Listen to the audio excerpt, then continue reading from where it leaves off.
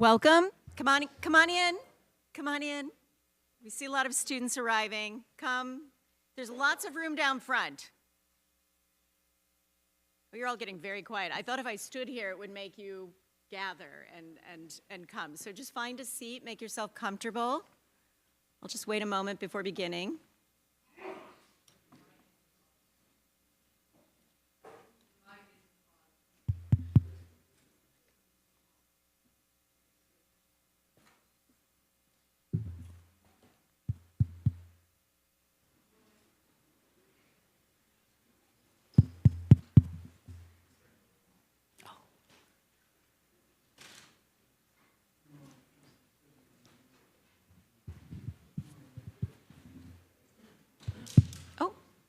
Is that better? Good. Come on in, grab a seat. We're very happy to see you all. Good morning.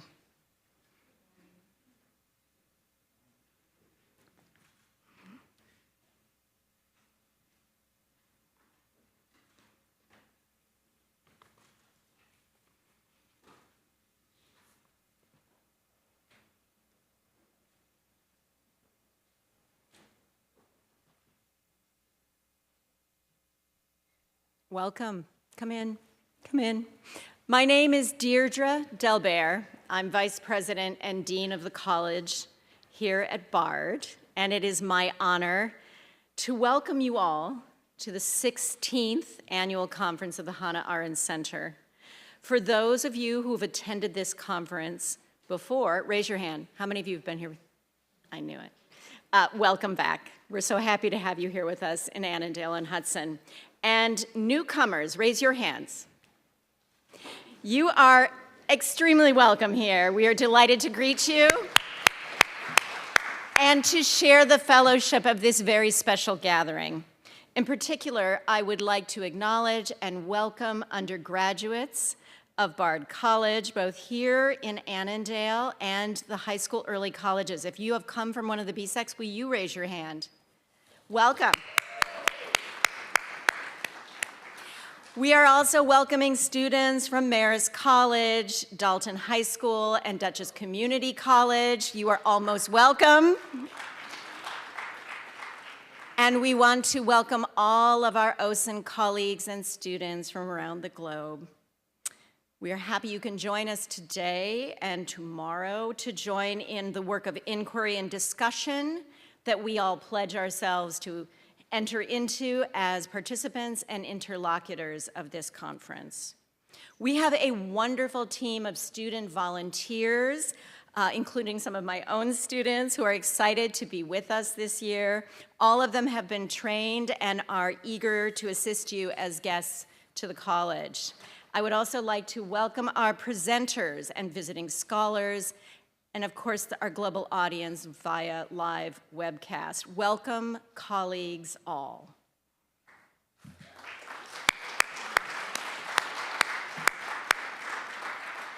This year's theme is Tribalism and Cosmopolitanism. How can we imagine a pluralist politics? Over the next 2 days, conference goers will have the opportunity to think collectively and individually about the following questions. If humans are tribal beings, how can they live in multicultural, liberal societies? Are experts and elites themselves simply one tribe defending their self-interests? Must social media contribute to the fracturing of society into raging tribes? Is there a common interest in society knowable through reason? What is a tribe? And is it a useful word in our political vocabulary? Is there an alternative to the cosmopolitan tribalism of global elites? And above all, we ask, how can we make a space for tribal loyalty and tribal meaning while at the same time maintain our commitment to pluralist politics?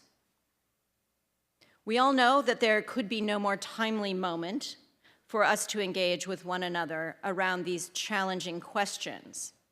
which we do in a spirit of curiosity, mutual respect, and creativity. I would like to take this moment to acknowledge the outstanding team that makes this conference and coming together around these questions possible. Christine Gonzalez-Stanton, the Executive Director of the Hannah Arendt Center. Phil Lindsay, Democracy Innovation Hub Manager. Jana Mader, Director of Academic Programs. And Hillary Harvey, Communications and Program Manager. All of this comes together on these very special days, 2 days in October, where we commit to being together. And it's all through the vision of really the person who thought and made this possible from the very start. Please join me in welcoming to the stage conference organizer Roger Berkowitz, who is the founder and academic director of the Hannah Arendt Center and professor of political studies, philosophy, and human rights at Bard College. Roger Berkowitz.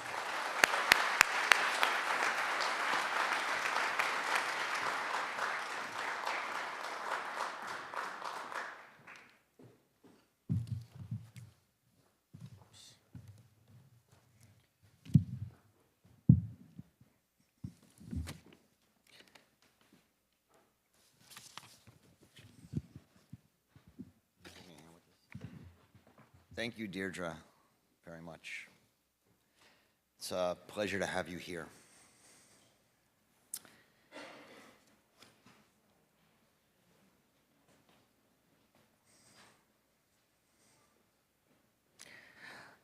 I am a cosmopolitan. By cosmopolitan, I mean not only that I have a stamp-filled passport, or that I have lived in different countries and regularly share stories with friends in foreign languages across many time zones. My cosmopolitanism also means more than the fact that I feel at home in a shul, have attended weddings in churches of multiple denominations, and celebrated Ramadan in a mosque in Jerusalem.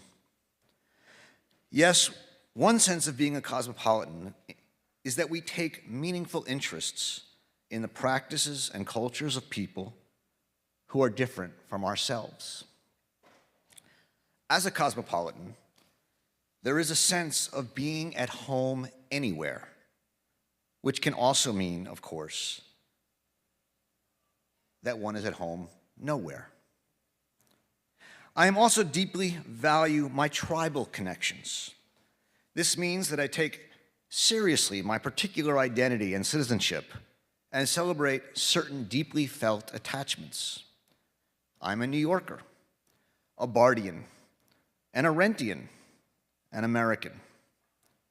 To say I'm an American doesn't mean I'm a nationalist in the sense that George Orwell defines nationalism, the habit of identifying oneself with a single nation or other unit, placing it beyond good or evil, and recognizing no other duty than of advancing its interests. Rather, I'm more closely identified with what Orwell calls a patriot. I have a devotion to a particular place and a particular way of life, one which I believe to be one of the best in the world. But I have no wish to force my way of life on other people. Orwell says that the patriot believes their people are the best in the world, which on some days is more than I would say. The word tribe has a bad name. In certain progressive and intellectual circles today, indeed some speakers at this conference were annoyed that my conference description portrayed tribalism in a non-negative light. For these thinkers, tribalism has the aura of prejudice, nationalism, and even racism. There are, of course, plenty of examples of racist tribalism, what Hannah Arendt calls pseudo-mystical tribal nationalism. Tribalism as racism elevates one's own people as superior to others who must be assimilated, expelled, or eliminated in order to solve social and political problems for which they are imagined to be the cause. Such tribalism denies the very possibility of the idea of the common humanity of man. There is, I suggest, however, a positive and redeemable aspect of being part of a tribe that goes beyond the simple fact that we humans all evolved from tribal groups. There is a human need for what Sebastian Junger calls a group-founded solidarity. Members of a tribe, for example, soldiers in a foxhole or coal miners trapped for days in a collapsed mine, share a solidarity born of having suffered together as a distinct group. There is a common bond forged through pain and perseverance. This may be true to a lesser extent for long-suffering Mets fans, but is fundamentally real for Ukrainians, Israelis, and Gazans from harrowing wars. Suffering from harrowing wars. Tribalism is born not only from suffering together, I suggest, but also from collective joy. Common rituals, from weddings to funerals, can cement the loyalties of tribal members. So too can memories of a common past and projections of a shared and imagined future destiny. In both collective pain and common joy, individuals forge bonds of tribal identity that can inspire mutual aid and meaningful sacrifice for fellow tribal members who one barely knows, sometimes even for those one does not like. One definition of tribalism is the feeling of solidarity with a group of people that would lead you to die for members of your tribe. People come together in a tribe, learn to depend upon and trust one another, and they build memories of a past and imaginations of a common future. Precisely because solitary life as an individual carries dangers and fears of loneliness and rootlessness that can only be overcome through group solidarity. But the fact that we may prefer today a lonely life of peace and plenty to a life of war and poverty doesn't change the fact that having something to sacrifice and die for often makes our lives more valuable and more satisfying. Tribal solidarity, quite simply, is something we all crave if we are to live rich and purposeful lives. So I'm a cosmopolitan, and I am a tribalist. For most of my life, this tension between my universalist commitments to human dignity and my particularist prejudices for my family, my neighbors, and my various tribes has played itself out as simply background dissonance. It was something I noticed at a moment, perhaps, for example, when I read Ralph Waldo Emerson's provocation to the lovers of humanity who want to help slaves in Barbados. Emerson says, "Rather love your infant here at home."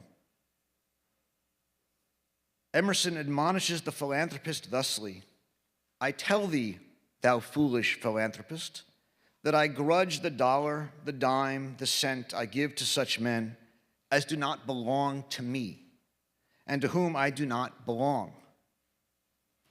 He would rather give real solace and help to his poor who belong to his tribe, the poor who are here at home, than pursue cosmopolitan philanthropy around the globe. Men do good deeds and give to charities around the world, Emerson said, as penance for their living badly in their world at home. In a world where refugees across the ocean receive more attention than the homeless on our streets, I've always found such challenges to my cosmopolitan sensibilities bracing. But over the last year, I've been forced to struggle more directly with the contradictions and inconsistencies in my own ambivalent position. Like all good cosmopolitans, I've been angered intensely by the profound suffering of the Chinese Uyghurs in Xinjiang province, the people of Sudan and Haiti and Ukraine and many others, and of course, the people in Gaza. As much as I think that a share of the blame for the suffering in Gaza lies on Hamas and its leadership, the cosmopolitan in me thinks that Israel has defended itself, something it has the right to do, with a tribal ferocity that dehumanizes Palestinian lives. And yet, I am a Jew. As a Jew, I understand that a world without a single Jewish state is very likely a catastrophe, for all Jewish people. In living memory, we Jews suffered a genocide that sought to wipe us from the face of the earth. Most of the Jews who came to Israel came not as settlers, but as displaced persons and refugees, since no other country in the world would take them. Anti-Semitism is real, it is deadly, and it is very much alive. Since I begin with the belief that a Jewish homeland is a prerequisite for Jewish survival, and since it is clear to me that Hamas, Hezbollah, and Iran will not rest until Israel is destroyed, it is hard for me to deny that Israel has a right to defend itself. So I recognize there are contradictions inherent in my admittedly tribal position. I see these as deeply human contradictions, and I don't run away from them. They're a red line running through the fact that cosmopolitan may be a future ideal, but we humans are tribal creatures. I am a tribal human in spite of my cosmopolitan dreams. Rightly or wrongly, I take some solace amidst my contradictions in the fact that Hannah Arendt also was inconsistent and contradictory in her attempts to balance cosmopolitan dreams and tribal realities when it came to the questions of Israel. Arendt had, to say the least, a complicated relation to Zionism. In 1933, she was arrested while working for the German Zionists to help collect evidence of Nazi anti-Semitism. She saw then Zionism as the only true political Jewish movement, a necessary response to the rise of tribal nationalism in European nation-states and the failure of Jewish assimilation into European tribal nation-states. By the 1940s, however, after the war, Arendt had broken with mainstream Zionism. She strongly opposed Theodor Herzl and Vladimir Jabotinsky's aim of creating a Jewish nation-state and mandate Palestine. She saw that the idea of a Jewish state was grounded in a Central European ideology of nationalism and tribal thinking. She believed that any nationalism held together by a common enemy was suspect. And Arendt worried that an exclusively Jewish state amidst an overwhelming Arab population led the Jews to overlook the native population of the land. While Arendt saw fault on both sides, and she criticized Palestinian Arab leaders for insisting on a unitary Arab state, as a Jew, she warned her fellow Jews that Arabs were human beings like themselves, and that it might be dangerous not to expect them to act and react in much the same way as Jews. Arendt hoped to find the beginnings of a new imagination of a post-nation-state world. She proposed a federation of homelands, a Palestinian homeland, a Jewish homeland, a Druze homeland, and others. A federation that might one day spread across the Middle East and even into Europe. By speaking of a Jewish homeland instead of a Jewish state, Arendt aimed to allow both Palestinian Arabs and Jews to do justice to their dreams of national homelands while leaving the administration to a federated state. Sovereignty, she wrote, would be dispersed across national communities, while governance for the territory at large would require mutual action. In such a Jewish homeland, amidst a larger Middle Eastern federation, Arendt hoped that Jews in Palestine could build a Jewish cultural center that would inspire the spiritual development of all Jews in other countries, but would not need ethnic homogeneity and national sovereignty.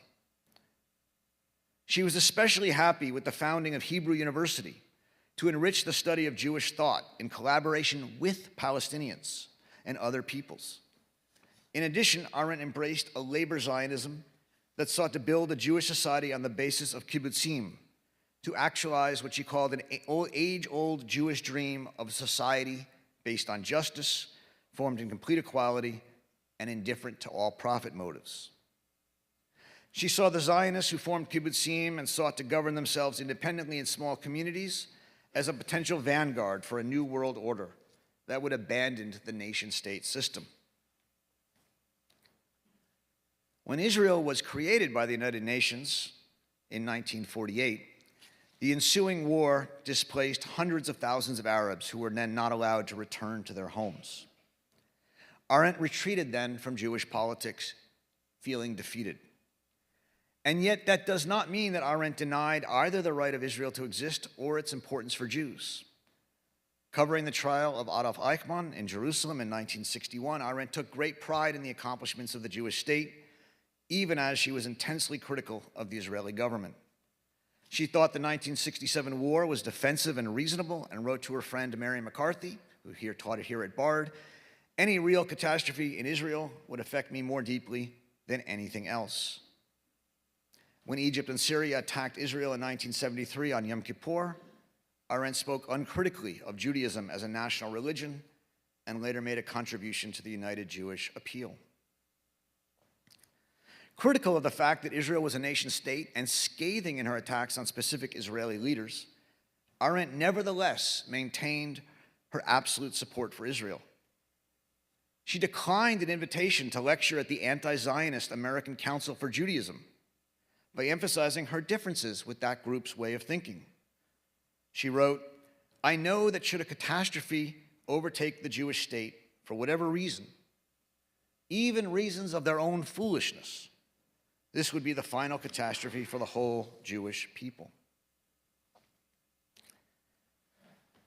As strongly as Arendt rejects tribal nationalism, she also rejects the liberal cosmopolitan project, in which we reject tribal realities and political divisions for a universal idea of world citizenship. After 17 years as a stateless person, Arendt received her United States citizenship in 1950. In a letter to her first husband, Gunther Anders, Arendt calls her American passport the most beautiful book. She was a fierce critic of America, even as she was a fierce critic of Israel. But she also thought that the United States was the one country in the world that was free from tribal nationalism, an immigrant country in which all people could remain Jewish Americans, Black Americans, Mexican Americans, all sorts of hyphenated Americans. She refused to love any people, not the Germans, not the Americans, or the Jews. She wrote to Gershom Scholem that while she does not love the Jews and does not believe in the Jews, she does affirm that she belongs to the Jews. It is that belonging to a particularist and tribal group that leads her to affirm in an interview with Günter Gauss, "If one is attacked as a Jew, one must defend oneself as a Jew, not as a German, not as a world citizen, not as an upholder of the rights of man or whatever." The first line of Hannah Arendt's essay on her former teacher and lifelong friend Karl Jaspers reads, "Nobody can be a citizen of the world. Nobody can be a citizen of the world as he is a citizen of his own country. A citizen, Arendt writes, is by definition a citizen among citizens of a country amongst countries. We all are members of various nations, so many various political tribes. While philosophers might imagine a world government that is a homeland for all of mankind, politics, Arendt writes, deals with men, nationals of many countries, and heirs to many pasts.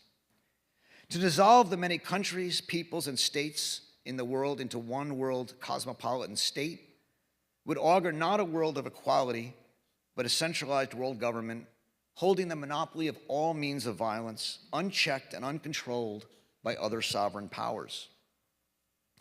Such a cosmopolitan world government, Arendt writes, would be the end of all political life as we know it.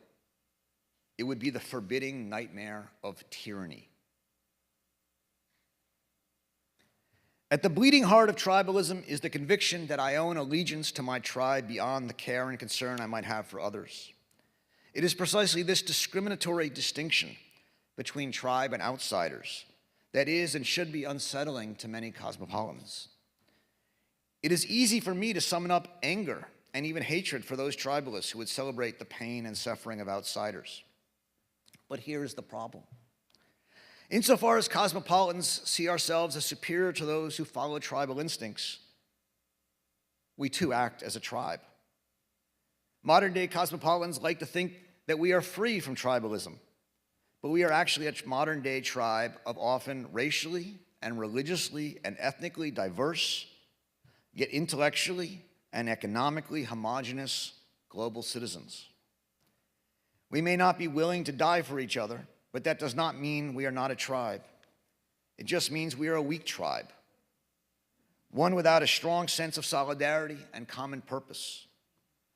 The superficiality of cosmopolitanism is likely one reason for the epidemics of loneliness, depression, and anxiety that are overtaking cosmopolitan enclaves around the world. We liberal-minded, college-educated cosmopolitans have faith in reason and technology, but are skeptical of folk wisdom. We are at home in the virtual world of the internet or mindfulness retreats, but lost in the local pub or a NASCAR racetrack. We believe we should listen to qualified experts rather than learn from the experience of everyday people. We are more at home in libraries and laboratories than on the streets and in factories.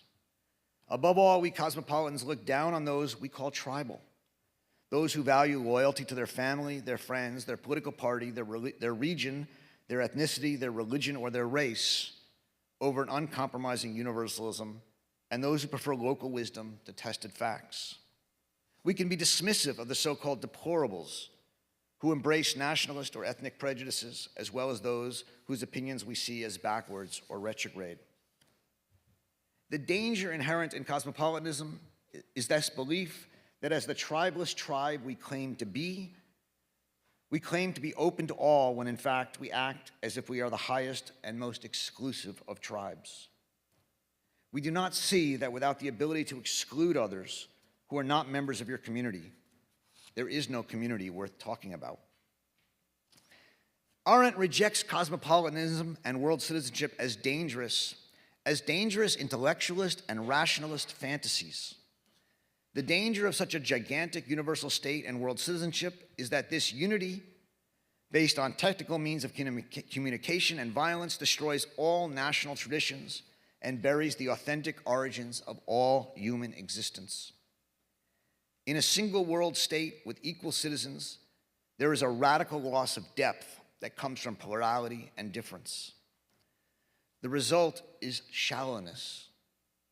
A shallowness that would transform man, she writes, as we have known him for 5,000 years, beyond recognition.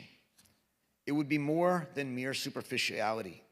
It would be as though the whole dimension of depth, without which human thought, even on the mere level of technical invention, could not exist and would certainly and simply disappear. Arendt's suspicion of both cosmopolitanism and world government comes from her insight that the establishment of one sovereign world state, far from being the prerequisite for world citizenship, would be the end of all citizenship. So let me conclude with 3 short speculative thoughts on the subtitle for the conference, How We Can Imagine a Pluralist Politics. First, plurality is the foundation for Arendt's mantra that there is no truth in politics. Politics is about opinions.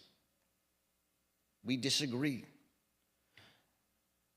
She talks about the mantra or the Latin maxim, fiat justitia periit mundus, right? Let justice be done or let the world perish. Justice be done or let the world perish. And she says that's not true. We'd rather keep the world even if it's unjust. It's an interesting thought. But she says the maxim fiat veritas et periit mundus, let truth be or let the world perish, that's true, she says. Because without some common truth, without something that we agree on, we can't even live together as human beings. But this truth that she thinks must be is not a matter of politics. It's not something we can politically agree on. It's she says, the ground we walk on and the sky above us. We can't live without this truth, without this home, without being rootedness in the world. We can't live, she says, without being part of a tribe. Second, in a world of plurality, there will be a multitude of overlapping tribes. We need to learn to live amidst strong tribal commitments. This means that we need to hold on to our own traditions and national pasts, and also our own visions of a future. And we need to do so even as we also make space for other peoples, other nations, and other tribes to live amidst their truths and their own traditions. She says that we need a break not with tradition, not with tribes, but with the authority of traditions and tribes. And third, and finally, a pluralist politics must emerge alongside a new common world without truth, without any rational or knowable or political truth. Not through the recognition of rationalist ideas, but, she says, by talking with those who are members of tribes different from our own. The goal is not one cosmopolitan norm of world citizenship, but a federated world of overlapping tribal commitments. One of my favorite of Arendt's insights reads this way: we become more just and more pious by thinking and talking about justice and piety. In speaking with others, even those we fundamentally disagree with, we build a foundation for a shared conversation, a world we share in common. Arendt was unusually optimistic on this front when she wrote, "I personally do not doubt that from the turmoil of being confronted with reality without the help of precedent, that is, of tradition and authority, there will finally arise some new code of conduct, some new ways of being and having authorities." The potential rebirth of a new common ethical world is not only possible, she thought, but likely. It depends only on the courage to speak honestly and openly about absent ideological rigidity.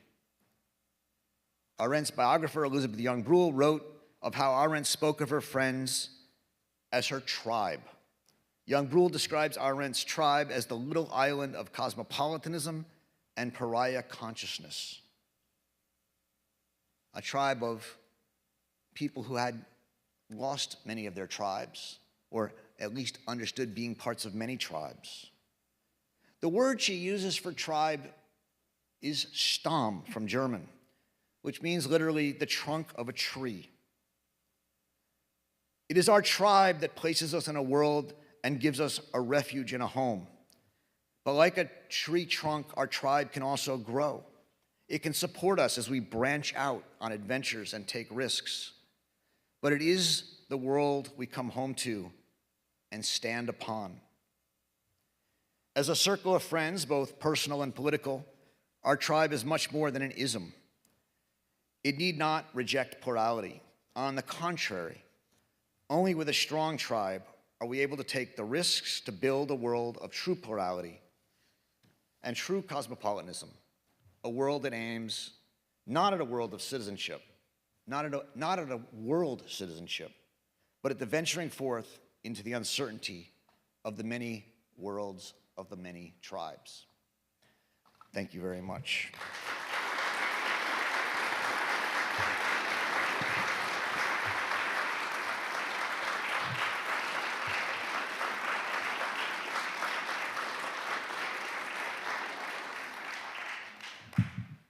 We have an extraordinary group of speakers organized over the next 2 days that will be here to guide us in our thinking about this question of tribalism, cosmopolitanism, and how to create a pluralistic world. I want to introduce now our first speaker. In many ways, the person who first got me thinking about tribes and tribe. Sebastian Junger is the #1 New York Times best-selling author of The Perfect Storm, also the author of Fire, A Death in Belmont, War, Tribe, Freedom, and In My Time of Dying. He's a prolific writer and a journalist and war journalist, and has received both the National Magazine Award and a Peabody Award. He's also a documentary filmmaker for his amazing debut film, Restrepo. But he's here because, primarily because he wrote this book, Tribe, a number of years ago, which when I read it, made me think deeply in ways that very few books that I encounter today do, about the same contradictions and difficulties, but also meaningfulness and purposefulness of what it means to belong to a tribe as a human being. I'm thrilled that he's here today, and he'll give a speech. We'll have a conversation, and then after lunch, there'll also be a breakout session so you can talk to him more. Please welcome Sebastian Junger.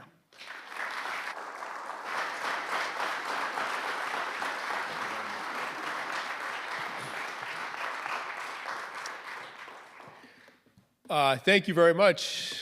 It's an honor to be here. It's humbling and intimidating to follow such an erudite and amazing discussion of this important topic. I think the issue of negative tribalism, there's a positive aspect of it, of course, but of negative tribalism, if you want to save a little time, I think you could just call it fascism. Is the issue of our generation, the fight of our generation, and I think possibly the fight of human history for as long as we will exist. I think it will always be a struggle.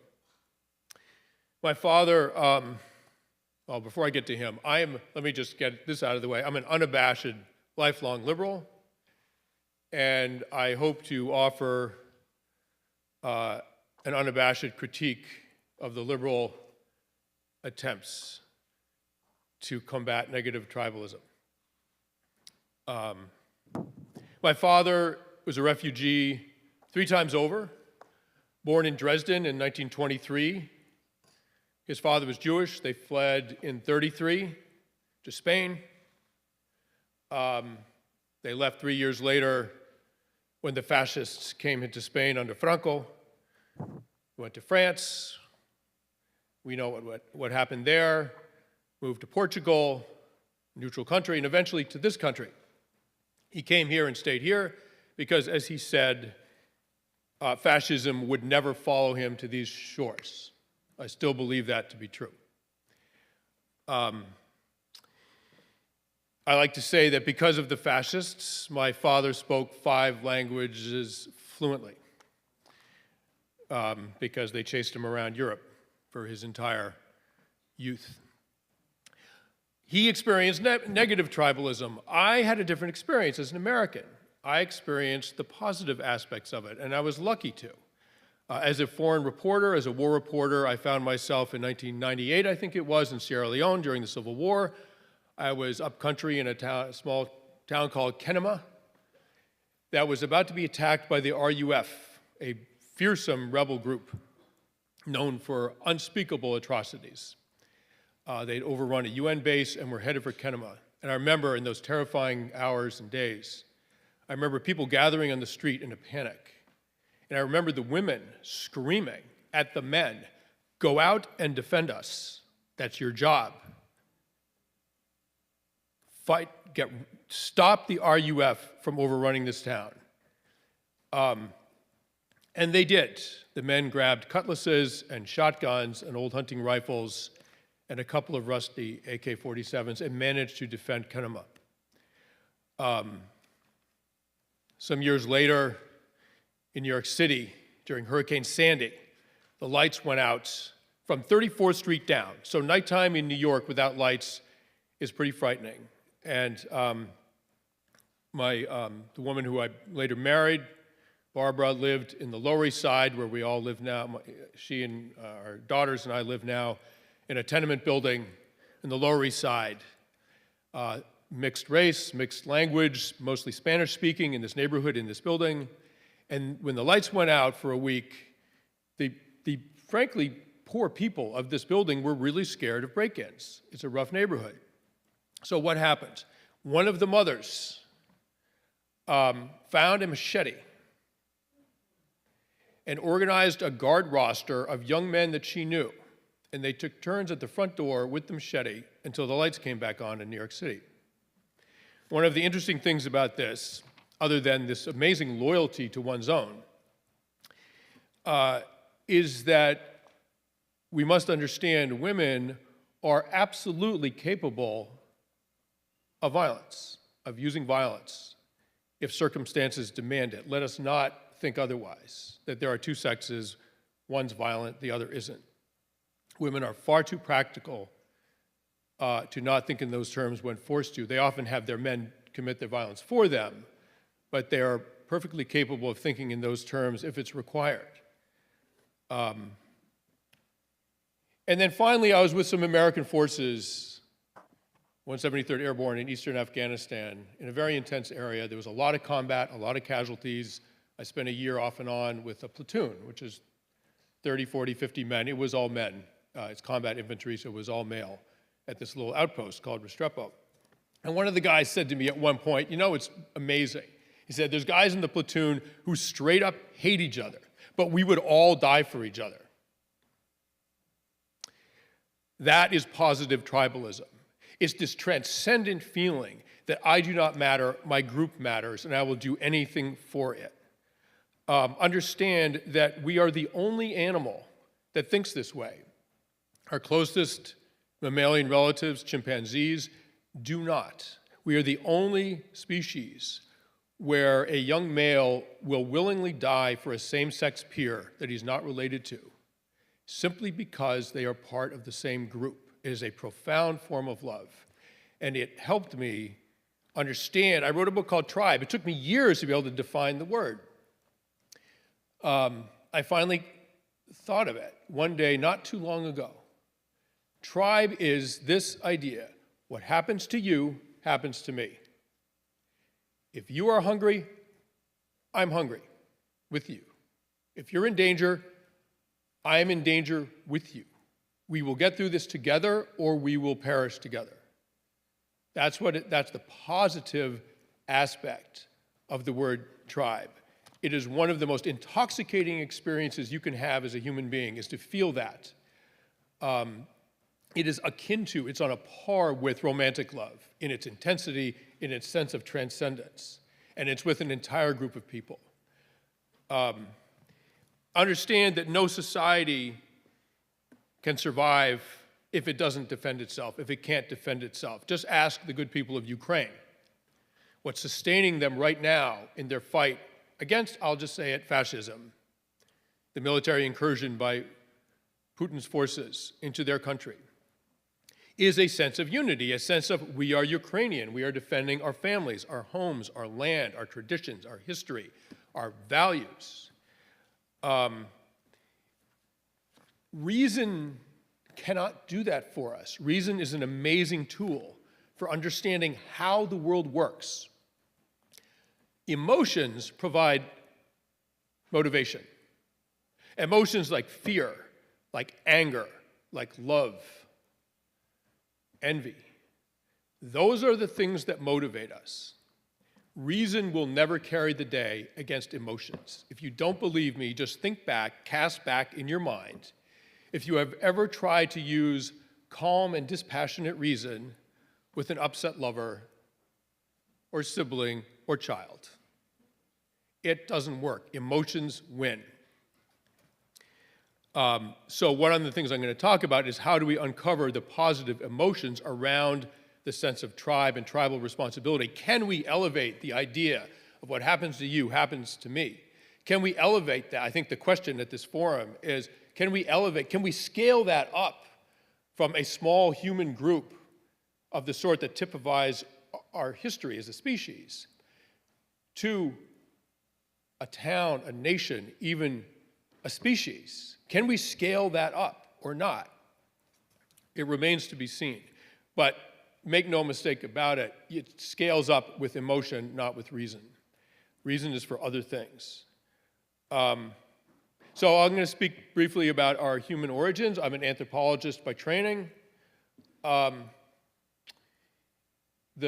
biology, the hard sciences, the social sciences are infamous for sort of trampling on political pieties, on cherished cultural ideals.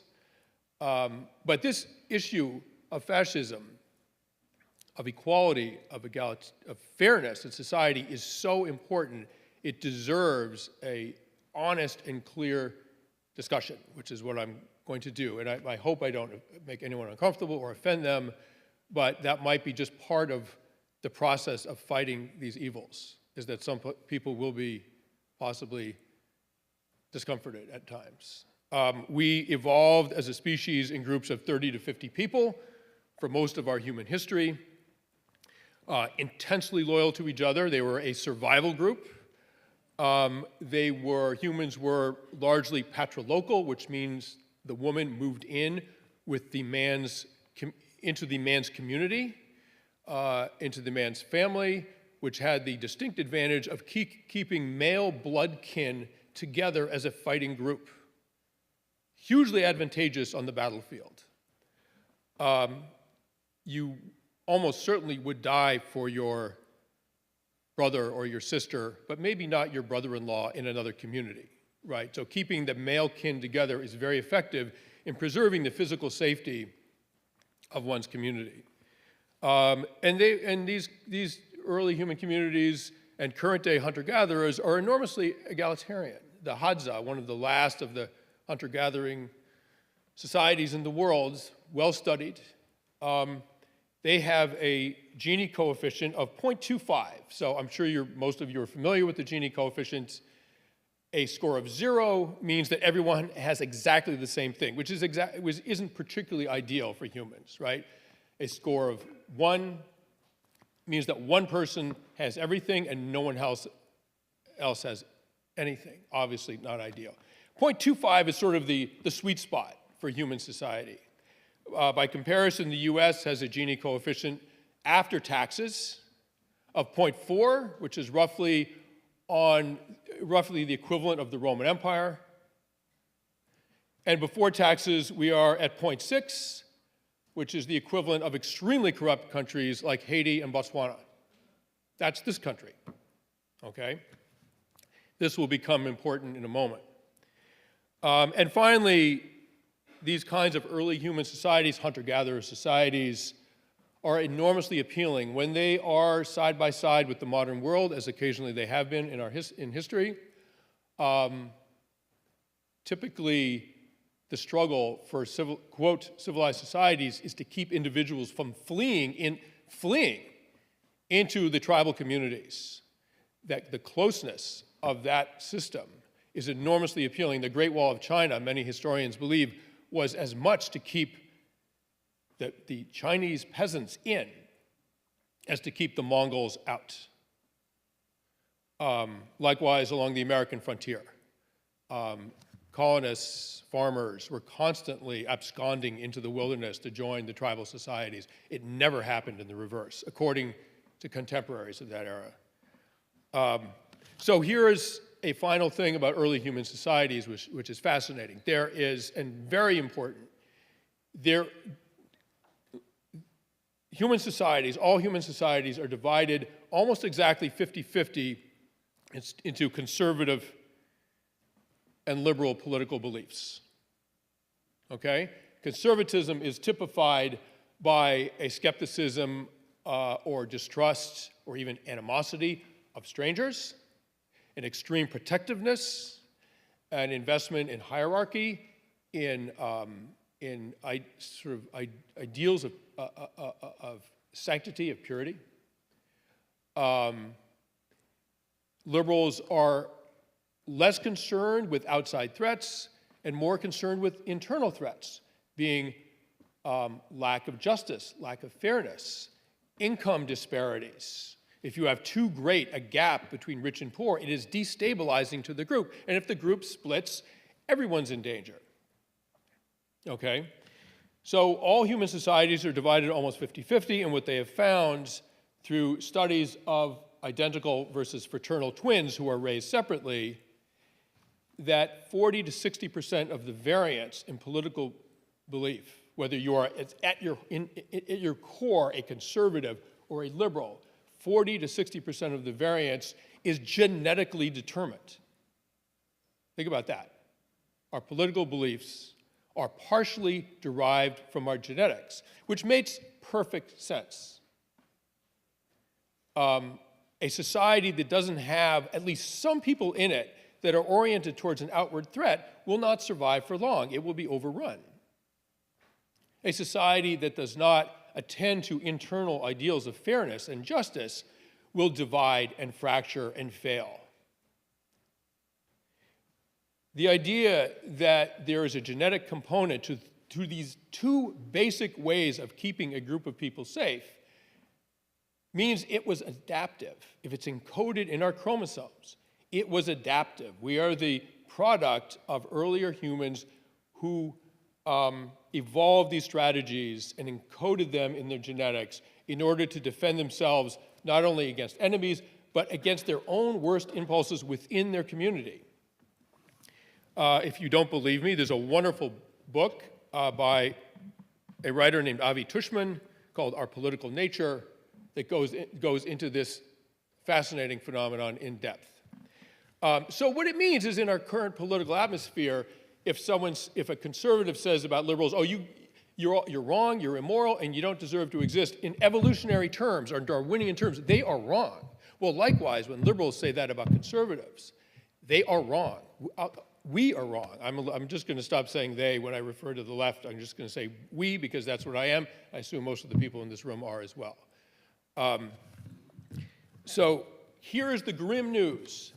In an evolutionary sense, in a biological sense, in a genetic sense, it is the left, the liberals of any community, the genetic and cultural liberals of any community, that are charged with advocating for and ensuring fairness and justice within the community. Not so much with defense, right? And you can see that in I've been with the military a lot. I mean, they trend conservative. I'm sorry, even the 20-year-olds. Like, it's an unavoidable truth of the military that they trend conservative, right? And likewise in social justice movements, et cetera, people involved in those things trend liberal. Great, that's how evolution would have it. It's how the human race is supposed to work, and it works quite well like that. But here's the problem for us in America right now. The left is charged with advocating for fairness and justice and keeping this country from fracturing along tribal lines, right? That sort of falls on us, culturally and genetically, to do that. And we are failing. And we are failing not just in our results. We're failing our own standards. In my lifetime, the left wing of this political left wing of this country has become more and more an elite institution. We have completely lost the blue-collar, working-class vote. Not just white blue-collar workers, but people of color as well. We have lost their vote. Within my lifetime, we have given that voting bloc up to conservatives, who, of course, were only too happy to scoop them up. The conversation we will not have is about class. Liberals will not talk about class. Gender, great, super important. Race, absolutely, super important. Neurodiversity, there's a long list, crucial to running a fair society. But we refuse to talk about class.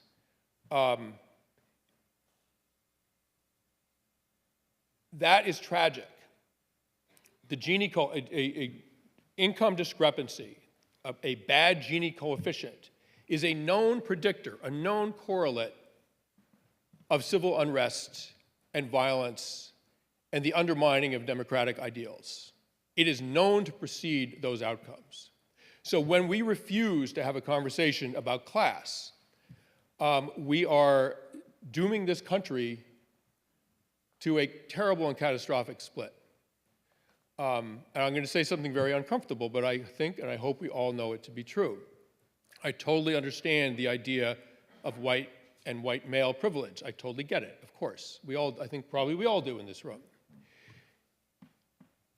A young white man in Kentucky working a blue-collar job or in coal mines or whatever,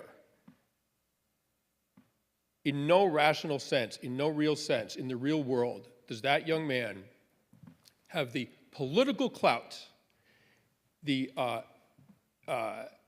economic resources, the economic future, the cultural clout of a person of color getting a law degree from Princeton. They just don't. And Is that the only conversation to have around all this? Of course not. But it's one of the conversations that we must have. Because otherwise, you lose that person in Kentucky. You lose them most recently to someone called Donald Trump. We have to have that conversation. The other abdication of our responsibility is that we have completely abandoned the idea of patriotism and love of country.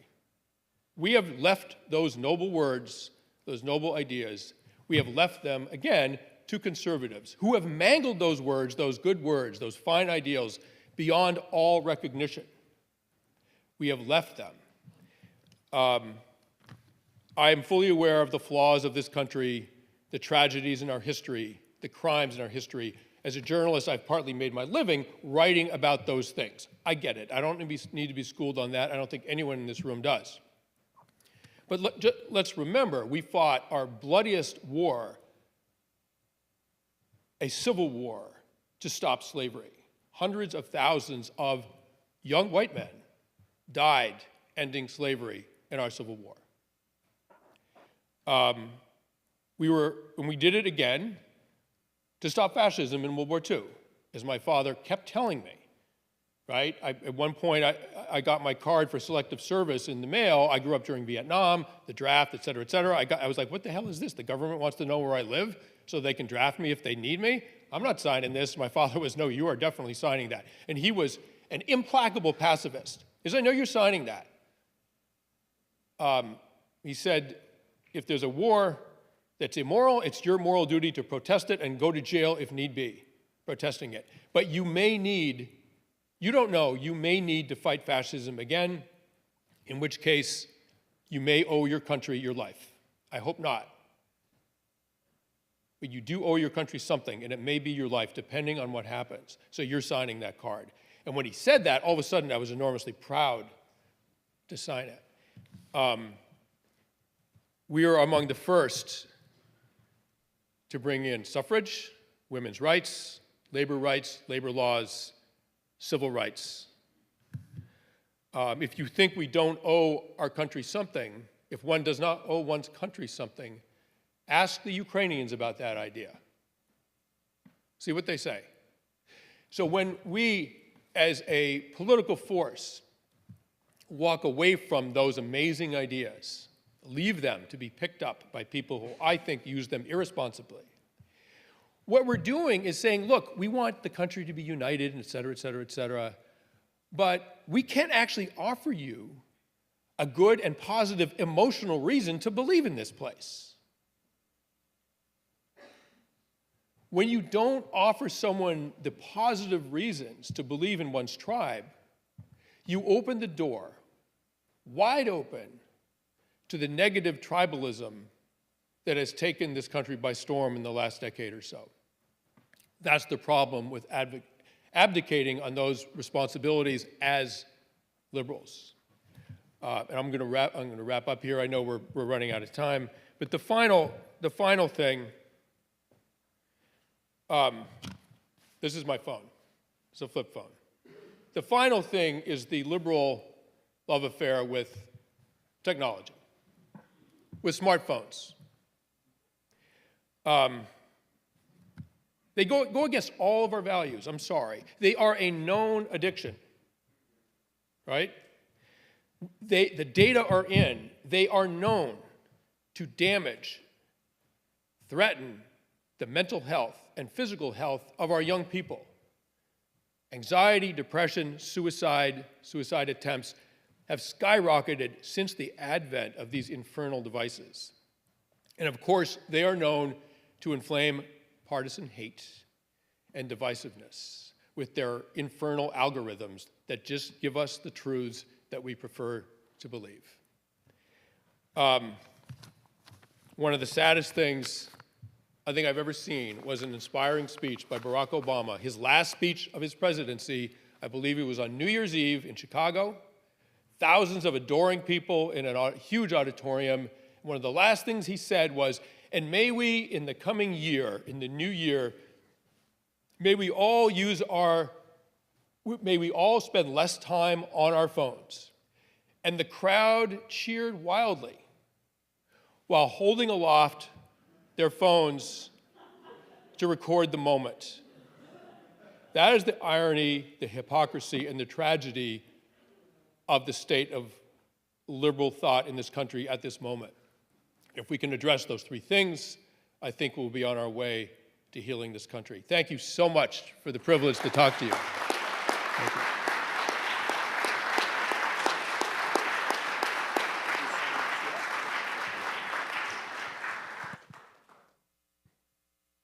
Thank you, Sebastian. That was fantastic and inspiring.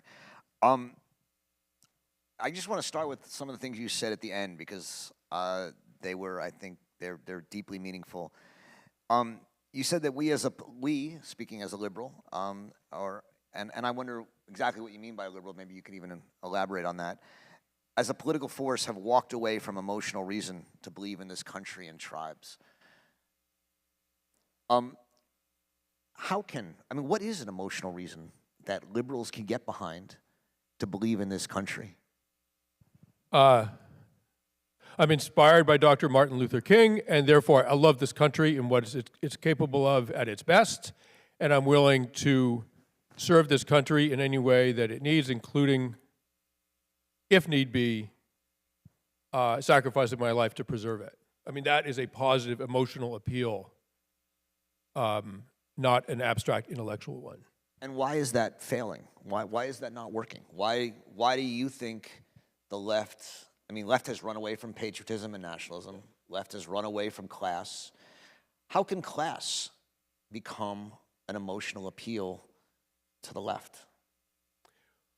Well, I'm not saying that everything has to be emotional, but the decision, the political decision to stop paying attention to, advocating for and paying attention to working class voters has led to, I think, the demographic collapse of the Democratic Party, where we're in a, cliffhanger vote against, someone who I think is just a straight up fascist, right? I'm sorry. I sort of understand his appeal for some people, but it shouldn't be close. And if we had the support of working class people across the country, if we attended to their needs and listened to them and mostly respected them from our elite institutions, it wouldn't even be close. But it's close, and it's on us. Ladies and gentlemen, brothers and sisters, it is on us. We can demonize the GOP all we want. Go for it. It's fun to do, right? But it is on us, ultimately, that it came to this terrible impasse. One of the things that first, I think when I read your book, Tribe, one of the things that struck me was the way you connected the epidemic in mental illness today to a kind of liberal civilization that doesn't speak the language of tribe and that is allergic to the idea of tribe. And you cite Benjamin Franklin and other contemporary observers who talk about how it was the colonists who went and joined the Ramble and the Indian and the Native American tribes, and never the other way, that the tribalists came and joined Western civilization. Anyone who's teaching in a college campus today knows that there's an epidemic of depression and anxiety amongst young people. I've experienced it personally in friends and family and amongst students. How do you think? What is a kind of tribal? Obviously there's a missing tribalism in our lives today. How do you address this in your life, in the lives of your friends? How do you think we can begin to make our lives more tribal in this sense that won't kill us? Well, just first of all, permit me to hit this again. The alienating effects of cell phone obsession are devastating to our sense of belonging to anything, right? I'm sorry, it can't be done. If I'm remembering the numbers correctly, it's particularly dangerous for young women, for teenage girls. I'm a father of two girls, right? I'm very concerned about this. They are not allowed any devices any more than we don't buy them packs of cigarettes. Come on, are you kidding? I think the number is that the average teenage girl spends 40 hours a week on their phone.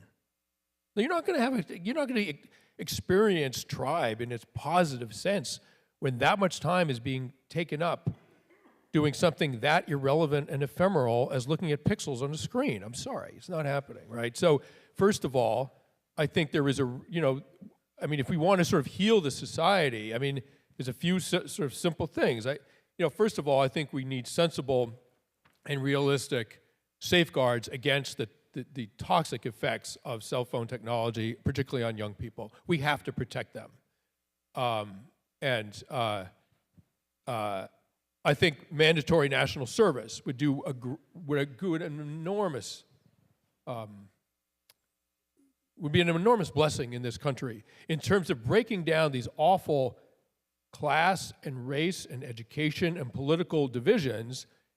This is one of the things the military is great at. Puts everyone in one pot and stirs them up. And like it or not, you get to know your brothers and sisters in the country, right? And therein is the beginning of what happens to you happens to me. I don't care who you are. Those two things would be enormously good. And at the individual level, I'll send it back to you, but just at the individual level, what can you do as an individual to feel part of something greater than yourself? This is a huge, wealthy, mechanized country. We're tiny individuals. How can we feel like we're part of something, right? There's three ways. I almost died of blood loss 4 years ago. I needed 10 units of blood to save my life. I came within minutes of dying, okay? I survived because 10 people donated their blood. 10 people I'll never know donated their blood. Now my daughters will have a father, okay? Donate blood. It will save someone who is loved by many other people. And it may one day save you or your child, right? Donate blood. You will feel part of something greater than yourself, which is one of the most intoxicating feelings that humans can experience. Serve jury duty. Do not come up with some bullshit reason that you're too busy. I'm sorry. Jury duty is what protects us against tyranny. It means that no one person, no one sheriff, no one judge, no one president, no one anything can decide the fate of another person. And if you are ever accused of a crime, you will be given a jury of your peers. If you never serve jury duty, you won't deserve one, but you'll get one anyway. And finally, vote. And what I would say at this point, it's wonderful to vote on policy. What a luxury. Fantastic. We're not there anymore. This is where we are. Vote for the person who will unify this country rather than destroy it. And that is, I think for some time, that will be true in every election, probably within my lifetime. That actually will be the deciding factor for me, not what their particular policies are, but what their character is and whether they are approaching their job in this country with love and courage and benevolence, or selfishness and callousness and nihilism. I love what you said about jury duty. I've never been able to get on a jury. They don't like me. Especially when I tell them I study jury nullification. They don't seem to like that. But one of the people I really like, Alexis de Tocqueville, said that the most important institution in American democracy is the jury. Because what the jury does is it takes a small group of people and it teaches them to put aside their private ideas of justice and to elevate above their own opinions and decide what is right and wrong. And it trains them in how to think from the public perspective of the country rather than the private. We, especially many of us who can escape jury duty because we think we're too important, we're too busy, etc. We at the Arendt Center are very much involved in a group, in a movement called citizen assemblies or civic assemblies or citizen juries, where instead of in law, in politics, we bring randomly chosen groups of people together to talk for days or weeks about a particular issue again, to try and elevate the discussion. It's a way of trying to create a sense of belonging and tribal nature. I mean, that's this idea of civic virtue, right, of Americans who used to go to town hall meetings and actually participate, has really suffered greatly. And I think that relates to your jury question. And somehow we need to figure out a way to bring that back into our daily lives. You know, it's still out there in these surprising forms. I read one of the columnists for the New York Times, David French, wrote an amazing piece where he had, you know, he started out as a Republican, maybe he still is, I don't know, but he's been, you know, a really implacable critic of Donald Trump and the Republican apologists for Donald Trump. And as a result, he started getting death threats and things like that.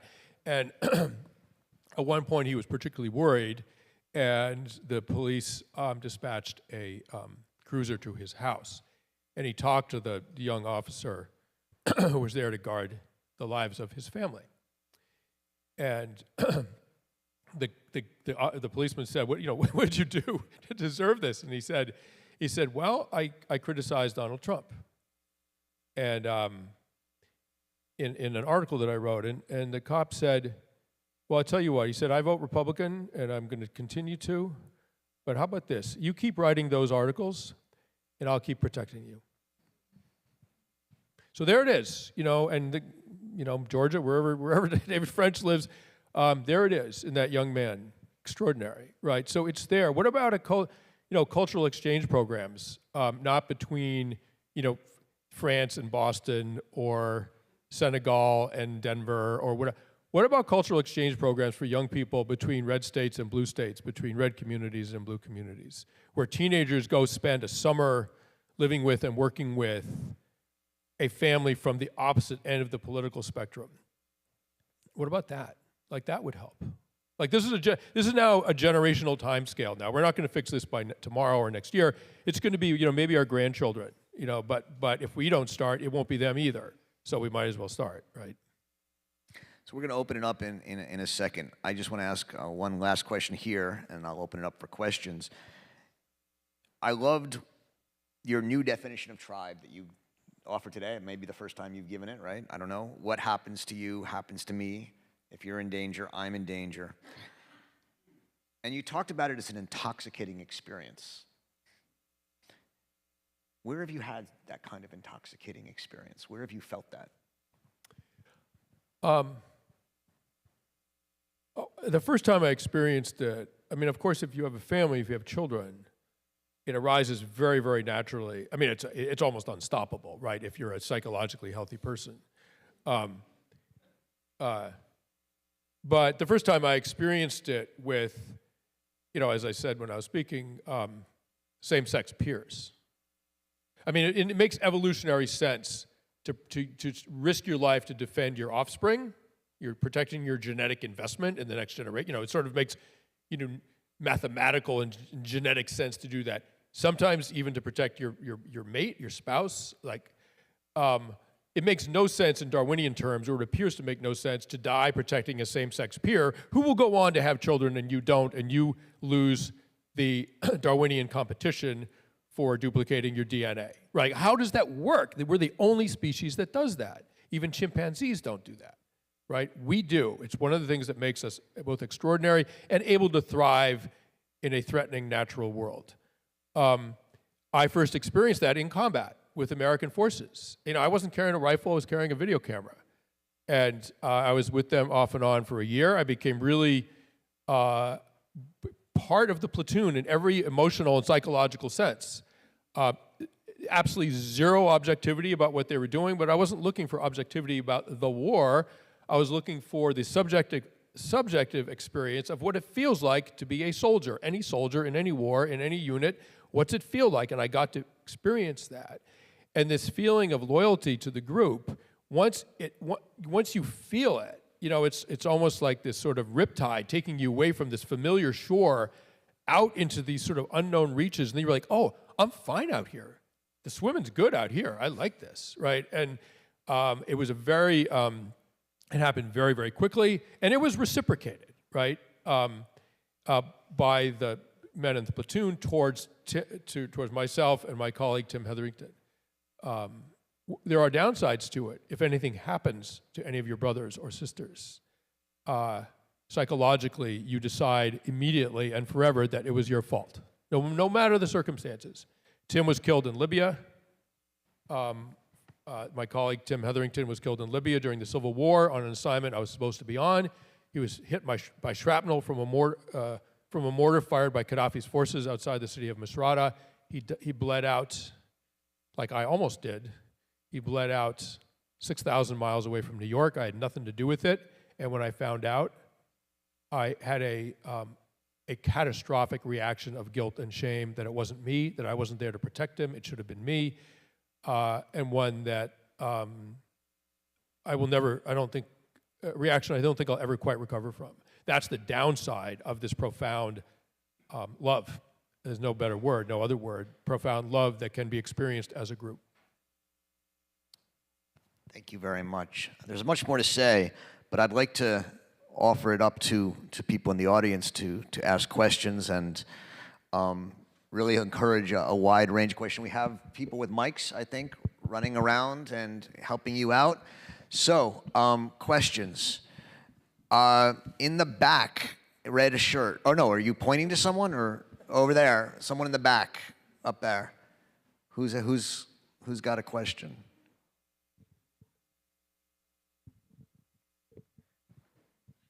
Yeah.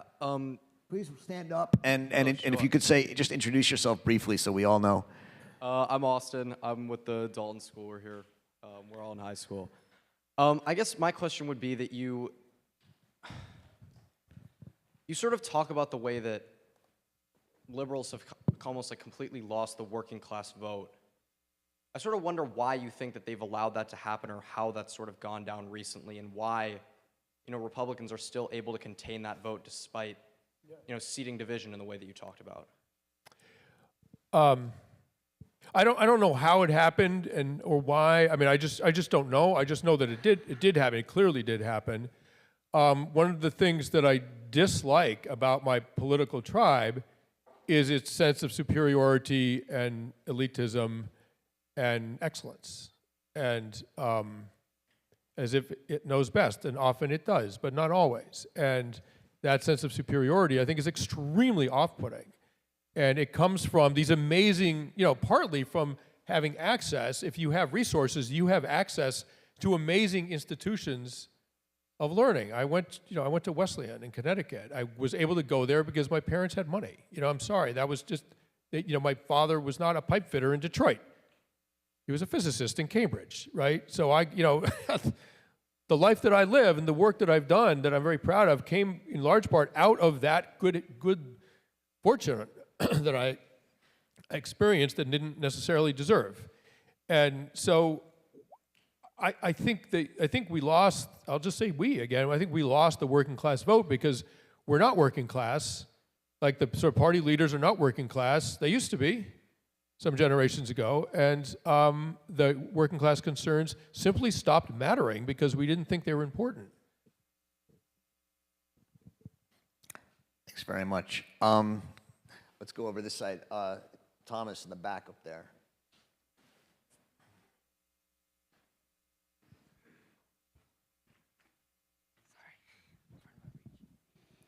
Thank you. I'm Thomas, and I teach here at Bard. I'd like to recreate a little bit of your argument and then ask a question. It's something I don't understand, and you can either correct the way I'm presenting it or answer the question. So as I understand it, you're saying that in broad strokes, that the job of the liberals is to sustain, the job of the liberals in a society is to sustain the internal coherence of the society, one job of it. And the job of the conservatives is to protect from external threat.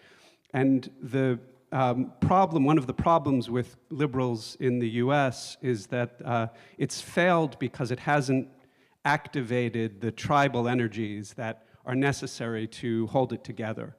And so what I'm wondering is, if it did activate those tribal energies and it became a stronger tribe, why wouldn't that then be turned against the conservatives? And rather than doing the task that I think you're saying is the task, to hold the society together, it would then just result in further fragmentation. Right. So, I mean, great question, and maybe I was imprecise in how I discussed this. What I meant by inspiring a tribal loyalty, what isn't a tribal loyalty to liberalism, the liberals. It's a tribal loyalty to the country. So one way that they could do that is by espousing the concerns of working class conservatives. Like, hey, you're an American too. What happens to you happens to me. And your leaders, we don't think are going to actually seriously attend to your economic troubles. But we will, even though you vote against us in every election, we will, because we believe in this country. That's what I mean by a tribal ethos applied to the entire nation. And by job, I mean, understand what I mean by, you use the word job, but what we mean by that is that in terms of our human evolution as a species, our adaptation to the stresses of the natural world and the stresses of the social world that we created, the typical concern and domain of conservatives, of genetic and cultural conservatives, is orienting towards an outside threat so that we are safe, right? And the typical concerns of liberals, genetic and cultural liberals, is orienting towards an internal threat, meaning unfairness, injustice, inequality, so that we remain safe internally. Those are the typical concerns of those two groups. I'm not saying it's their jobs in the society, but they're the typical concerns. And so if we as liberals fail to attend to the things that are actually fracturing the group, if we just ignore them, if we fail to sort of like sound the fire alarm, like there's a fire in the house, then we are falling down on our job, right? To use that word, that what we see to be our job, our domain, our political and cultural and moral domain, we are failing at it. And if we don't do it, they're not going to, and they're saying the same thing. If we don't protect the country, the left certainly isn't going to. We're going to have to do this. And, good on you, right? They're kind of right, and we're kind of right. It worked quite well at 50-50 if everyone respects each other. I mean, one of the things, just about to go back to the class issue that you talked about, the top 10 or 20 metropolitan areas in this country have become over 90% in the top 1% of the income in this country. There's almost no one left. And so what you see is these different tribes of kind of elites and others living in just completely different worlds. They don't interact as much as they used to. They're not on the bus, they're not on the subway, they're not together in the restaurants, and they've almost created separate worlds. Let's see. There's a lot. In the back there, waving your hand. You, yes. Stand up, please. Yeah. So I'm a teacher from Bar, DC. It's really great to be here. So I have a question about in terms of in education. A little background of myself. I'm from China. Where only one voice is allowed. When I came to this country, I was amazed at how people argue about one same thing, and you can hear two voices. This is a precious thing of American democracy, I think. But more and more I realize when I'm teaching students, for example, I'm teaching a seminar called Justice, Democracy, and Immigration. And all my students, I think they are so liberal, which is also a good thing, But sometimes when you even mention that isn't American, when you want to present another perspective, like isn't American is a sovereign country with policies, we should have immigration policies. What do you do with those regulations, right? When it comes to undocumented immigrants, and they will call you patriotism, and they call you racism, and so they are so liberal that they almost feel like this is the balance, right? We need to stand between these two ideologies. So my question is, what your suggestion in terms of in education to balance these two ideologies? Well, yeah, extremism in all its forms is abhorrent and destroys the moral fabric, the social fabric of a community. And the left wing is great at extremism, I'm sorry. And they're particularly good at enforcing language. Like, you have to speak this way, right? Repeat after me. And, the right wing, and, trust me, I don't have a lot of warm feelings towards the right wing at the moment. They don't do that as badly as we do. for some reason. And it happens in the universities, and it's appalling, right? And it's also the sort of embryonic form of a fascist state on the left, on the left side, right? So, how do you handle that? I don't know. I mean, if universities don't stand behind, if professors stand up to that kind of nonsense, and then are penalized by being furloughed or fired by the university, you will never fix it, right? The universities have to stand behind the professors, and the political left has to stand behind the universities when we insist on respectful norms in our dialogue, and that virtually all ideas may be considered and compared and discussed, except ideas that are obvious insults to human dignity. Those no one has any use for, and I don't want them near me. But that's not really what we're talking about. Thank you. Good luck.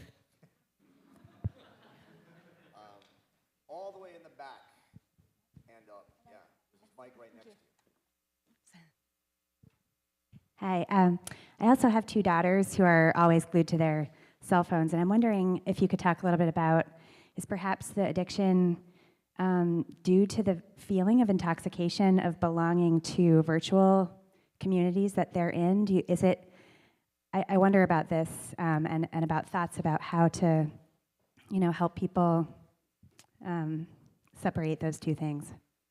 Well, thank you. I mean, Jonathan Haidt, if I pronounced his last name correctly, wrote an amazing book about this, and he's an authority. I'm not, but just shamelessly stealing from his good work, I'll say that they're glued to their phones because the companies that devised these devices and these algorithms were cunning and evil in their plans, right? So they set out to design algorithms that would create addiction, an addiction of attention, right?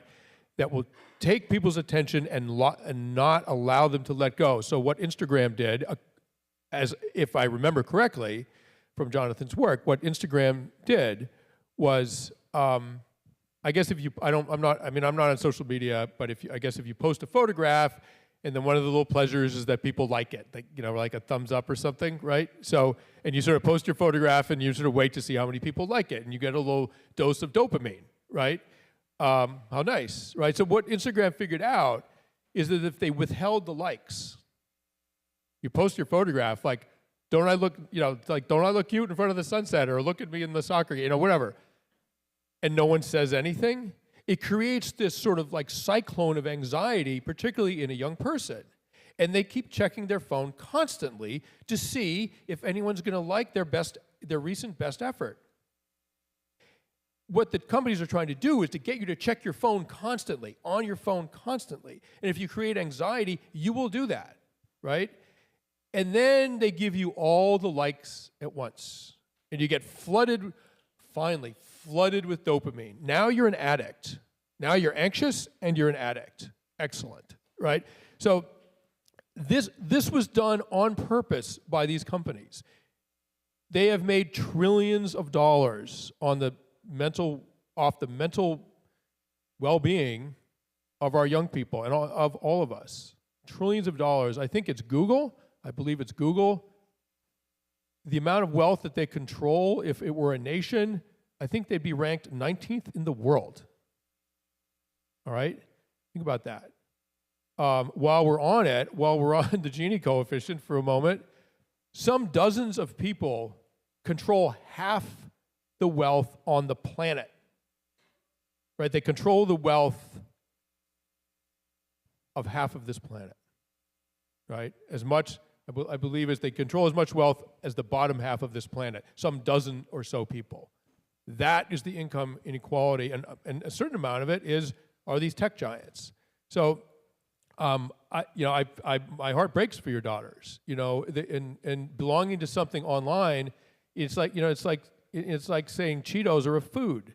I mean, they'll fill you up, but it's not food, right? I mean, belonging to something online actually is not a human experience. It feels like it, but it actually doesn't have any of the nutrients that a in the flesh or even a phone call has for the human brain, right? So I mean, I know you get in a lot of trouble, but I would take those things and drop them in the Hudson River.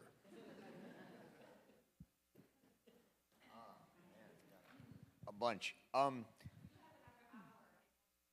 then, yeah, there'll be more conversations. If you don't get it here, we can always come back. Yeah. Yeah, I guess I'll need a mic. Can we get a mic for Jason?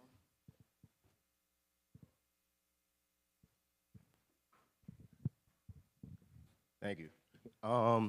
So you spoke about like the failure of liberals to appeal emotionally to like just regular people, and so thinking of cosmopolitans as a tribe, as Roger was explaining, do you see that failure of emotional appeal opening people up to cosmopolitanism and the appeals of that in the same way that like conservatives are able to like scoop them up?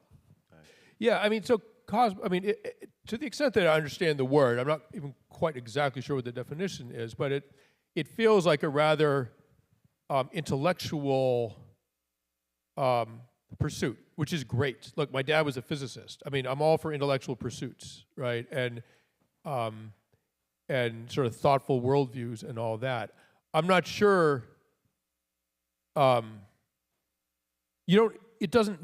Cosmopolitanism doesn't need to be an emotional reality for people. It's part of our intellectual society. It's part of how we understand the world. What I was simply saying is that if you want to motivate people, you have to tap into a visceral emotional response to get them to do things like run across minefields or whatever. Like if you want to get them to do hard, dangerous things, you have to appeal to their emotions. One of the things that's hard and dangerous and uncomfortable and frightening maybe is reaching out across the aisle to someone of the opposite political party and say, hey there, brother, hey there, sister, we're in this together, right? But if you want people to do that, you have to appeal to their sense of like, hey, we're all Americans. What's that feel like? Not what is like, oh, I admire the Constitution. That's an intellectual experiment and a worthy one. It's great, right? But what's it feel like to be an American citizen? What's that feel like? What about it are you proud of?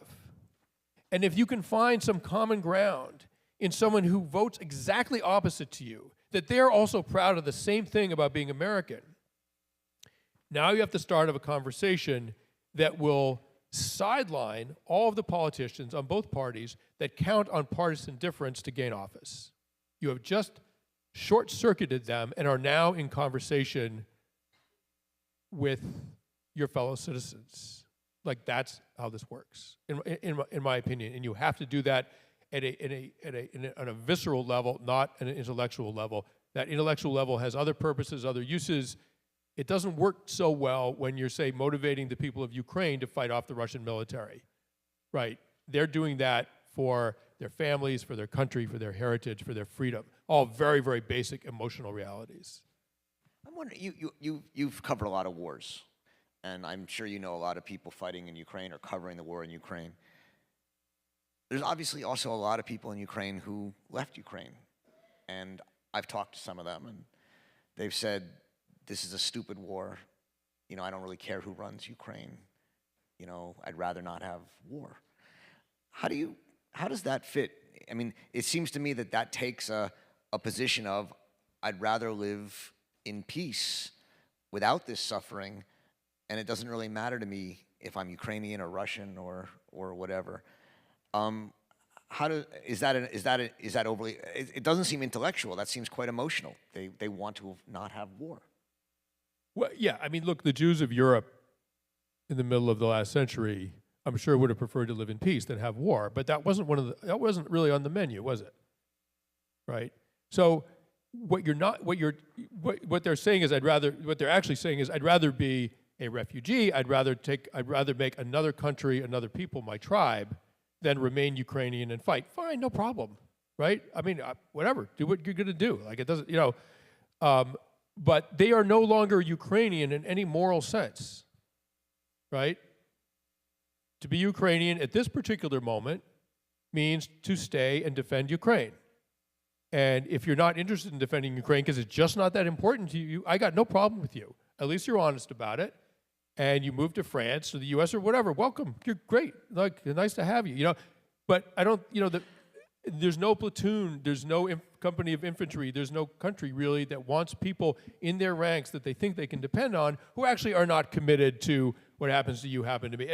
You're using up resources, you're a waste of time, go somewhere else, we're good, we don't need you. Like I mean, I don't have any problem with that. And I don't know what I would do if I was Ukrainian. I'd like to think I would stay and fight, but I don't know. I mean, I've never been in that situation. If some rebels came rolling down the highway towards this town, what would you do? Would you grab the cutlasses and shotguns and rush out to meet them and stop them before they overran Bard College, right? Would you? I don't know. Who would fight to defend Bard right now? Like physically, risk dying. Like, who would fight? Oh, wow. Well, we got a good dozen. Okay, good. All right.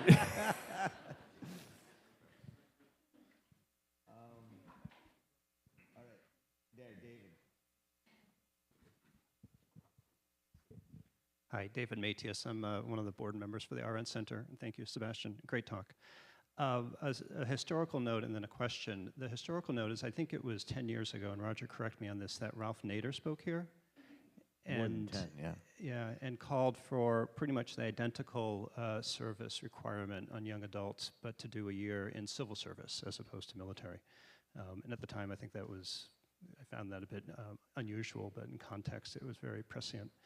The question I have for you is around the notion or the concept of cognitive dissonance, a psychological term that was documented in the 50s, I believe, by Leon Festinger, and has come to, in my view, epitomize some of the irrational behavior that you have with our different tribes, especially left and right in America. But the propensity for us as a species to make what we think to be rational choice based on imperfect information, based on maybe a prior decision or a decision made by someone else within our tribe. And I know I'm grossly overstating it, but I would love to hear your thoughts on how that plays into your paradigm. Yeah, I mean, cognitive dissonance is unbearable, right? We have these ideas and ideals that make us feel like we've sort of basically figured out the world, and so we know how to operate within it.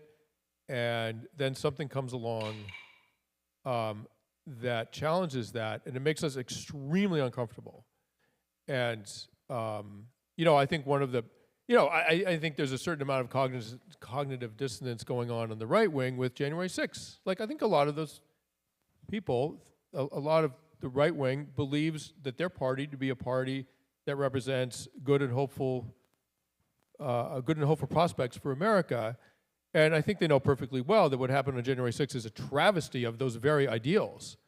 And they don't know what to do with it because it was all conservatives there practically, right? So it's an unbearable thing. So one of the things that people do when they're confronted with that is just say, you know what, I don't want to hear about it, it's not true, la, la, la, la, la, la. I mean, they just plug their ears, right? I mean, there's a lot of that going on the right wing, but there's just as much on the left wing, right? I mean, one of the things that the left wing doesn't want to hear is that they're an elitist organization, right? I mean, sorry, because they're founded on these ideals of like the common man and blah, blah, blah, and it's all wonderful, except that's 3 generations ago now, and we still have this sort of idea of ourselves, but the reality is really different. And a brief personal story to show you how volatile this stuff is for people. It can happen at the individual level the personal level very, very easily. I had a girlfriend for a while who's bipolar and really struggled with that before I sort of understood it. She's okay now, but before she understood it, at one point she accused me of being anxious to leave a family gathering. And I said, well, what made you think that? And she said, you kept looking at your watch. And I showed her my wrists. I said, I'm not wearing a watch. And she went nuts, right? She could not bear the fact that her idea and reality were not in concordance. And so, you can't ask people to do inhuman things, and resolving that kind of dissonance is not within the capability of most humans. It just will not work. You can show the January 6th evidence over and over and over again to people on the right, and they are not going to absorb it. They can't afford to, because their whole worldview collapses, as it did with poor Judy in that moment. We've got time for a couple more questions. Yeah. Okay. Thank you. I can't see everybody, so I appreciate that. Right there, then.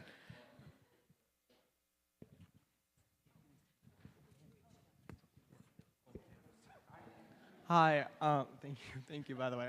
My name is Arav, and I go to Dalton. And you touch a lot on this idea about like working class voters, and I was sort of wondering, I mean, in terms of a lot of policies for the upcoming election on things like free trade or like Obamacare or NATO, Trump in some ways is taking on a like quote unquote progressive stance in terms of like we need to make change, and Kamala Harris is taking on a stance of like we need to preserve the established policy, which in some ways might be liberal. So I guess in terms of working class shifts, could it be more associated with their, like the conservative and liberal realignment towards conservatives becoming this idea of we need to move in a certain direction, and liberals saying we need to keep what we already have on a lot of policies, and might that explain why working class voters have kind of shifted towards Republicans instead of like conservatives necessarily?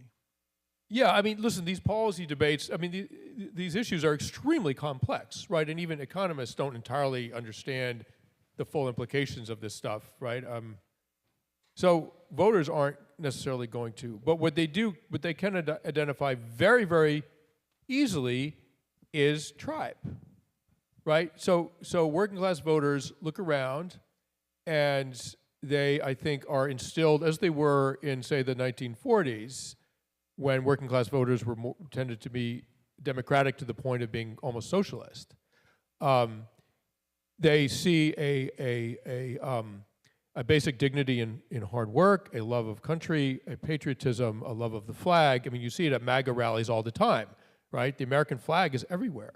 So they're, what people are not necessarily voting their interests in a sophisticated economic sense. They're voting their tribal affiliations as well they might. I mean, look, we're humans. We're social primates. I mean, social primates, right? We're trained to understand that our safety comes from being around others who are very much like us. That's where we get our safety from, right? So when you give up, when the left wing has given up the cultural markers of working class reality, just given them up, they were wide open for the Republicans to seize. And I mean, there was a time when liberals, left-wing people flew the American flag proudly in their front yard, right? I mean, and now, I mean, there are communities where if you fly the American flag, you will be told that you're a fascist. Like, I'm sorry, that's just not true. Like, and so those cultural things are what determine a lot of voting, I think. Yeah, I mean, I just want to add to something Sebastian said here and earlier, which is policies are great, but people are voting on tribalism. And one of the most fascinating things about these two current tribes that we're talking about is that this presidential candidate, former president Donald Trump, who lies more incessantly than almost anyone I can imagine in public office, is seen by so many people as a truth teller. Now, that doesn't mean they always believe his lies. I mean, if they're asked, you'll get $100 if you tell me the truth about whether he helped organize January 6th, they'll say, yes, he did, and he was wrong. But they see him as a truth teller because he speaks his mind. He doesn't censor himself. And you look at Kamala Harris, every question she's asked, you can see the wheels turning. How am I going to spin this to not offend this person or that person? And that's a big part of the different tribes that we're seeing in the world. People feel that they're constantly on edge, and they're rebelling against that. Yeah, I mean, that's the liberal investment in rationality, right? And, I thought that if I showed Judy that I wasn't wearing a watch, it would end the argument. All it did was make it explode because she couldn't deal with the fact that she was like clearly, obviously wrong. It made her really, really angry, which was part of her psychological struggle. But so, Kamala Harris, I think the left is always doing this. It's like, no, let me explain the policy to you again. And if you get it, you'll vote for me, right? Like, wow, that's so naive. Like, that's so sweet. That's so innocent to think that, right? And the right, Donald Trump is a master at triggering powerful emotions in people. Sometimes ugly, sometimes not, but powerful emotions. And one of the things that Kamala Harris, I think, is doing a little bit, thank God, is going to this sort of like, wow, like amazing to feel like a joyful American, how nice to feel that again. You know, that's a real feeling. Like she's doing that a little bit, and it's a welcome relief, and we need more of that positivist, emotional, liberal argument for voting, right? Like, and we have a long way to go before we get to the sort of love of country, proud of America, but proud of America, but willing to discuss in honest terms its obvious flaws. Like that, for me, that's the sweet spot. But if you don't have the proud, you know, I love this country and I'm proud of it. If you don't have that, you are going to lose elections. Just face it, accept it, right? That is what will happen. So there's our choice right there. How do we do it? There's a lot of hands up. The bad news is we're out of time, and I've got to get the next panel up here, which is an amazing panel as well. The good news is that Sebastian is going to be here, and at 1:30 in this room have a breakout session where you can ask him more questions. Please join me in thanking Sebastian Junger.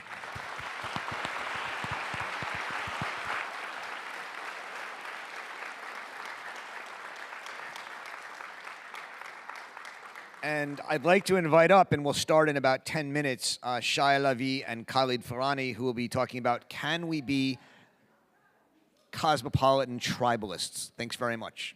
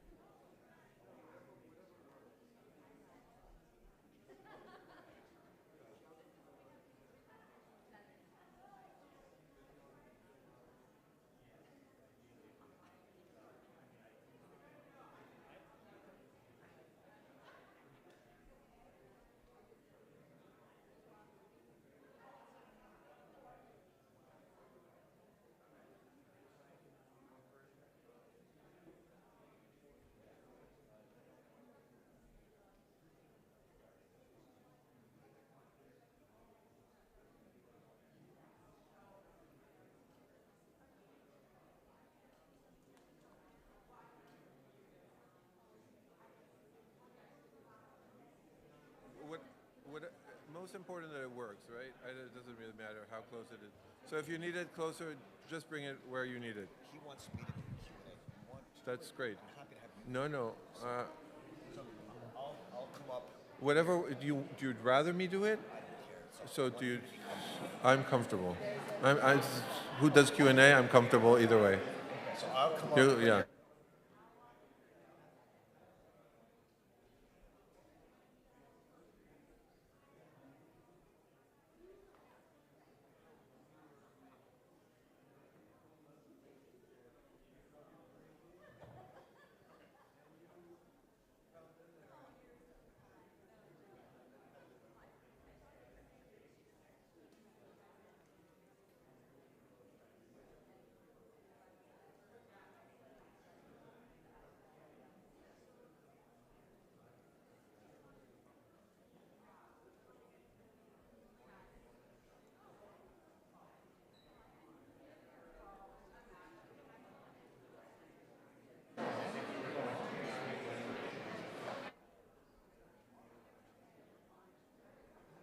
To be here? You're going to be heard, yes. Yeah. Yeah, okay. Good. So I should Are you gonna lean get this forward close? like that? That's great. If you lean forward like that, that's excellent. Okay. Now. Yeah. Okay. Good. Nice to meet you. I'll adjust it more.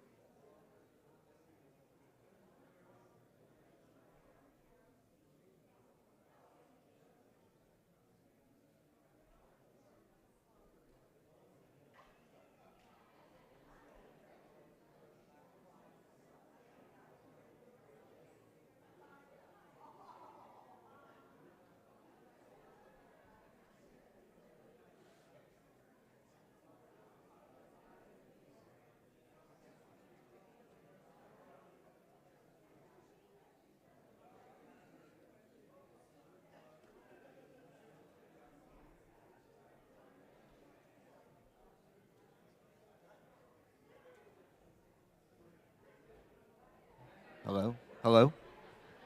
It's on now?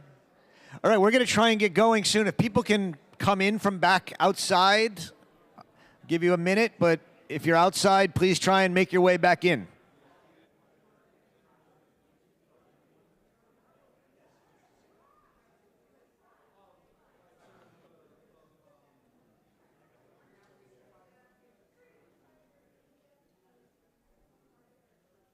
As people are coming in, just a couple of announcements.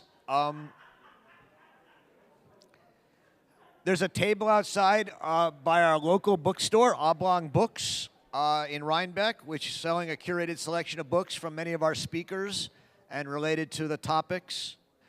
Also, Jana Mater, who's our academic program director at the Arendt Center, has curated an exhibition of Arendt's personal library, which is at Stevenson Library, and along with Helene Tiger, the head of archives.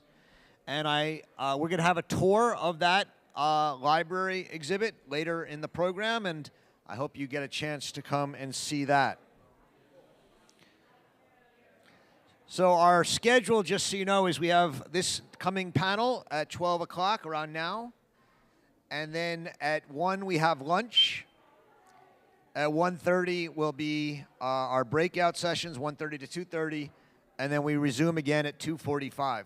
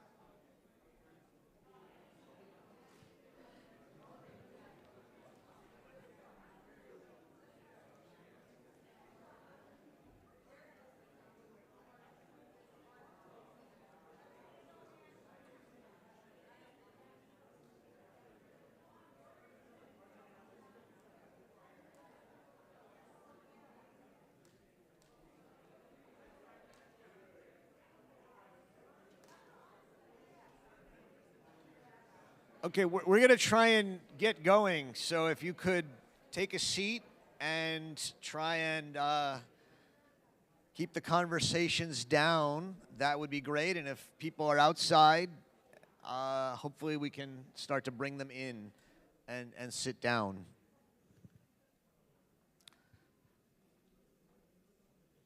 So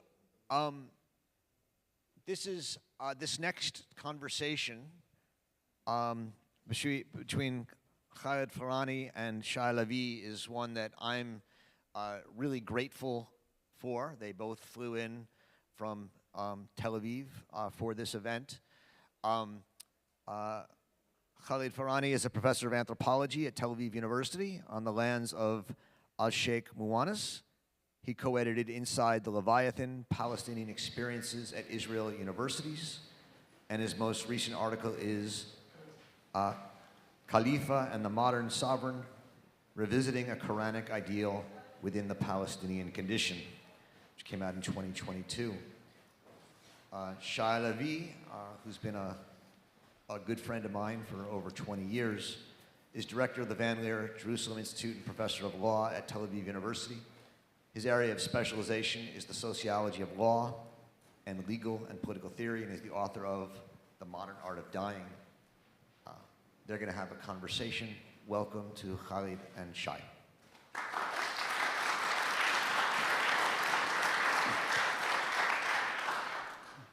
Thank you, Roger. And I will take this occasion to express my appreciation for this special invitation, special occasion to you and to Tina, who hears me, I hope, for all the hard work to bring us here.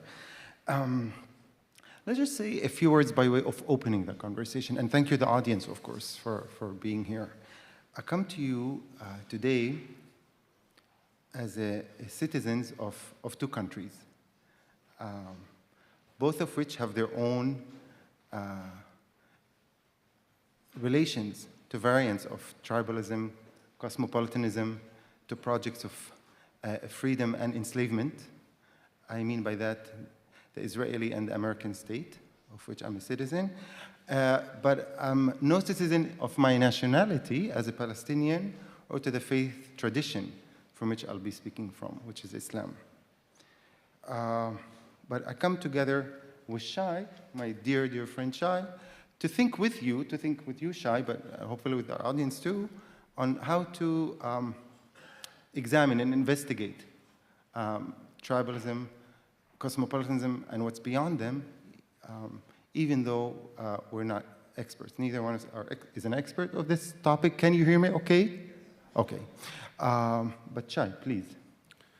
Thank you again to Roger for making this happen, and to Tina and to everyone else here, and especially to Khaled for this ongoing conversation that we've been having. I come from Tel Aviv. I'm an observant Jew. I'm a committed Israeli, which doesn't make me necessarily a proud one in these days, perhaps a sad one in this time. And we will, I hope, have an opportunity to talk about this, about pride and whether it belongs or doesn't belong in our belongings. Yeah, especially tomorrow we have a session, right, Shai? We welcome you to join us in case you feel the questions today aren't addressed or sufficiently addressed. You're welcome to join us tomorrow for a continued conversation to think about these concepts and from my position in a time of annihilation.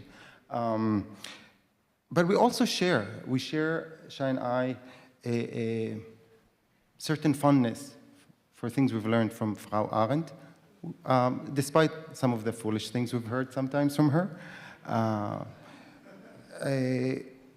And we will hopefully bring that expertise, Shai as a professor of law, me as an anthropologist, into play here in our conversation. So one way to begin this conversation, really, Shai, for us is to address the following question. Allow me to read it out. What are tribalism and cosmopolitanism? Are they transhistorical phenomena or specifically modern constructions? So I think by way of sort of starting the conversation, getting it going, I think it's best to think about tribalism and cosmopolitanism together as a matrix. And part of what we'll be trying to do is think a little bit about the matrix and think quite a bit outside of the matrix. So let me try and clarify what I mean by this. So that tribalism and cosmopolitanism are just one way of thinking about the real problem at stake. Tribalism is one way of trying to get at the question of our particular belongings, the fact that we belong to bounded groups. And cosmopolitanism is one way to talk about our shared humanity. The fact that the two are juxtaposed and contrasted create a matrix. They already assume a lot about what this relationship is about. And I think what we will be trying to do is, again, try to think a little bit outside of the matrix. So let me just say a few words about what I think is the matrix here, about this relationship between tribalism and cosmopolitanism. We can start with cosmopolitanism. And although the idea is of ancient times, of ancient origins, I think it has a distinctly contemporary sense to it as it forms in relation to tribalism. And the idea is that in order to be cosmopolitan, you need to move away from your particular belongings, to your particular identities. And somehow cosmopolitanism is a way of transcending those particular belongings, thinking beyond them. And so often it is thought of this move sort of from tribalism to cosmopolitanism as some kind of progress of, right, that historical progress, as we've heard in Sebastian's wonderful talk, an evolutionary progress, right? Humanity starts in sort of clans and tribes and moves on to form states, and maybe we could scale up to a cosmopolitan sense, but it's this idea of moving from one and transcending to the other. And what I think is an interesting question to ask is whether this is the only way of thinking about our shared humanity, whether we need to transcend our particular identities, our bounded identities, in order to think about our shared humanity, or whether we can find this shared humanity within our particular commitments. And tribalism is one way of talking about our bonded identities, our bonded commitments, where we come from, but it's not the only way to think about it. I think tribalism assumes a lot about, especially when it's juxtaposed and contrasted with cosmopolitanism, it assumes a certain kind of strong exclusion, a rivalry, the idea that our particular identities trump other commitments, my country, right or wrong.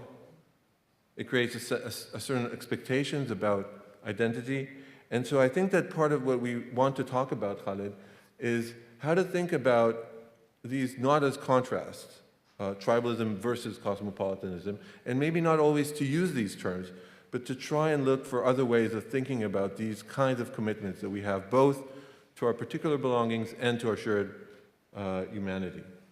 And it's in that context, Khalid, that I want to ask you whether you think that sort of turning to tradition, both as a modality of belonging and as a concept or as a resource, whether it can offer us tools, new ways of thinking about this tension, or alleged tension. Yeah, thank you, Shai.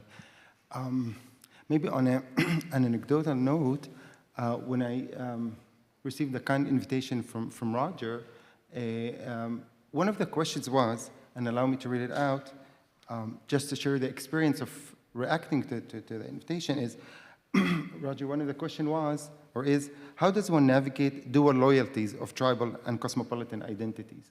And I said, wait a second, why are those dual? Is there an inherent tension, or maybe it's an apparent tension? What happens if we introduce to the conversation the concept of tradition? A concept that could enter our conversation in many, many ways, in multiple ways. Perhaps today we can try to illustrate some of the ways. I can think of 5 or 6 ways, but maybe there are more. But strikingly, it's absent. I was glad today to hear you, Roger, speak of the authority of tradition. Because, in the spirit of Frau Arendt, we would wonder, how would she have looked at this concept? How would she have bracketed the whole conversation on this duality?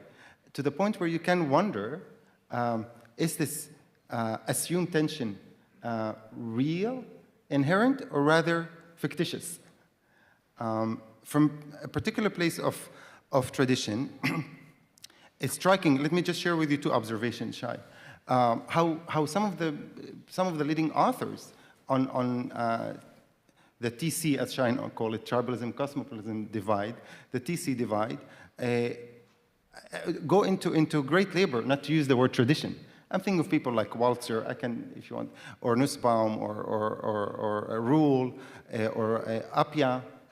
But so even at the level of locution, the word tradition is oddly missing, when it could have saved them a lot of economy of prose.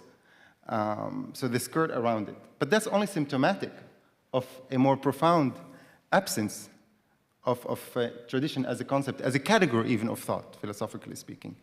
What happens if you live in a tradition that teaches you to belong to the world where the cosmopolitan and the tribal are, as Arendt would say, Janus face-like? You could be both at once.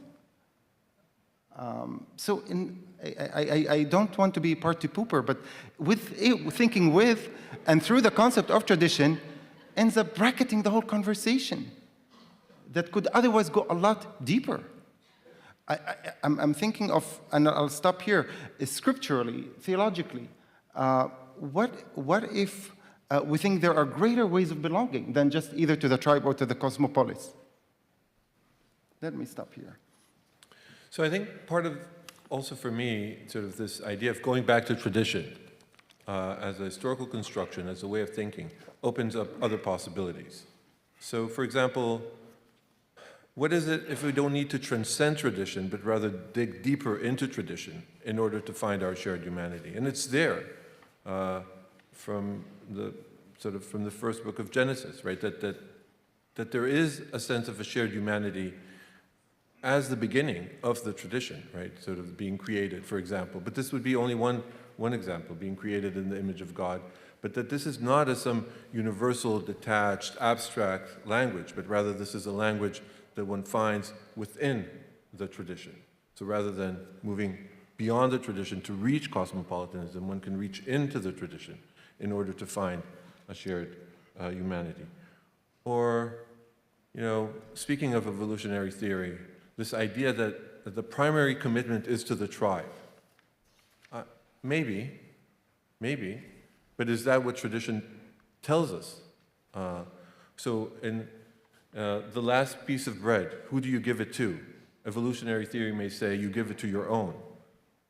Tribe hospitality may suggest that you don't, right? That your primary commitment is not always to yourself, and that commitment is also part of tradition. So what possibilities open when we start thinking about these two not as contrast? Yeah. I was, maybe just share an anecdote, because anecdotes are always good. I was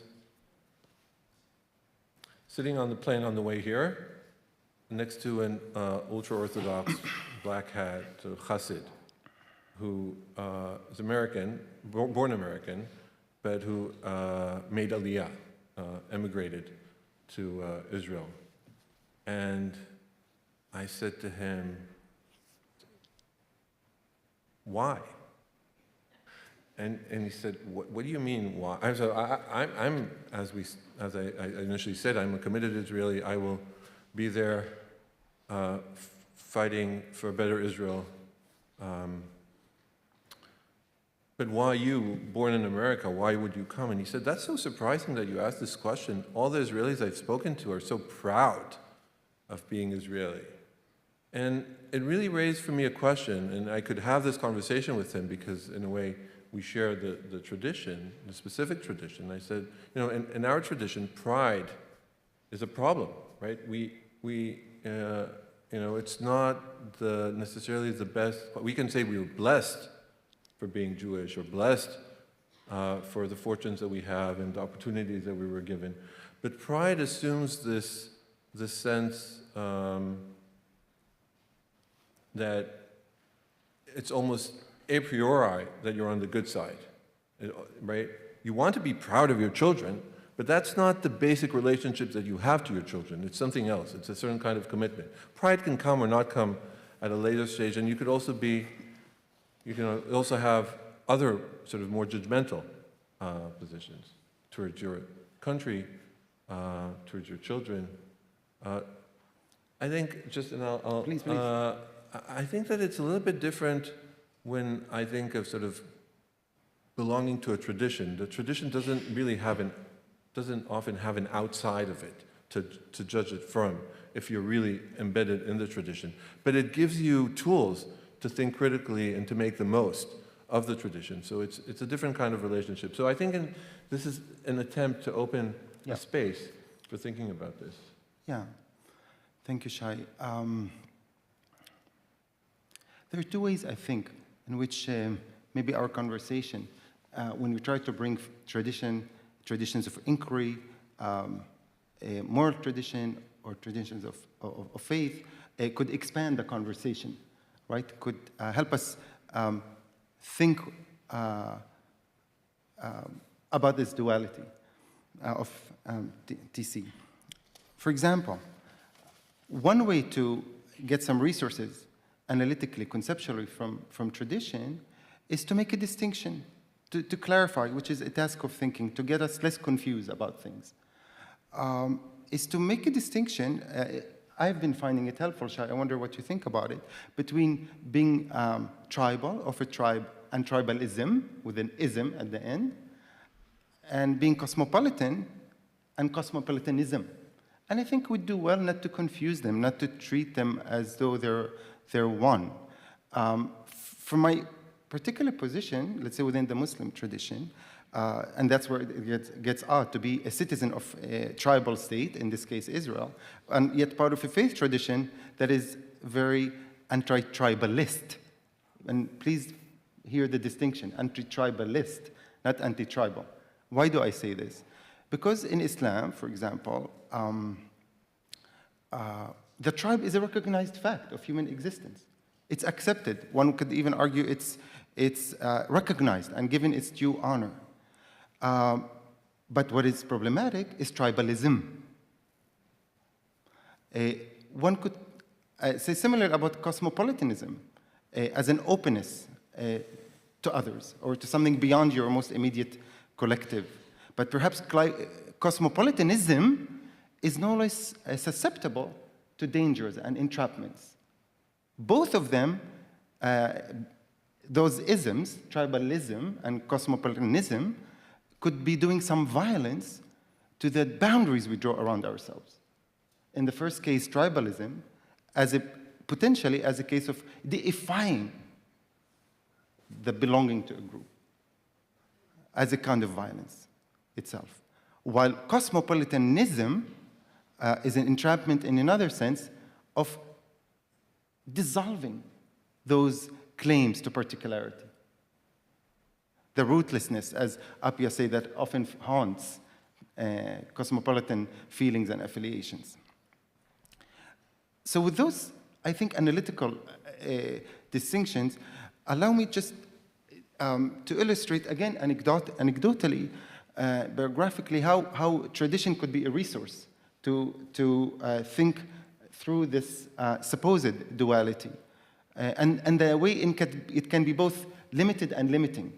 Let me think of one.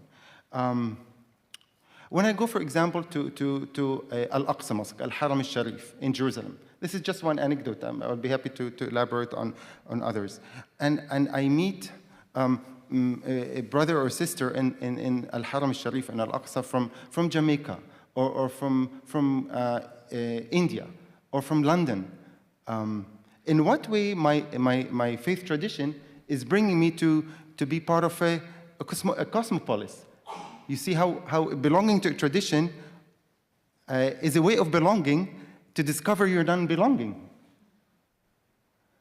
Because an underlying faith premise, I will say it in Arabic and translate in English, a ubiquitous ayah and maxim even at this point. Anyone with prosaic familiarity with daily life in the Muslim tradition, one may have heard the term "Inna lillahi wa inna ilayhi laraji'un." We are from God, and to God we return. We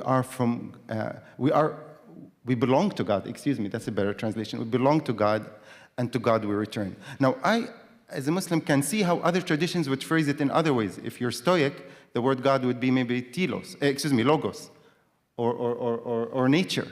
Okay? But the idea there's even greater difference than the difference of belonging to this group or that group, even the human group.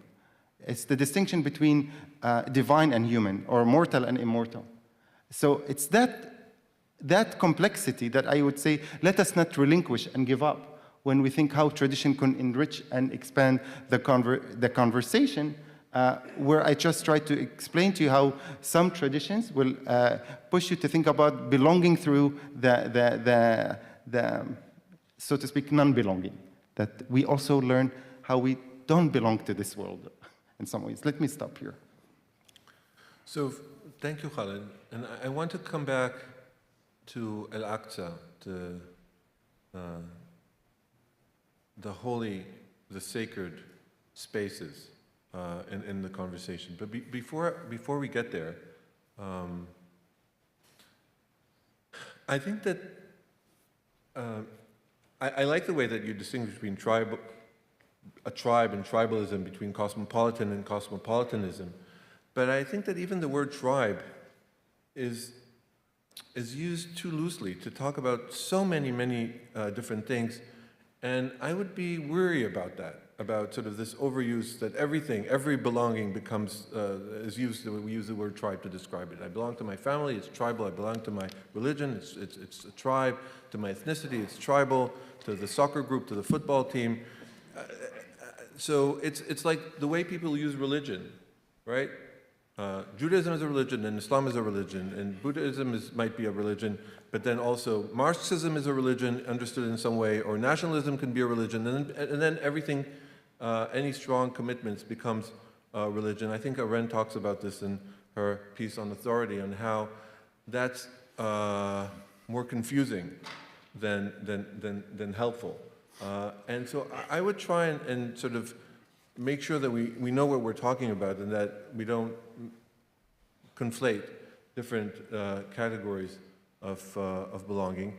And when we soon enter questions of scripture, because I think we want to go into that question of sort of how this question appears in scripture, clearly there is a word of tribe, both in the Muslim tradition and in the Jewish tradition, but they play different roles and in very specific meanings, and we may want to consider those as well. But I want to meet your anecdote about Al-Aqsa with my own and a different one.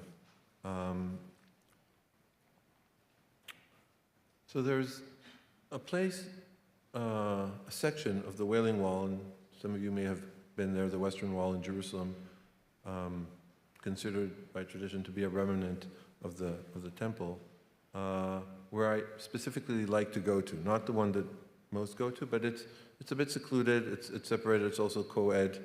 Co-ed? In the sense that women and men can pray there together. But it's usually abandoned. I like to go there Saturday afternoon, sit there on my own, and listen to the mosque. You can hear from there also the mosque. And there's a sense, I think, an interesting sense in which tradition opens this alternative understanding of sort of our shared humanity in that moment, in that context. Obviously, speaking now under very sort of different conditions of the relationship between,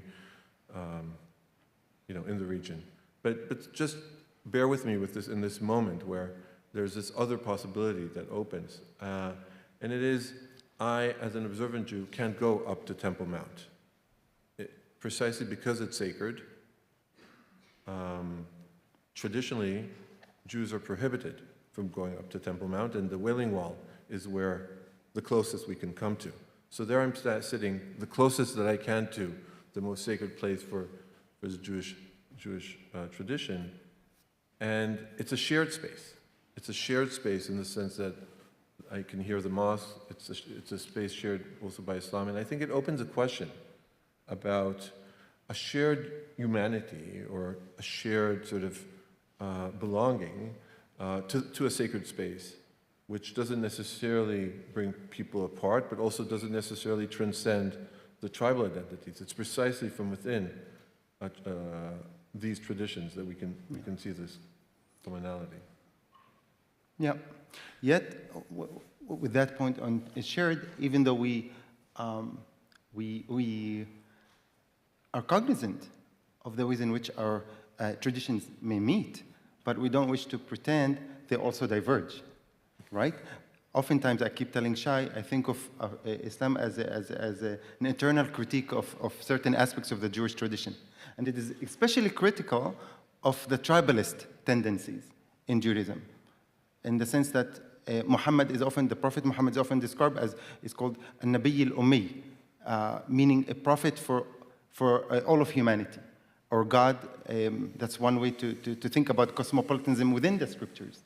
Another way to think about it is God sending a revelation for all humanity, al-alamin in Arabic, aw nas in Arabic, all of humanity. And finally, I would like us to go back, for example, how we could look at the paradigm or the story of Abraham, the founder, so to speak, of the tribe, himself taking acts beyond or to go against the tribe. Let me, for example, share with you a verse. I think if there are those who are interested in English, you can find it in Surah 6, verse number 74. I will read it first in Arabic, but we'll do also an improvised translation. وإذ قال إبراهيم لأبيه آزار أتخذ أصناما آلهة إني أراك وقومك في ضلال مبين. And Abraham said to his father, Azar, do you take idols as your gods? I see you, and here's the key word, I see you and your people. Abraham is saying, are your people in great loss, so to speak. And if you can just hear this distinction that Abraham made, he's telling his father, your people, as if he's already placing himself outside his kin. For me, I take this as a message, at least as articulated in the Quran. Yes, one should be proud of one's kin, but let's not make it absolute, and always see how to go and open your eyes to things that are greater than your most greater. Listen to me, not in the value, but in the sense, the claim they can make on your existence. Don't deify any of this. Don't deify any of this. In that sense, Abraham was, it seems to me, was willing to see and recognize of bonds and commitments beyond the tribe. Paradoxically, right? Even though he's a founder and a patriarch. So I think Khalid raised a very interesting and profound question about the relationship between the traditions. And I want to hold on to that.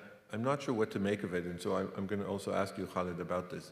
But on its surface, it seems that you're suggesting that there's a critique from the Muslim tradition of the Jewish tradition. And the critique is that somehow the Jewish tradition is more tribal because the revelation was meant for a specific people and not for humanity at large. Something along those lines. And we're familiar with that critique coming also from Christianity. So where Judaism is seen as tribal and the gospel from Paul onwards is meant for the nations. And so I want to think about that and ask you about that, Khalid.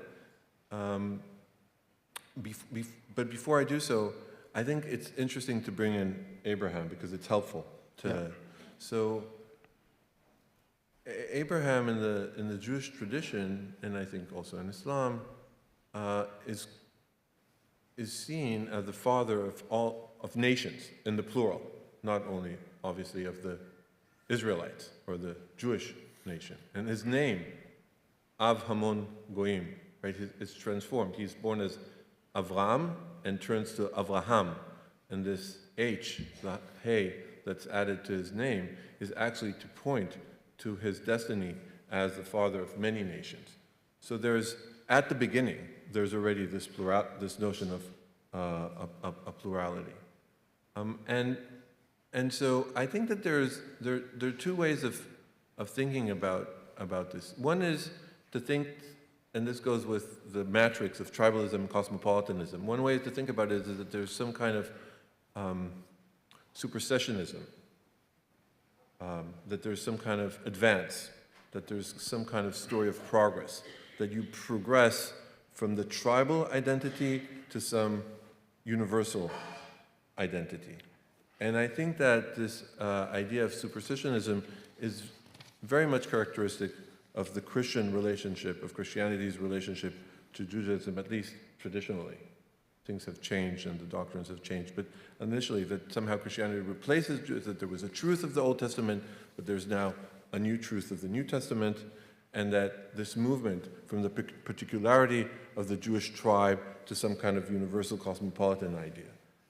And sometimes when I hear Khalid speak about Islam, I think it's the same. It's the same, like the Christian critique of Judaism, so too Islam is criticizing Judaism for being particular and the need to go beyond the tribal to something more than that and beyond that.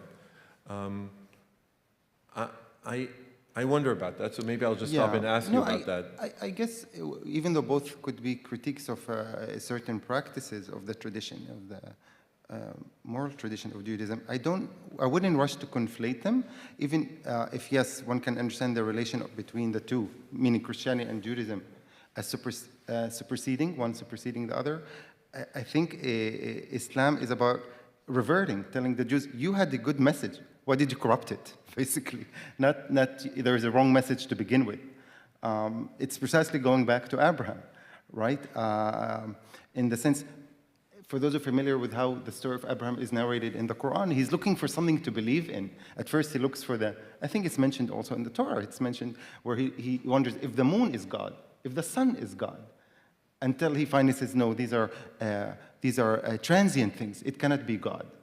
And then he reaches the conclusion, God is not something it's what you see in your eyes, in your naked eyes.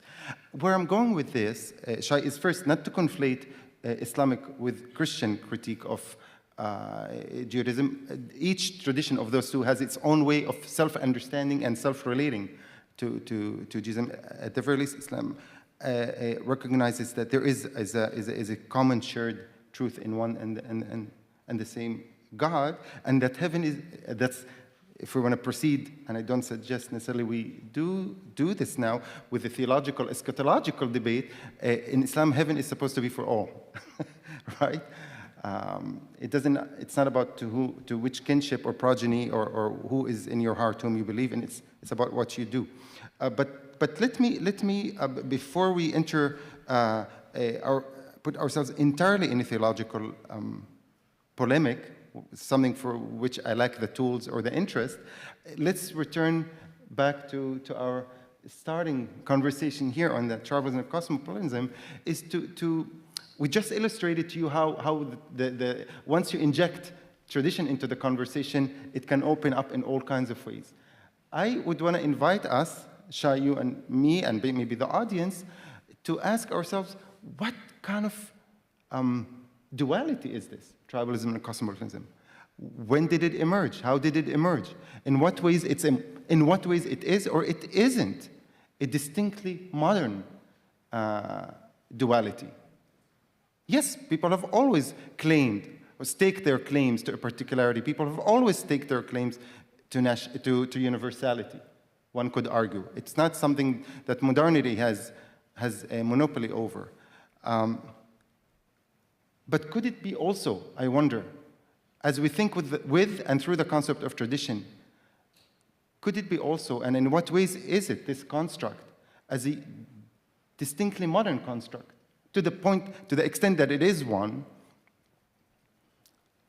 in what ways it's a response to a certain crisis in our existence? To what extent it's emerging from a particular European history of managing difference, of managing plurality. Because again, what is the difference that matters most implicitly in this formulation? The difference across tribes, the difference across polities, the difference between peoples. But I've been just trying to allude, and maybe more than allude, through the Abrahamic narrative, there's greater differences. Let me put it differently, and I'll stop my answer here. Walter Benjamin, a friend of Frau Arendt, right? To whom she tried to stay loyal more than Adorno and Horkheimer did. I've been privileged to look at their correspondence, the two, Arendt and Benjamin. And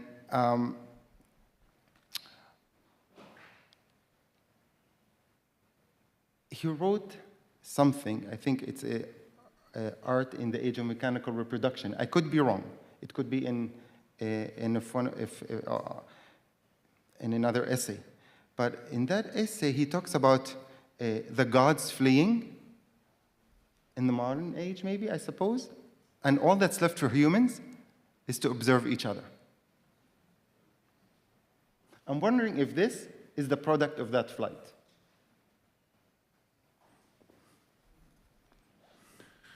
So I want to hear more, Khalid, but maybe sort of share some thoughts, and then you can elaborate a little bit about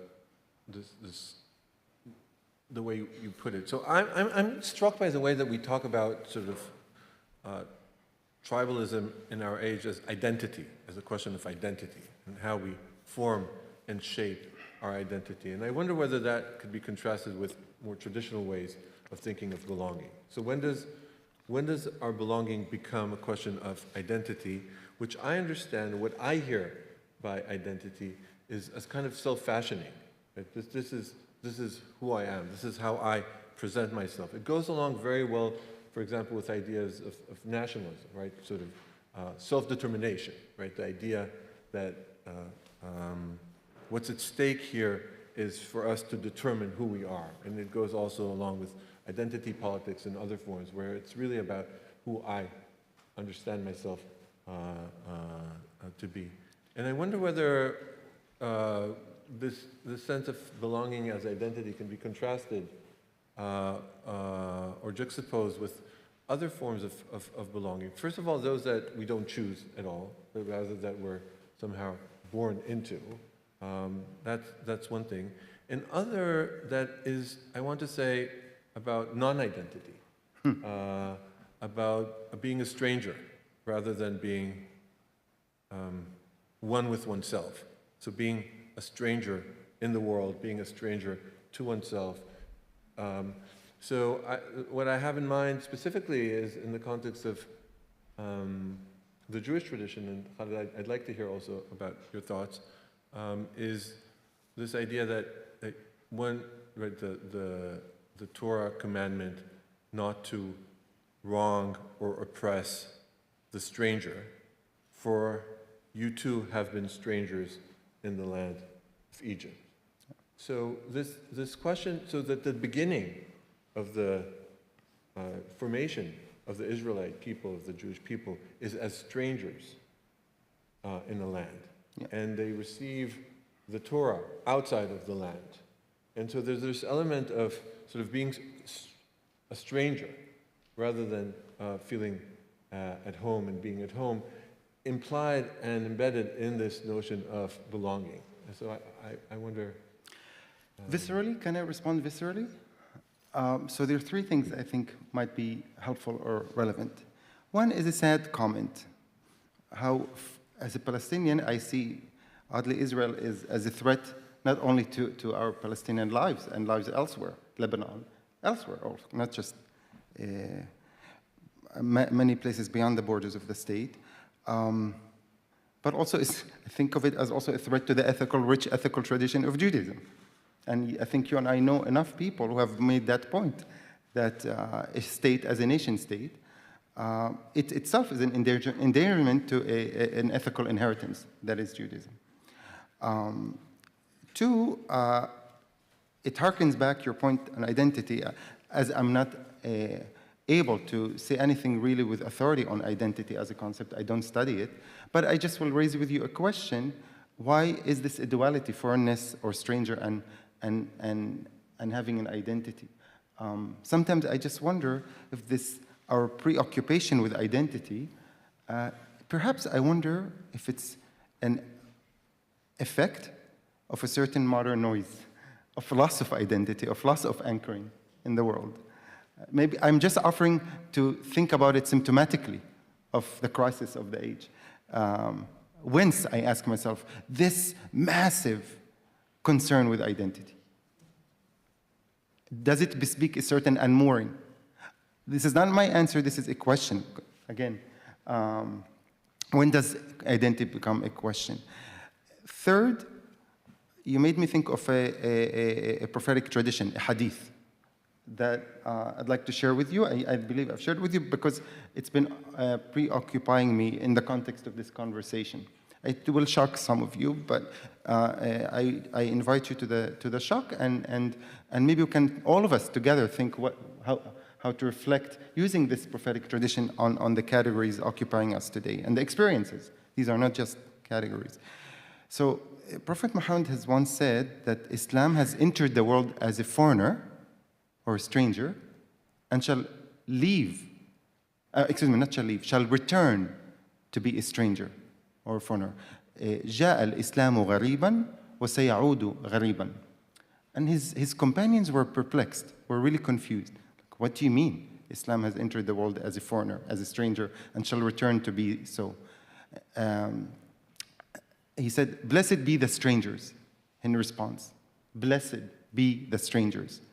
And when they asked him, what do you mean by stranger? He said, those who command good and forbid evil. So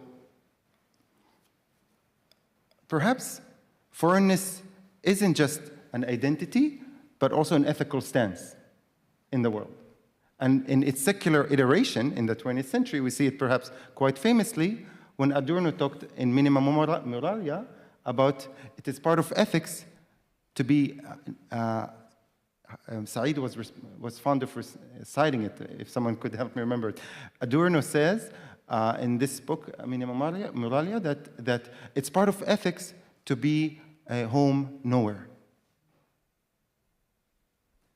That's when I hear fairness, think that ultimately you might find yourself on the losing side to take an ethical stance. Think of what it means to defend not only Palestinian laws, but the very idea that all lives matter.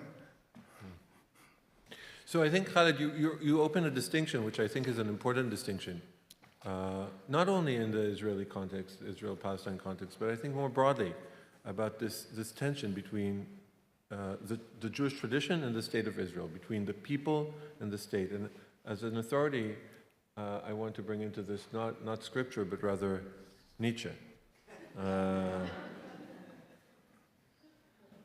So nice. Thus spoke Zarathustra. Somewhere there are still peoples and herds, but not with us, my brethren. Here there are states. A state? What is that? Well, open now your ears unto me, for now I will say unto you my word concerning the death of peoples. A state is called the coldest of all cold monsters. Coldly lies it also, and this lie creeps from its mouth. I, the state, am the people. And so I think that a historical perspective, going back to tradition, allows us to open, at least conceptually, a space where we can see different kinds of belongings and also see how, from one kind of sort of understanding of belonging from tradition, one can criticize or think critically, or think beyond identity and pride about another.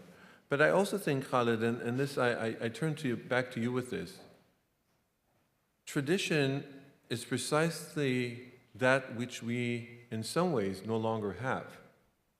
Right? I mean, this is part of the modern condition.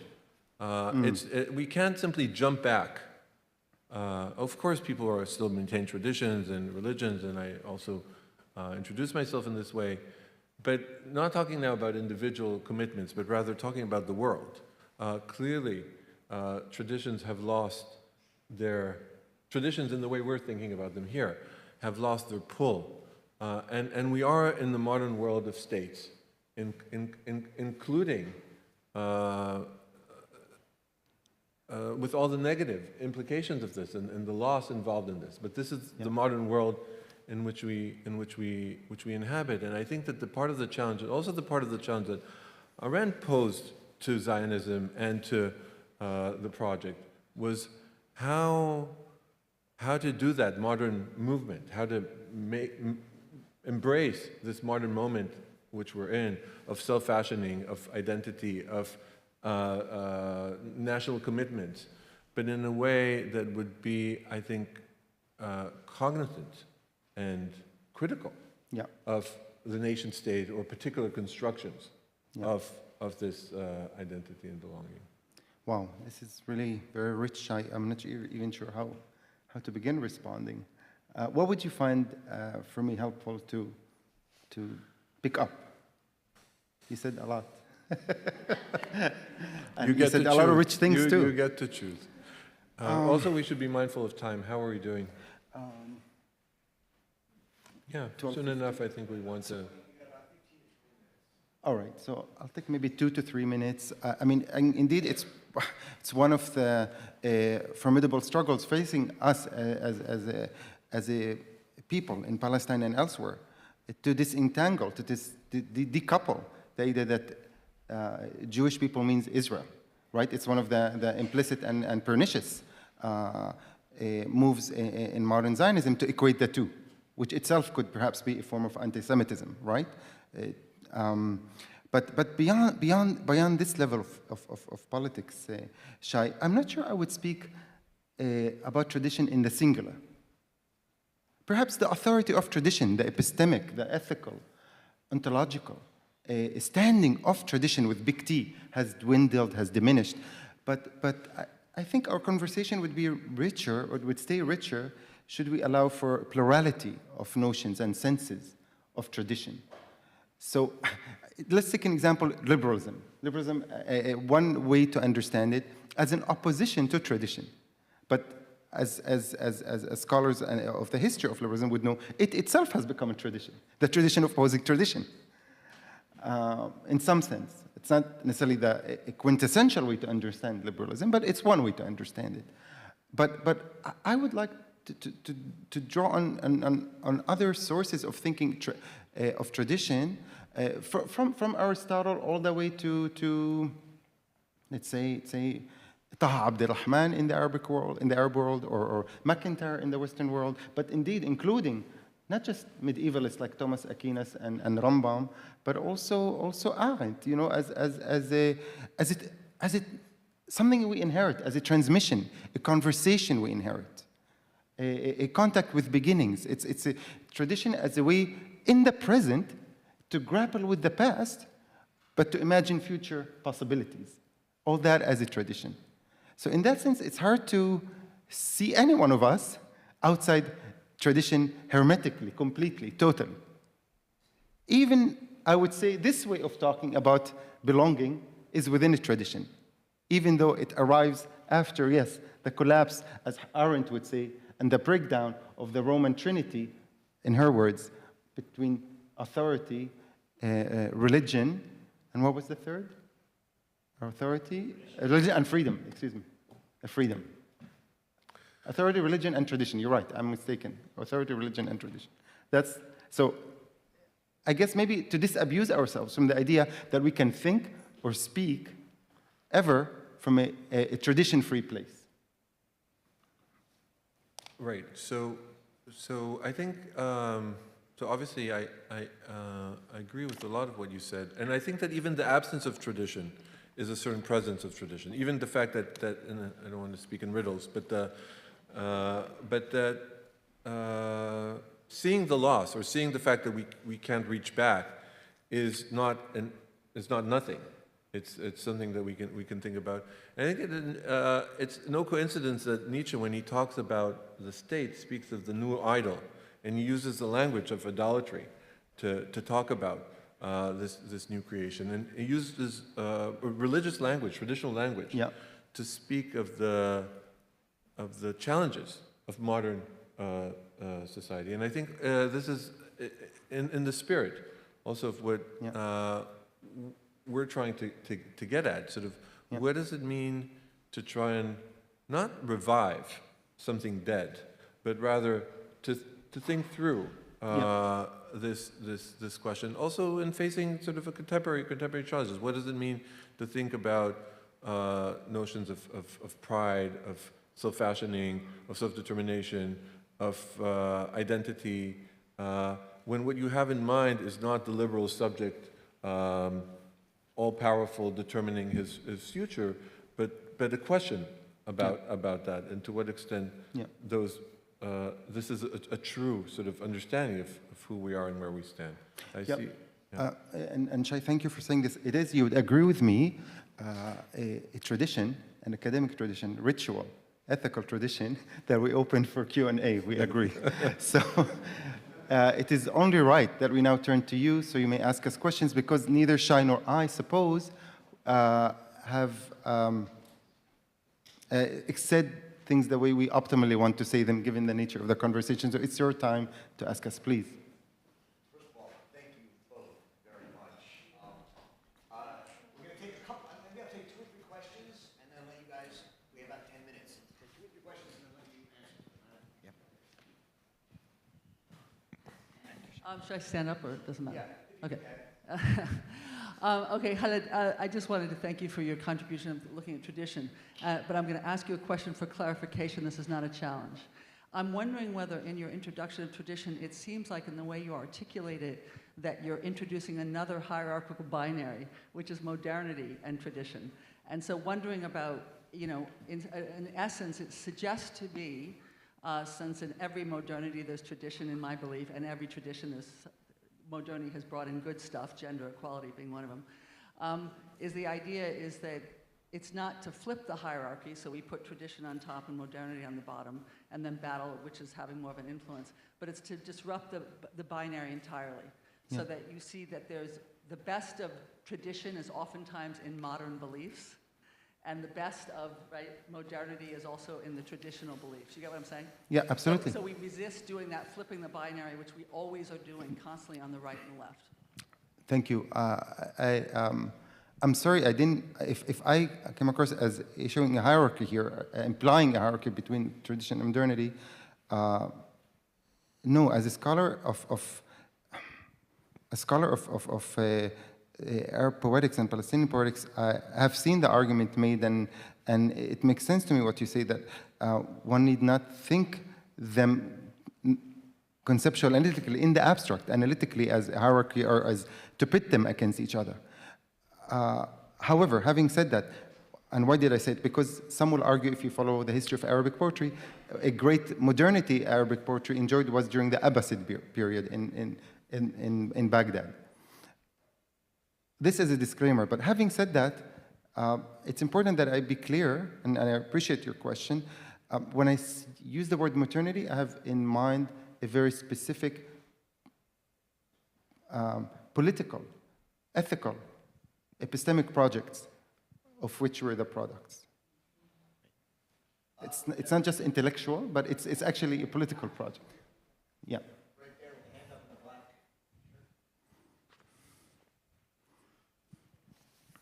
Thank you to Helen and to Shai. Thank you for making the trip all the way here to talk to us. And thank you for the very rich conversation. So I just need to start by asking your forgiveness, because every time you said the word tradition, I heard Tevye singing in the back of my mind. Tevye from Fiddler, yes. Yeah. Anyway.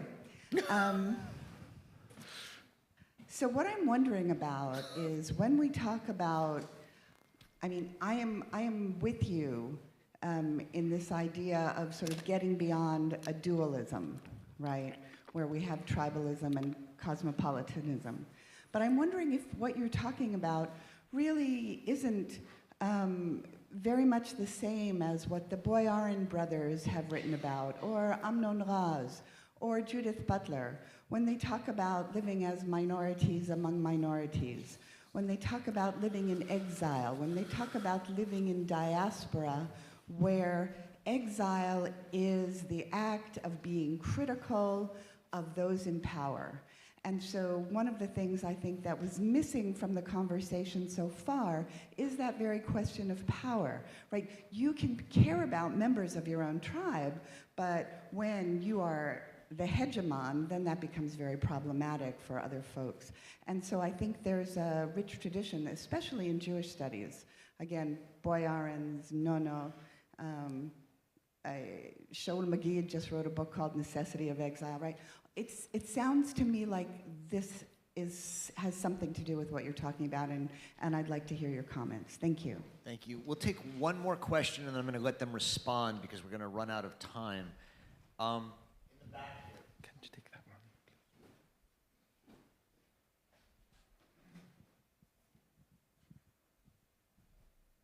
Thank you. I'm still formulating the question as I'm thinking here. I think you've answered the question of the panel in the affirmative. Tribalists can be cosmopolitan. This is a beautiful instantiation of that.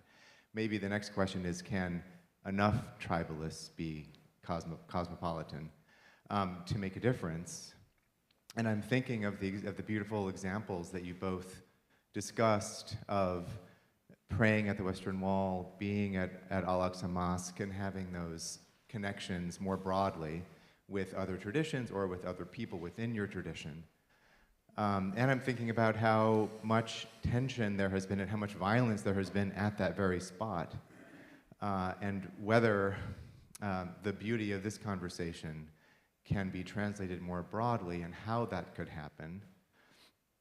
And I think maybe part of that discussion is what sorts of tribes are we talking about? And I think you were right, Shai, to mention that I think there's been some conceptual slippage in terms of what types of entities we're talking about when we talk about tribes.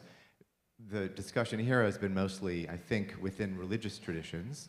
There's been some reference to states and how they might not be all they're cracked up to be, but also nations. There's been reference to Palestinian nationalism, which of course includes not just Islam, but Christianity. And I'm thinking, the question about power relates to this too. Netanyahu, I think, doesn't care so much about these conversations. I think Hamas doesn't care so much about these. On October 7th, there was no distinction between Jew and Muslim in terms of who was slaughtered. So how are we to turn the beauty of what you've created here today into something that will matter politically, socially for our world? You guys have about... So, maybe try to answer the last two questions together. I think that, at least I'll speak for myself, Khalid, you can share your thoughts. I think being critical of power is very important. I think that perhaps more important at this time, precisely because of your questions, is what does it mean to be powerful in a critical way, which is different. It's one thing to stand outside of power and criticize power. And in some ways, some of the authors you describe are actually offering that, a critical position towards power. Maybe also the relation between the prophet and the king, if we want to return to the traditions. But I think that, at least for Amnon Kotskin, it's a different question, and I also ask it. So it's a question of, now that there is sovereignty, now that we are in a modern moment, now that there is a state, now the question becomes, so from a powerful position, but also a fragile position. So how to understand that power could come also with fragility, how to understand how to use power critically, how to understand the formation of modern states, not necessarily repeating European mistakes of the nation state, which was Hannah Arendt's question, how to bring these insights to a moment of powerfulness, not just a critique of power. And I think that, in part, it's not how to do it, but it's the kind of questions that we need to ask ourselves, not standing outside of it, criticizing it, but standing inside of it, thinking of how this can happen. I feel I have easier time addressing your question about the repetition of this experience. I'm wondering if we ourselves are the repetition of something that has happened or has been happening for a long time, if we just expand our imagination. I do not know why, when I heard you, I thought of the experience of Malcolm X. I did think of Malcolm X being on Hajj in Mecca, and how that has reshaped his relationship to black nationalism. I think of the father of my teacher, Leopold Weiss, Muhammad Asad, also in Mecca, how that has transformed his relationship to his Jewish tradition. I think of Gaza and its churches and mosques that have been erect until the recent genocidal war on Gaza. So I do not know what to say beyond that experience exists and has been existing for a long, long time. So, first of all, please join me in thanking Shai Levi and Khalid Talani.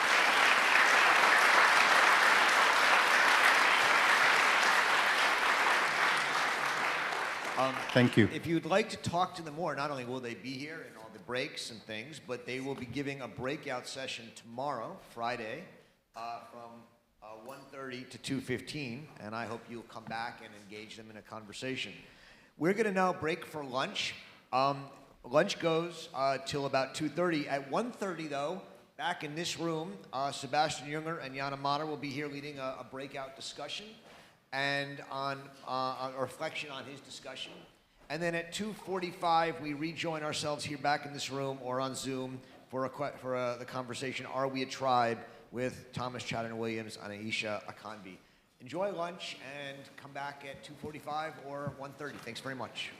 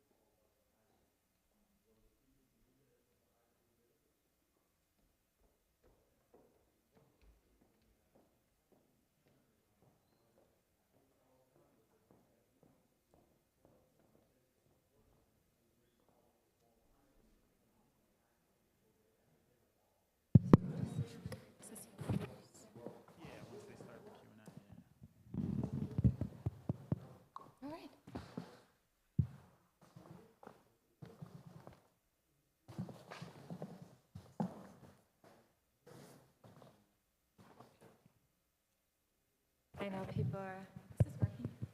Can you hear me? No? Yes? No? Louder? Okay, great. I think people are still getting lunch, but we want to get started. So welcome back. My name is Hannah Arendt. I'm the Director of Academic Programs at the Hannah Arendt Center. And I'm so grateful that Sebastian Jünger is back for more time to answer questions. Are there any questions right now? Otherwise, I would get started. Oh, perfect. Yeah, you don't have to hear me anymore anyways. Thank you. I see lots of hands, so we're just gonna start right there, and I think we have some mic runners. Thanks, Phil. Hi, thanks a lot for your coming today. It just strikes me that your analysis is like 10 years out of date, and that I think what you say is true. It's what was raised in that book, What's the Matter with Kansas, from 15 or 20 years ago, but doesn't seem to explain enough about this cult status of the MAGA group, for whom Democrats talking about how to improve the economic status of the working class doesn't seem to get you very far these days. What do you think accounts for that transition from maybe, you know, some alienated blue-collar white people into this MAGA cult who are ready to believe from a, you know, corrupt billionaire that the world is flat? Well, I think the things that were true 10 years ago and probably 20 years ago are still true and at the core of the problem still.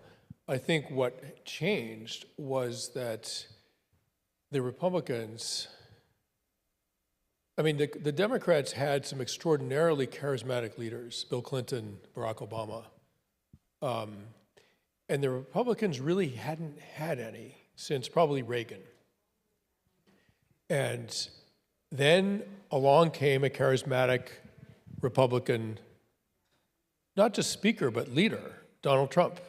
Now, I have enormous problems with him morally, ideologically, politically, et cetera. But he's kind of a genius as a performer in that role. And so the Republicans finally had their version of a Bill Clinton, like Teflon Bill, like nothing sticks to him.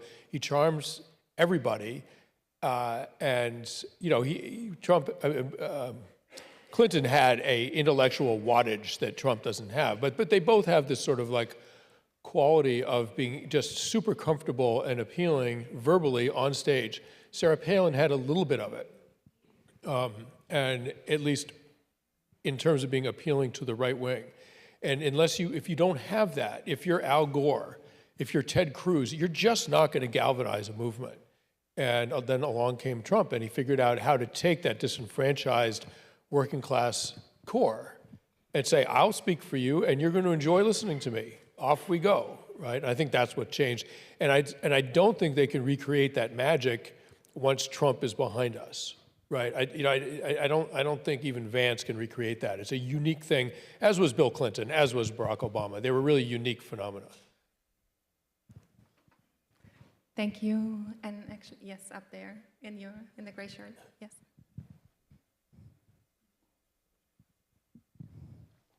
So my question was that, given your ideas about how some people in a society are meant to defend, I was wondering if you would consider the capability of violence to be a virtue then, because if you're not capable of violence, then how are you supposed to defend your tribe? Yeah, I mean, it depends how you define virtue and all that. What I would say is that if, speaking as a husband and a father, if someone broke into our home and it became clear that they intended to harm us, my children, killing them would be a virtue, right? I mean, I'm sorry, but it just in human terms, it would become a virtue. Standing back and saying, you know what, I'm a peaceful person, kill my children if you like, I will not strike you, like I will not stop you. You cannot articulate that as a moral virtue, right? So the ability of, say, Ukraine to rally to form almost overnight a citizen army to defend its society, which is a fledgling democracy and pluralistic society, from the militarism and the naked aggression and the imperialist ambition of a dictator like Vladimir Putin, that's a virtue. And it's a virtue rooted in human evolution and the human experience. And everyone alive today are the end result of ancestors who managed to successfully defend themselves against that kind of predation. I don't think I mentioned this in my talk. I think I ran out of time. But as an example of what happens when that fails, 5,000 years ago, a nomadic group called the Yamnaya from the eastern steppe, who had figured out how to fight on horse-drawn chariots for the first time, cruised straight across Europe, just men. They left the women and children at home, just men. They're basically the first motorcycle gang. And they crossed Europe and swept into the Iberian Peninsula, Spain, what's now Spain and Portugal. And within 100 years, they completely exterminated the male population of Iberia, completely. And took over those roles, right? Became the males of Iberia. You can imagine what happened with the women, right? The men of Iberia were not able to defend themselves against the Yamnaya, and as a result, they were exterminated from the human gene pool.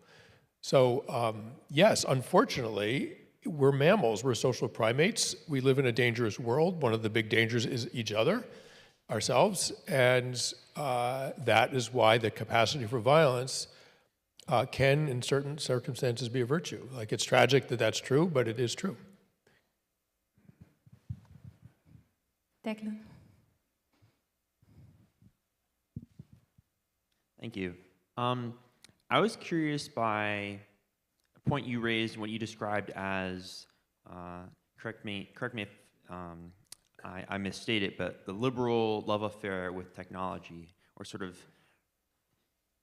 the idea of this infatuation with technology as being something political, that's politically divided. And I was interested because I'd never heard that articulated before, so I was wondering if you could expand on that point and explain more. Well, yeah, I mean, I don't think the liberal love of smartphone technology and social media is political in its nature. I just think that it's a kind of, 94% of Americans have a smartphone, right? I mean, it would be like me saying 94% of Americans smoke a pack a day, right? I mean, it really is an unhealthy and dangerous habit. And it's just on the left-hand side of the aisle, in my opinion, that the love of that device, the addictions that it entails, the mental health hazards, and real harm that it incurs, in my opinion, violate basic tenets of the sort of liberal ideals, right? And in a way that it doesn't quite with the right wing, and that's whatever. They have other ideals we could talk about if you want. But I'm on the left, right? And I'm like, wait a minute, you're for something that is an addiction that harms our children? Are you kidding? In your left wing? What are you talking about, right? And I remember during the Iraq War, which I opposed. In fact, I opposed it so much that I didn't cover it because I didn't think I could be objective about it. And I remember I was in a very, very enlightened, beautiful, liberal vacation town in Massachusetts on Cape Cod. And the beach parking lot was filled with SUVs, right? Which is a little annoying because the left wing is supposedly the party of environmentalism and save the planet, and they're all driving these huge behemoths that get 12 miles to the gallon. And half of them had bumper stickers that said "No blood for oil." I'm sorry, you're violating your own stated beliefs. Like, if you want to be a Republican and do that, I disagree with you, but at least you're being consistent. But not if you claim to be concerned about the planet and object to Iraq on the basis of oil. You can't drive that monster and have that sticker on the back. It's just embarrassing, right? And that's how I feel about cell phones. Yes, please. So sort of piggybacking off of that, you use the word liberal, and I'm interested to sort of understand a little bit more about how you understand what it means to be liberal when we use that term philosophically, when we use it politically. And then I share your skepticism of cell phones, and but how do you then square that with free speech and a real dedication to free speech? Yeah, thank you. I don't, I mean, forgive me, I don't see the connection. I mean, you have free speech with or without a cell phone. I mean, we had free speech before they're invented. I don't think cell phones amplify your constitutional right to free speech. It's just another medium for it. And if you don't have a smartphone, I mean, I have a flip phone and I have free speech. Like, if you don't have a smartphone, you're using your free speech in other platforms.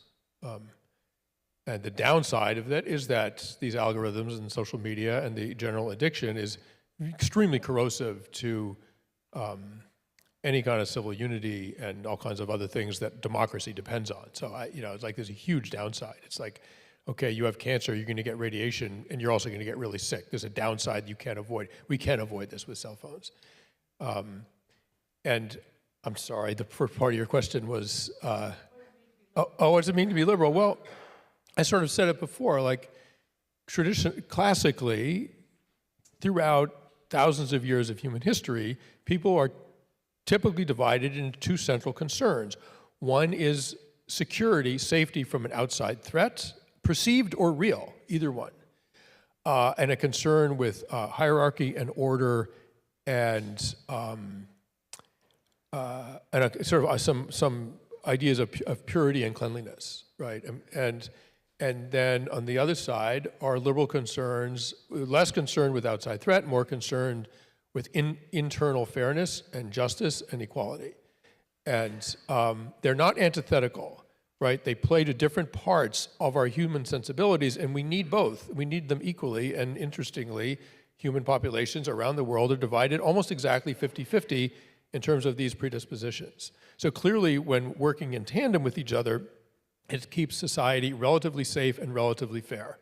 And if we had a society of just conservatives or just liberals, it would be a disaster, right? And disasters don't fare well in the kind of Darwinian competition of natural selection and survival. So we are where we are because it's the most adaptive distribution of those genes for our survival and welfare.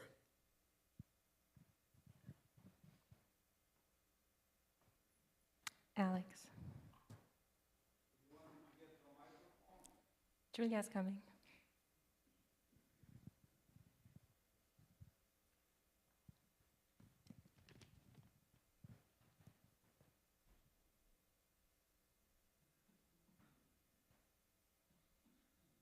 Should be on.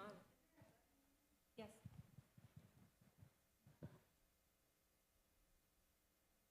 Switch on the clock. Who's mine? Alex? Or just shout. Yeah, speak loudly.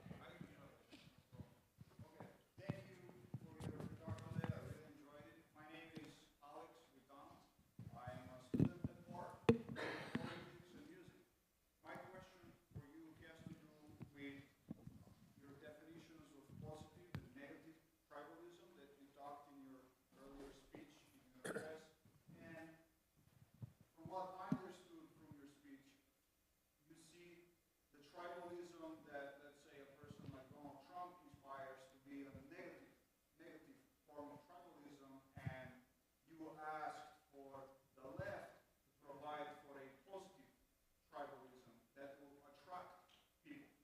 So my question for you is if you can clarify the difference between negative and positive tribalism, and what would positive tribalism and inspiring positive tribalism for left and the right look like? Thank you. Yeah, thank you for your question. So in times of war, say World War II, there's a sort of almost unavoidable appearance of what we would call negative tribalism, and it's really not negative in the sense that nations have to defend themselves, and we had a very strong sense of us versus them, particularly after the outrage and tragedy at Pearl Harbor. Likewise, naturally enough, after 9/11, like those people attacked us, we are going to defend ourselves. And it has a unifying effect on a nation or on a community. And that unifying effect feels good. It's the positive aspect of tribalism. Unity is always good, right? Unless you use that unity to oppress someone else. And one of the things that I find unpleasant and troubling is the kind of rhetoric that we hear occasionally in today's politics of, you know, we are the real Americans. We are the moral people. And both sides do it, by the way. Both the left and the right resort to this kind of rhetoric. I think the right wing does it more, but let's not pretend we're absent of sin on this side, right? This sort of idea, we are the real Americans, we are moral. Those people are not only wrong, but they don't even deserve to call themselves Americans. Like, shame on them, right? And that's the negative tribalism. Like, and it was George Orwell's definition of nationalism, right? It's sort of the unhealthy idea that the nation is beyond all moral judgment, beyond the ideas of right and wrong, and superior to everyone else. That is the negative, in my opinion, negative nationalism, and I think Donald Trump has resorted to it over and over and over again. I'm sorry, negative tribalism, and I think one of the reasons that the word is contentious is because people hear the word tribalism and they think, oh, it pits one person, you know, against another, and these ideas of inferiority and inadequacy, and it's totally toxic. It's not, right? But it can be used that way. I think in this instance, when you call other Americans, I mean, the largest unity that we're all part of is this great American experiment of democracy, an immigrant-filled nation, right, with all flaws and all, but we're sort of doing our best here, right, and we're not doing too badly. And the idea that there are other people in this country who are actually internal enemies, right, who don't deserve to vote, who don't deserve to be helped by the government if they're in need. Like, that kind of rhetoric, the othering of other people who are our fellow citizens, that's negative tribalism. And it will destroy, it will destroy a country if it's not addressed. Thank you. Just to add real quick, one of the stories that you're describing in the book was that during war, the suicide rates actually go down. And that's something that really stood out to me, that I, just did not know. And yeah, I mean, one of the things that happens in a country in crisis or community in crisis is that the gravitational pull of community, of needing each other, buffers people against mental health struggles, so mental illness. So during the Blitz in London, I don't think I have to explain what that is, 30,000 English civilians were killed over the course of 6 months by the German Air Force, and bombed in their homes and their cities. And the British government was prepared for mass psychiatric casualties. These aren't soldiers getting bombed, right? These are civilians, right? Men, women, children. Like, it's going to drive, it's going to, there'll be madness in the streets, right? Well, the opposite happened.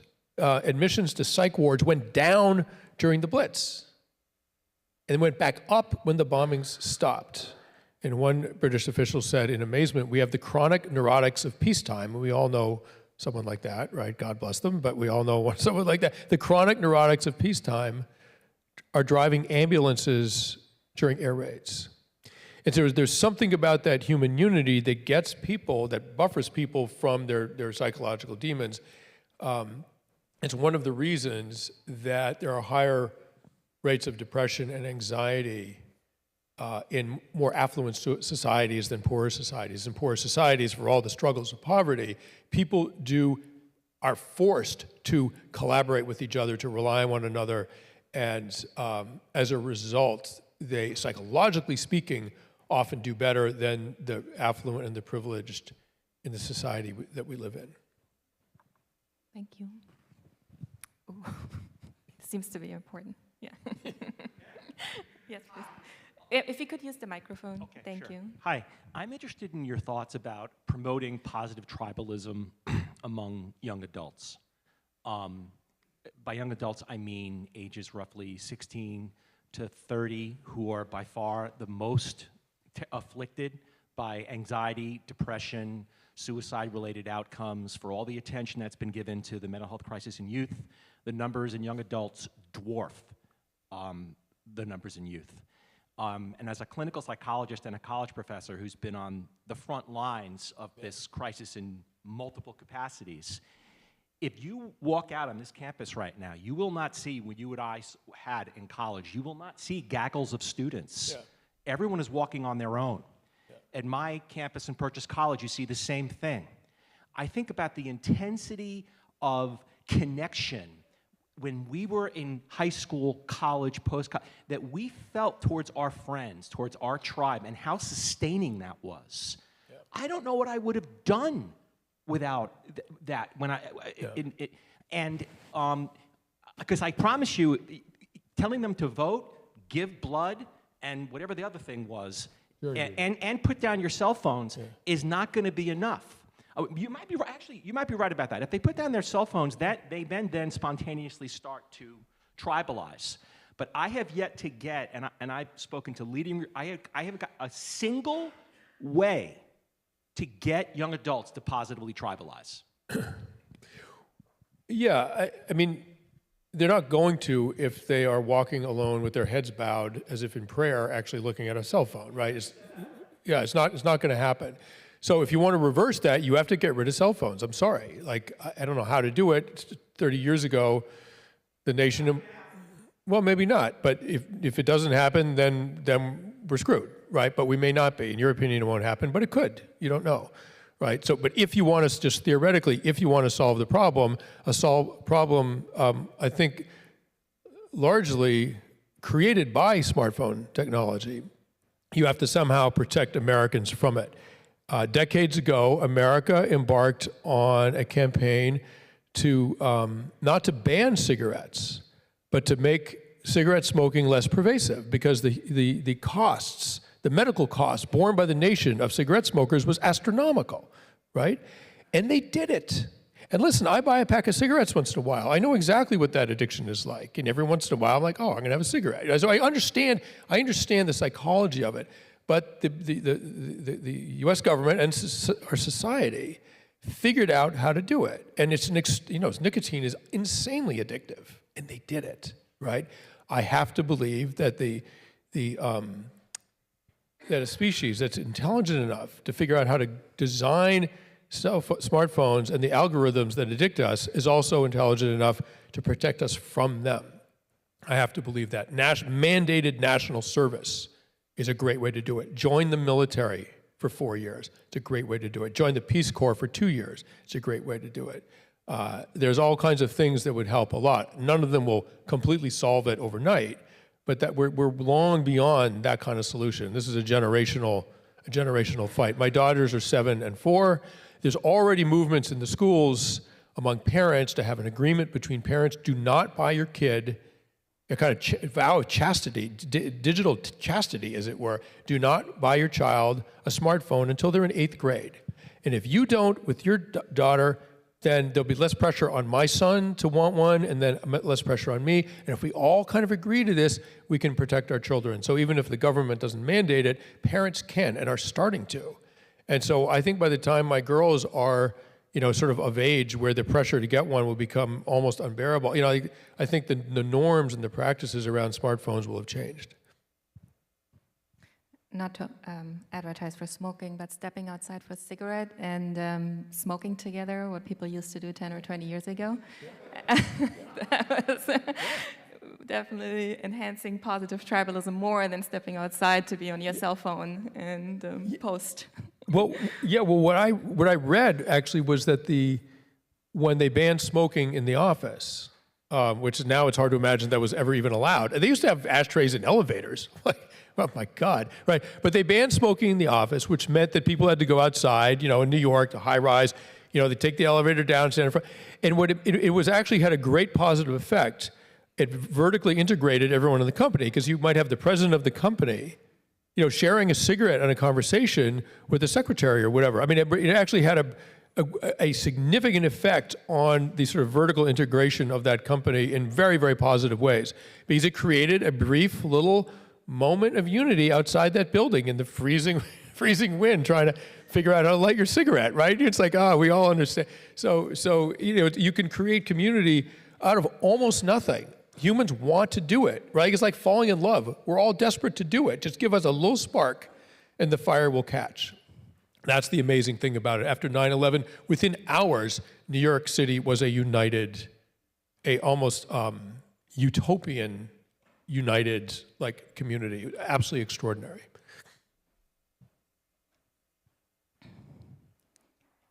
Yes, please. Hi. I said hi to you earlier. I guess I'm like a native plant or a native bug who wants to, has a strong affinity for somebody in their area. I'm from Cambridge, Massachusetts, but definitely from the working class, so even speaking here is a nightmare for me. I feel like a lot, especially with raging people on social media and on their cell phones, I think a lot has been lost in terms of just vulnerability and the fool within, like stupidity in a person, not always having an answer. And I wonder if you have any thoughts on that. I think I'm not sure I entirely understand your question, but let me just say, I think one of the problems with digital communication, there's something very, very compelling about the human face, the tone of voice, people's humanity in their expressions. We have mirror neurons that mirror what we're seeing in another person's face, and we experience that feeling ourselves. That's why often people cry when they see someone else crying, even though they're not personally sad about anything. These are mirror neurons, right? And they work to facilitate social communication and social bonds, because clearly, as social primates, our survival depends on that. And the problem with having getting into a fight with your girlfriend by text on your phone is that it allows you to be to exist in a kind of non-human way, right? I mean, you are not communicating your feelings, your humanness, and you're not perceiving the humanness of the other person. And so this sort of online communication, it feels human, but I think in some important ways it's actually not human. Like a whole part of human communication drops out when you don't have a living person in front of you to read what they're saying. Even, did they mean that seriously, or were they being sarcastic? Because either I'm going to laugh or take offense, depending on how they said it. And you can't tell in a text, right? And so, I mean, that to me is like, forgive me if I didn't answer your question, but that to me is sort of the danger and the tragedy of all this, is that increasingly people use this medium for communication about important things like politics, where you can't read the person's humanity. And when you're actually in a room with someone, it's much, much harder to spiral out of control into an implacable fight where you're never going to agree. It's so easy on a digital platform. It's so easy as to be almost unavoidable. And people that are having problems with, getting into arguments with their parents or a lover or a friend or whatever, I'm like, can you stop texting them? Like, if a problem comes up by text, say, hey, listen, important to talk about that, give me a call, right? Do not do it by text, because it's almost guaranteed to blow up in your face. It's designed for that. Yes, please. No, all the way in the back.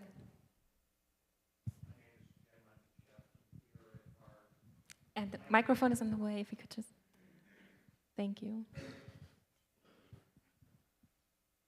My name is Jim. I'm a chaplain here at Bard.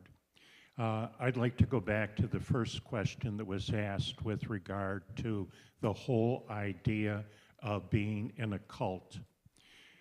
I've been on the planet for 76 years, and most of the years we had social discourse. People had one party or the other, but people who were in our Congress tended to work together for the common good. Unfortunately, in this last Congress, we have had a total breakdown of that kind of cooperation with one another. And I kind of look at social discourse as being very different from being in a cult. And one of the things I think that feeds our cults is the media. When I was growing up, we had 3 channels. They were all the same facts. You might like one person more than the other, but everybody, the news was pretty much the same. Last night, our vice president was in Fox News. I felt she was totally disrespected, never able to answer a question that was asked of her. There was an attempt to bulldoze her because of a political agenda on the part of the person who was the commentator for Fox News. I checked him out on Facebook this morning. There were really 3,000 comments about the event. Almost every single one of them believed that he was perfectly fine in what he was doing. I think we have a problem with cults. I think we have a problem with our media being so idealized that facts don't seem to matter anymore. Thank you. Yeah, I would agree. I would also say that the kind, when you say the media, it sort of implies everybody. I would say that there's particular outlets that do that kind of thing, right? And that's not strictly speaking journalism. It's propaganda. The left wing has their own propaganda at times. Even CNN, right? Yeah, CNN.com, I read it, and I'm like, it's like if you're a news host, you don't want to use sarcasm. When you're delivering the news in a dispassionate way, don't use sarcasm to communicate your opinion. Come on, you're a journalist, right? And so that has changed since cable news and the advent of cable news, and what was that, around 1990 or something like that? Sort of 24/7, it's this big horse race to see who can get ratings, and of course that spirals into some really extreme places. But that's not all media, and Fox is particularly egregious about it, and they've turned politics into a kind of gladiatorial sport. Like, let's throw them in the arena and watch the lions eat them. But the truth is, it's not working for them, right? I mean, by them, I mean MAGA, right? They lost the midterms in 2018. They lost 2020. And they've way underperformed in 2022, right? It should have been a red wave. It was a trickle, right? And so it's not working. And I don't think it's going to work this time around either. I may be wrong, but I think Harris is probably going to take it.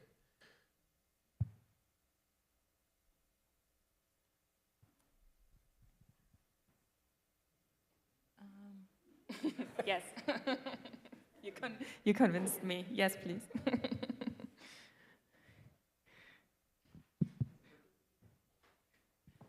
Yeah, hi. I wonder, I can't remember his name, but the young man who turned his father into the FBI, the January 6th guy, I'm forgetting their names. And now there's a play that's getting a lot of attention in New York about it. And I just wonder where you fit that circumstance into the matrix of tribalism, because he departed from his tribe, and I've heard him talk on the radio, and there's not a tribal feel about him. It was really hard for him to do what he did, but he felt he had to, but he doesn't sound like he's politically strident.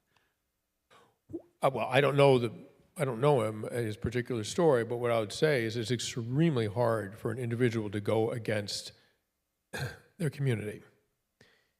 Because your survival depends on your community. I mean, humans die almost immediately alone in nature, right? We only survive in groups, and we survive in groups of people that we know really quite well.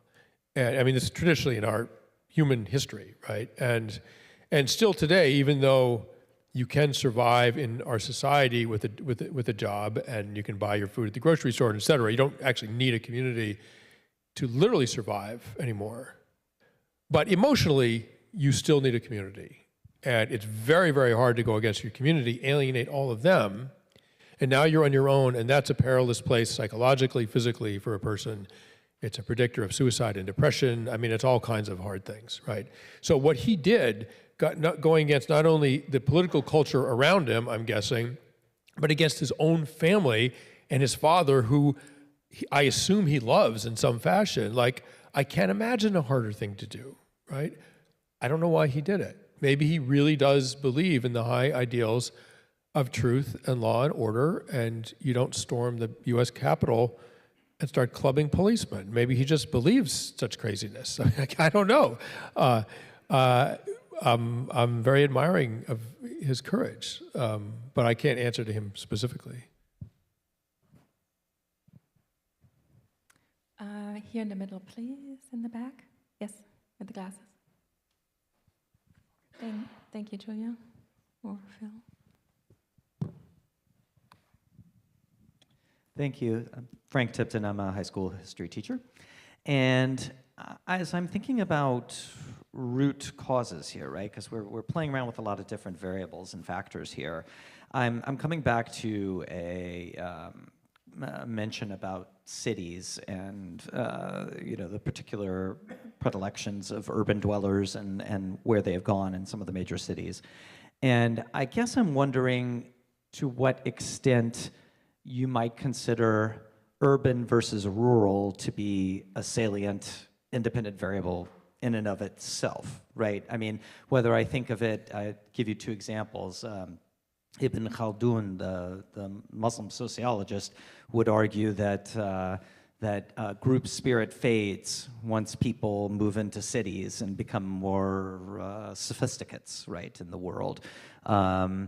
Certainly, I think anecdotally, we all know circumstances where people move to cities because they want the anonymity, right? They claim they seek the just being one in the crowd, that they're looking for the individualism that they can find in cities.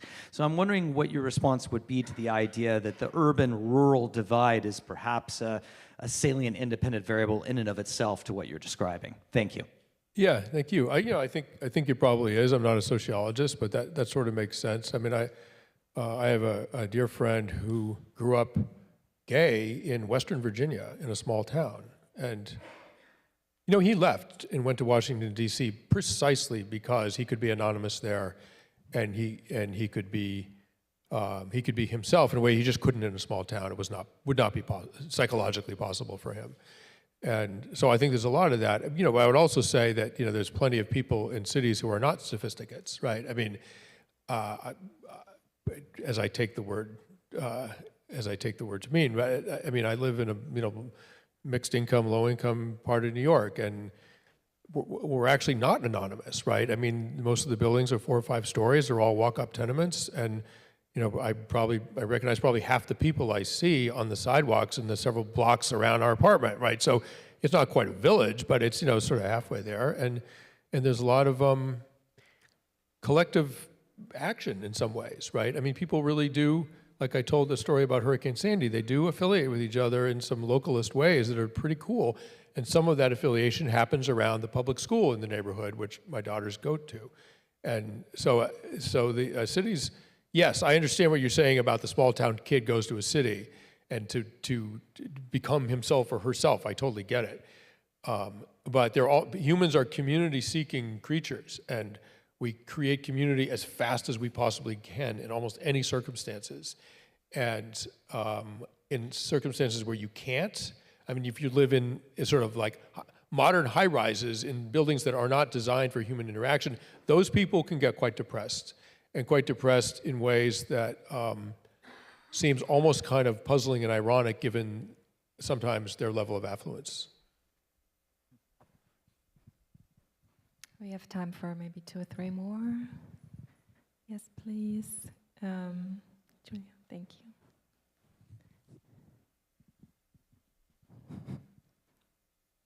you. Chat with both of you. Hi.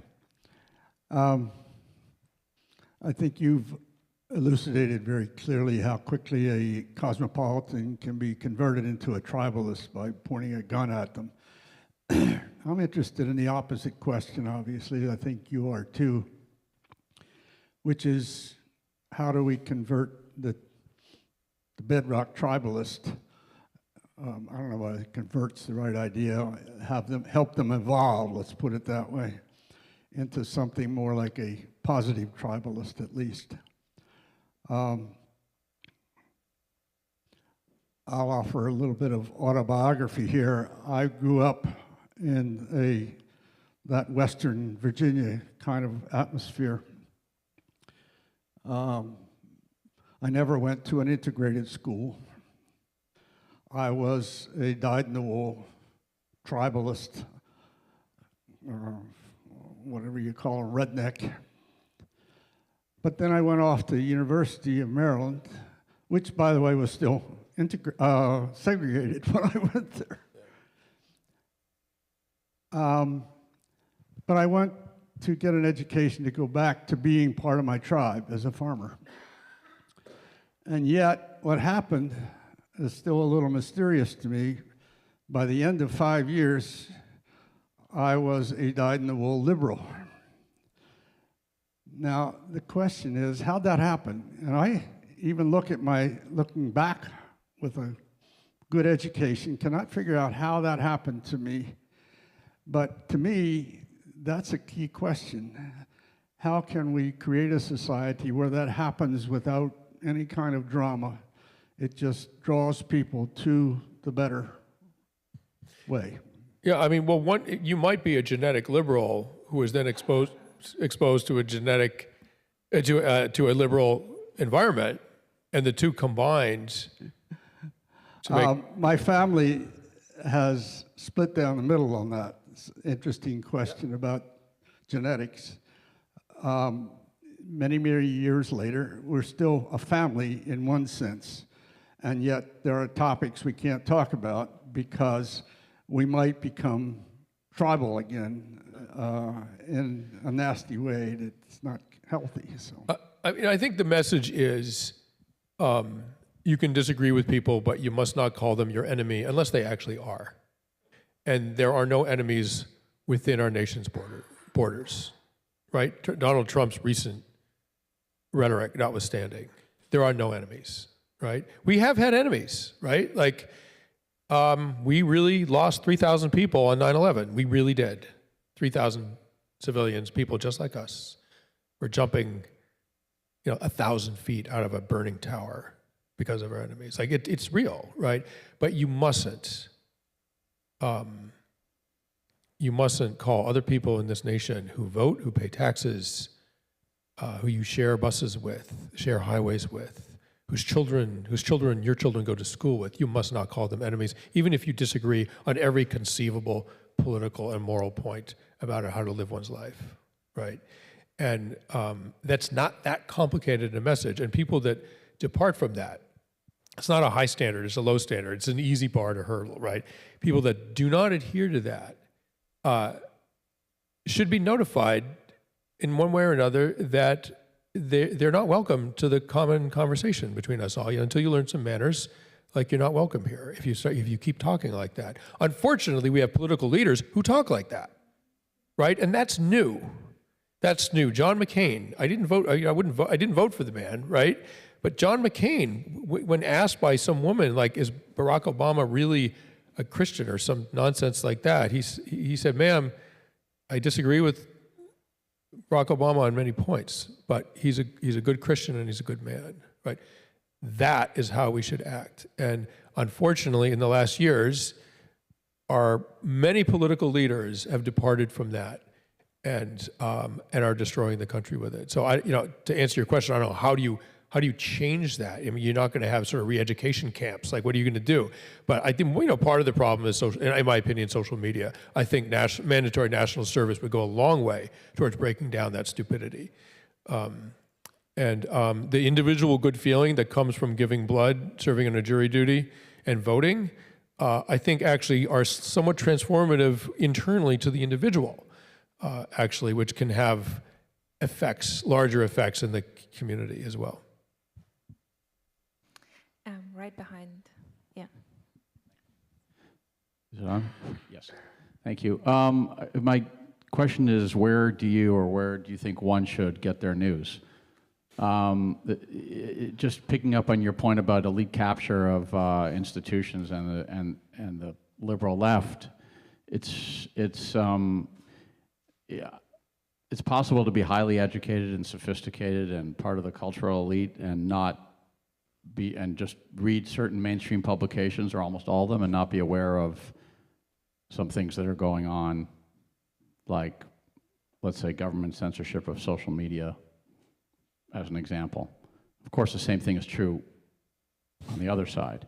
So how do you combat tribalism when the organs of information are tribal? I see you have a flip phone. I mean, I really am curious where you get your news.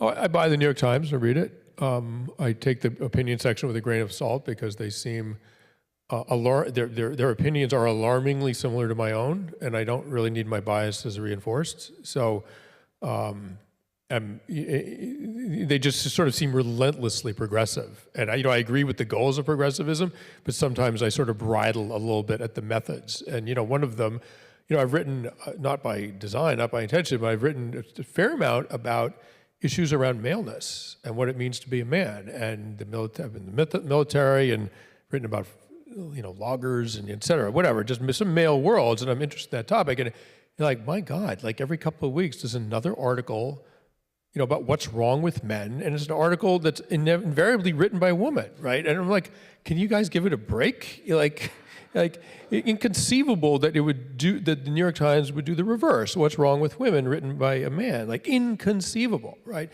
So when you digest your news, I read the New York Times, sometimes I read the National Review, sometimes the New Yorker, the Atlantic, mostly liberal, but I try to read with some cynicism about where are you coming from and what are you wanting me to believe here?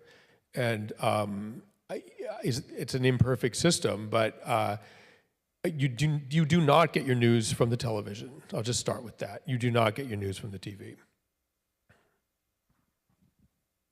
Last question. Yes, please. Yeah, that's Hannah, right? Yeah. Yeah, I feel like all morning everybody's been talking about, the polarization. Basically what we're all grappling with is the very intense polarization in the United States and worldwide, actually.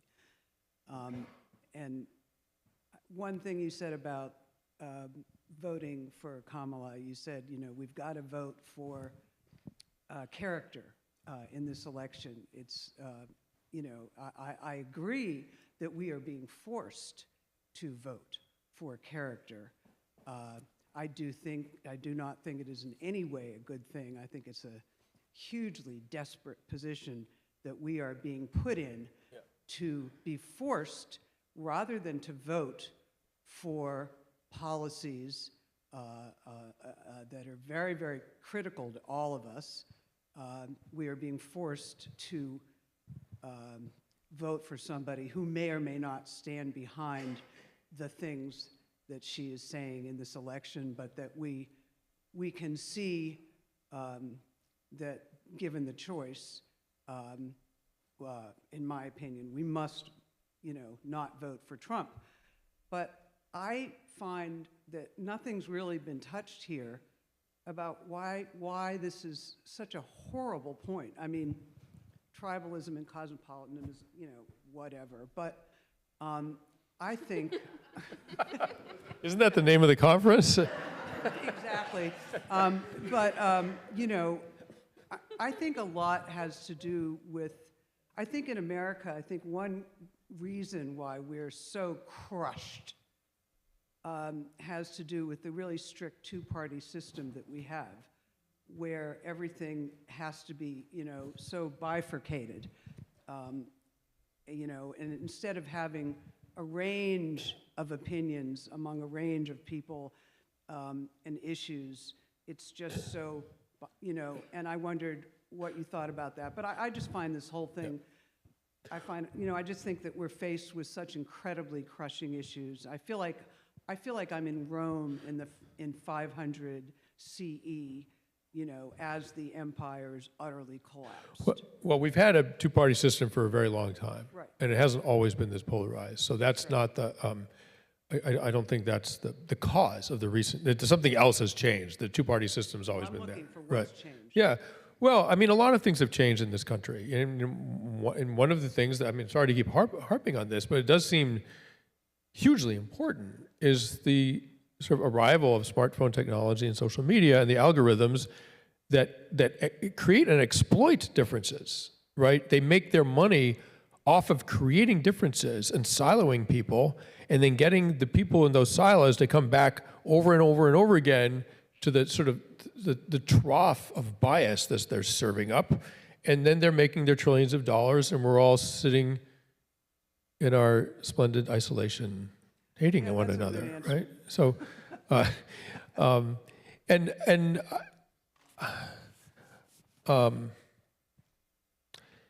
on some level, we've accepted this. On some level, we have decided to accept politicians who are corrupt. I mean, it's a corrupt system, right? I mean that you can be that you can be in Congress and then turn around and start taking money from corporations and serving as a lobbyist to that same, that kind of circularity. That we're accepting of that. I mean, even that unpleasantness with Hunter Biden. I mean, even if he didn't violate the law, what he was doing with his father's name in overseas, making millions of dollars, sort of riding on the reputation, unseemly. I'm sorry, unseemly, right? I don't want anything to do with that, even if he didn't violate the law. So we have accepted those things are now the norm. They don't need to be, right? That again, brothers and sisters, that's on us. Like we can say no. And I think people are actually starting to. I'm afraid we're out of time, but I can highly, highly, highly recommend reading Sebastian Jünger's book, Tribe, which is available outside on homecoming and belonging. Please join me in thanking Sebastian one more time for his time. Thank you, everybody. Thank you. Thank you. Thanks for coming to Bard. And I think we're back at 2:45, is that correct? Yes.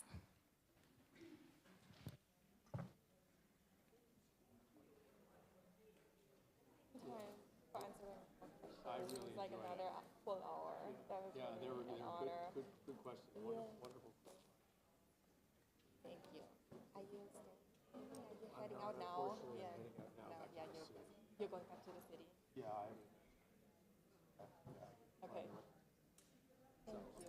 Otherwise, I'm sorry, I would love to talk to you more. Do you need anything before you head out? Like,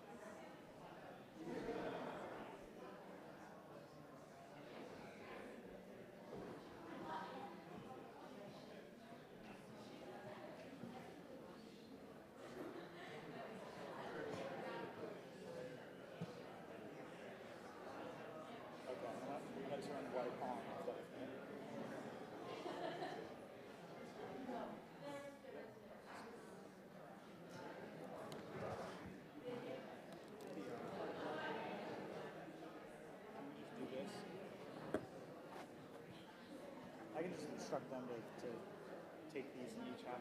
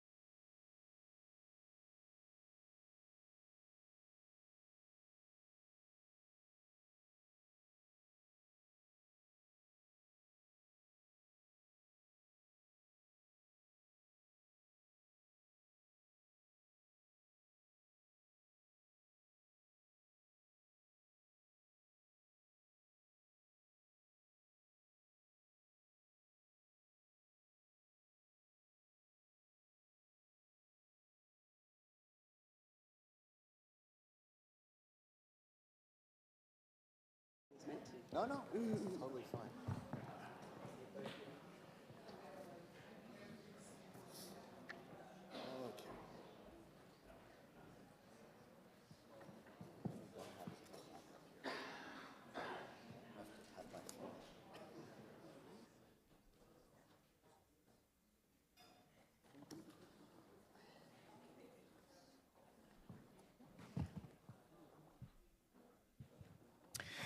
So welcome back to the first afternoon. I hope you all had a provocative and thoughtful morning and then lunch sessions.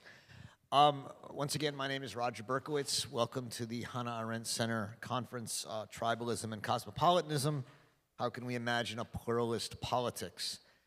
I'm not going to be on the stage every conference, I'm sorry, but it just worked out this way planning-wise, so I'm going to moderate this very interesting conversation between Aisha Kambi, who is a fashion stylist and writer based in London. Aisha has a decade of experience working with clients. You'll know these names that I won't know: Rod Stewart, Labyrinth, and Naomi Campbell. In the last 5 years, she turned her focus to observing cultural trends, and she's done that with quite aplomb. I had a fascinating conversation with her in Italy at an event this summer, and it went really well. So I'm thrilled that Aisha agreed to come and join us at Bard for this conference. Thomas Chatterton-Williams is my colleague here at Bard and at the Arendt Center, and he's the author of Losing My Cool and Self-Portrait in Black and White, two great books, memoirs of sorts, in which he has explored some of the questions we're going to ask on this panel. He's also a staff writer at The Atlantic magazine. There's more about them both in the program that you can learn from. This conversation is called "Are We a Tribe?" And even asking this question to these two speakers is maybe provocative.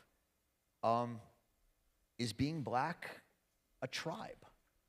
How do we think about that? And I mean, I think that in certain ways, if I ask that question, people could say, "How dare you?" But there we go. Aisha, what do you think? Yeah, it's an interesting question. I don't think I've ever specifically thought of my racial identity as you know, putting me in a tribe. But when I think about what a tribe means, at least in the common imagine and how we use that term today, at least when people use the term blackness, and there does seem to be some policing around what that means and how you're meant to show up and the ways in which you're meant to approach certain conversations, it does feel like there's quite a heavy tribal sense around that. And I would say to some degree, I think I am quite tribal in some ways with my racial identity, although I've never generally conceptualized it that way.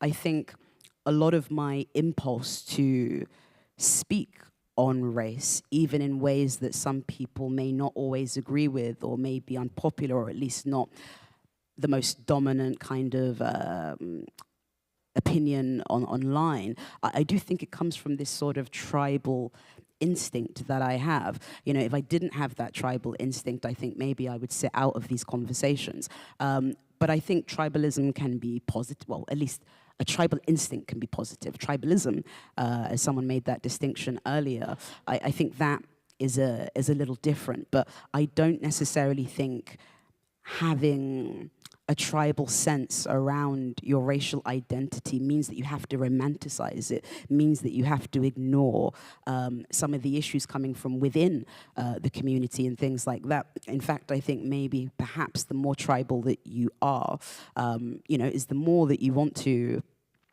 put forward ideas and narratives that you think are much more helpful, and the more willing you are, irrespective of the consequences, to say things that may rattle others because it's what you believe, and it's your loyalty and your solidarity to that community that makes that jump. So, okay.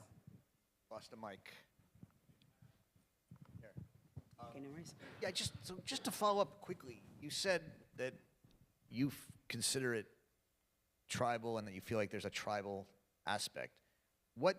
Can you give me an example? What do you mean by that? What does it mean for you to think that, I mean,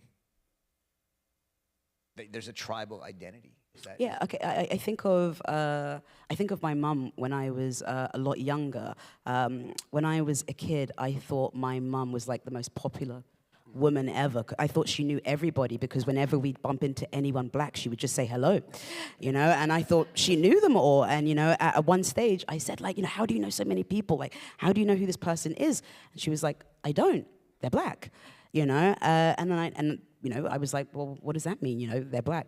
Why are you saying hello to these people that you don't know? She said, I may not know them, but I see them, you know, and she recognized, you know, or she imagined or assumed that because they shared this racial identity that there was some crossover, there was some story between them. Even having locks in the UK, I don't know if it's the same in America, maybe it would be in certain communities, but other people who have locks, they see me and they often acknowledge me because there's this sense that there's, you know, that I have my hair like this for a reason. And they feel some kind of kinship, solidarity with me on that we have a shared notion of blackness that's maybe rooted in some kind of Afrocentric ideal. So that's one form. But even, you know, when we were speaking in Italy, I think the conversation that we had was, we were in Italy at, I guess, what you can call a certain, you know, something similar to this. It was like an ideas, you know, mini festival, if you like, but it was private. And you had all these Bard students come along, and it was me and one other black girl. And I remember seeing her at lunch, and she was crying.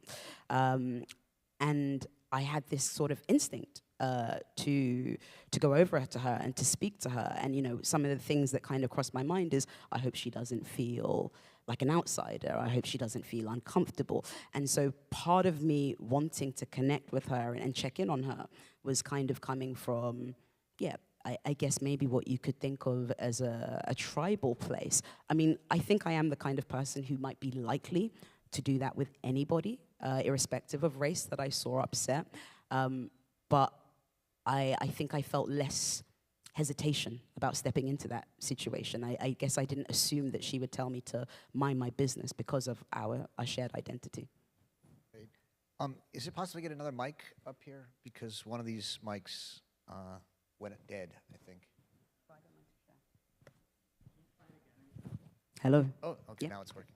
So let me actually turn this to Thomas for a second. Thomas, you've been, I mean, I'll let you state your positions, but to some degree, you're sort of known for taking, at least asking the question of to what extent one can or should retire from being black or And white. And white, and that race should be, that we should stop using the racial categories. You know, I'm wondering how you respond to some of what Aisha said and how you think about these questions. I mean, if you see a young person in a group you're in who's black, do you feel a kind of affinity? And is that something that one acts on? Or should we try and resist those kind of identifications? I very much grew up thinking that race was a kind of tribe. I wouldn't have that vocabulary, but that race was a kind of tribe to which I belonged, and that my fellow members and I were very much in an alliance that was opposed to this great mass of other people that were not in our tribe. I felt very aware throughout my adolescence, all through high school, that I was with my friends and we were black, and the white teachers and even my white neighbors and the Puerto Rican kids and the Asian kids, that they were not exactly us, and that there were manners that we had, and there were greetings, and there were theme songs, and there were ways of dress, there were costumes, you know, that we donned and that we recognized amongst ourselves, and it was very meaningful. And I arrived at Georgetown University feeling very much that I was a member of my tribe sent abroad somewhere, and that I was a representative, and that I wasn't interested in many of these people that I was meeting if I didn't immediately recognize them as signaling that they were from my tribe, and that we were, you know, recognizable to each other that way. And I spent most of my freshman year kind of living in my own kind of self-imposed, I guess, tribal ghetto in Georgetown. And then I read some philosophy, and I read some Dostoevsky, and I just had this chance encounter with a mind across centuries, across time, across geography, who articulated some of my innermost feelings to me, and contradictions and senses of how the world truly was. And it was like a complete, it just destroyed my ability to think of myself as a member of some us that was based on exactly the geographic locale that I was raised in, and that was exactly in my time. And once that rip happened, and it was a gradual process, and I began from that moment of reading Dostoevsky to then realize that my Jewish neighbor living next door to me in my dormitory, actually, he's really interesting to talk to, and he actually knew more about black music than I did, not necessarily the kind of hip hop that my friends and I were only listening to at that moment, but he knew quite a lot about jazz, which most of my black friends knew nothing about, actually, because we didn't even fully care about things that were outside of our immediate cultural here and now. And so once those processes started happening, it just led me down this trajectory where I could no longer believe in the validity of a kind of tribal identification. Somebody asked a question that touched on this earlier. What is that process when you enter school or whatever the cultivating institution is, when you enter one way and you think you're a tribalist and you think you're a local person, and you leave feeling that you meet people that are your people in many different contexts? But that's a long-winded answer. To your point, I mean, I found Aisha several years ago, or she found me. We found each other online, and I immediately felt extraordinarily connected to her mind. She's one of the smartest people I've ever interacted with in any forum. But there is something about her being black that culturally,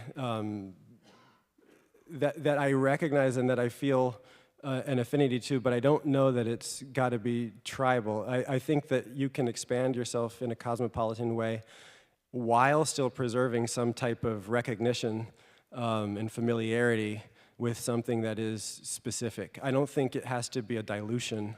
I feel very close to black culture, but I no longer think it's like the horizon that bounds my brief experience in this enormously rich world, if that makes sense. So in the last panel, Shai Levi and Khalid Farhani were talking about tradition. I'm wondering, you know, one of the things that was said is that traditions are no longer authoritative for us, right? We can pick and choose. You know, I can pick what kind of Jew I'm going to be, or not be a Jew, or things like that.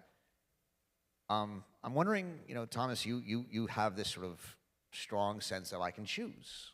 Are there traditions that choose you? Are there traditions that are not choosable? Or is it all in your mind something like you compose your life and the traditions that you're in, and it's really up to you? I think that it's really the case that your identity is a negotiation between how you create yourself and define yourself and how other people and institutions interact with you. And you can't just set the terms completely in a vacuum. But I do think that with that said, you have quite a lot of agency and ability to reject other people's.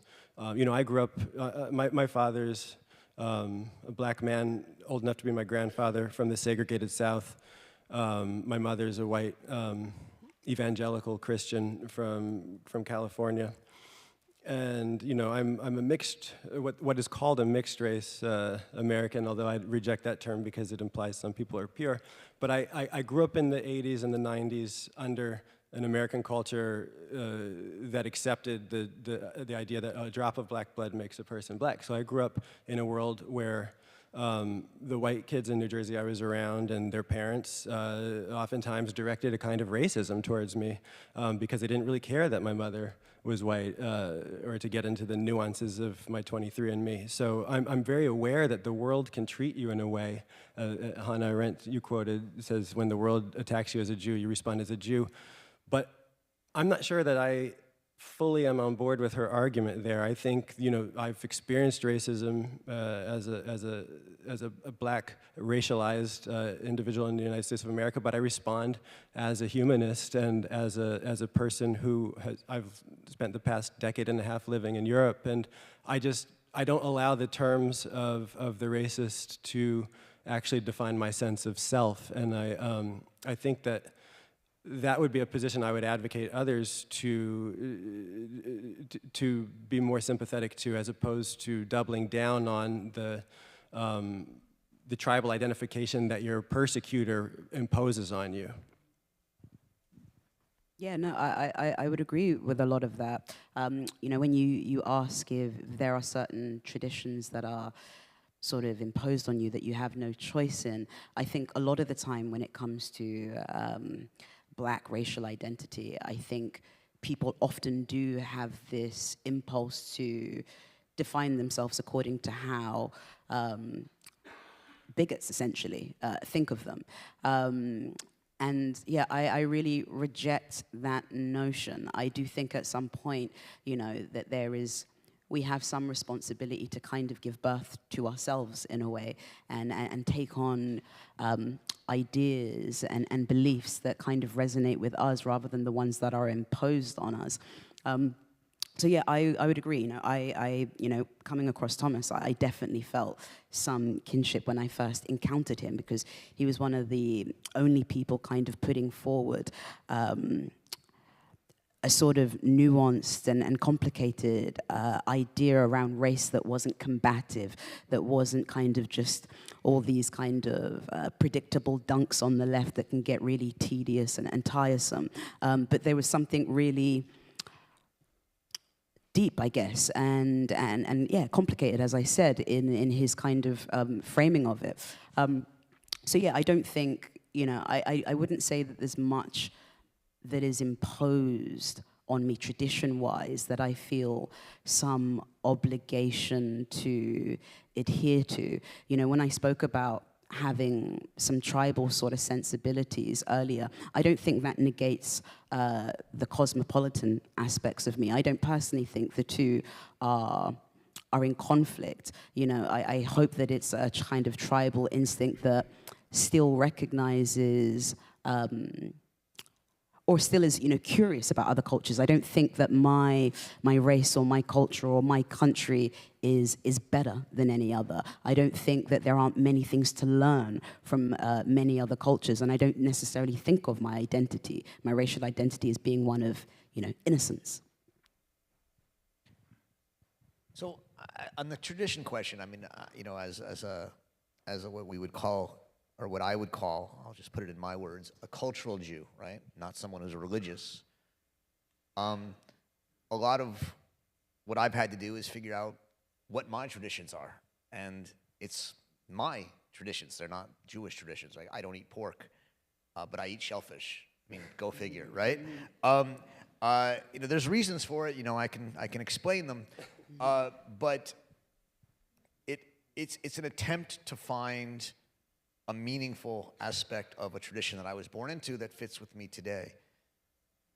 I have an impression that you guys have a different approach to this. I mean, that the two of you just have different approaches in the sense that I take it, I'll ask, but you want to create a life in which you're trying to figure out what traditions as a black woman you're interested in.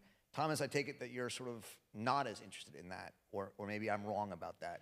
But I'm wondering to what extent you guys, is that how do you want to compose and make a life in that way according to traditions that you build as living as a black woman or a black man?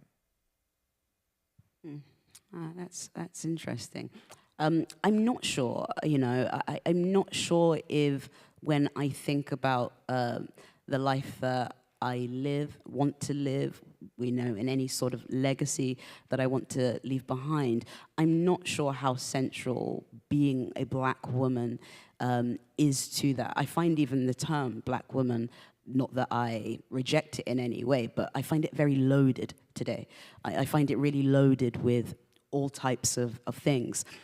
Tradition-wise, to go back to that,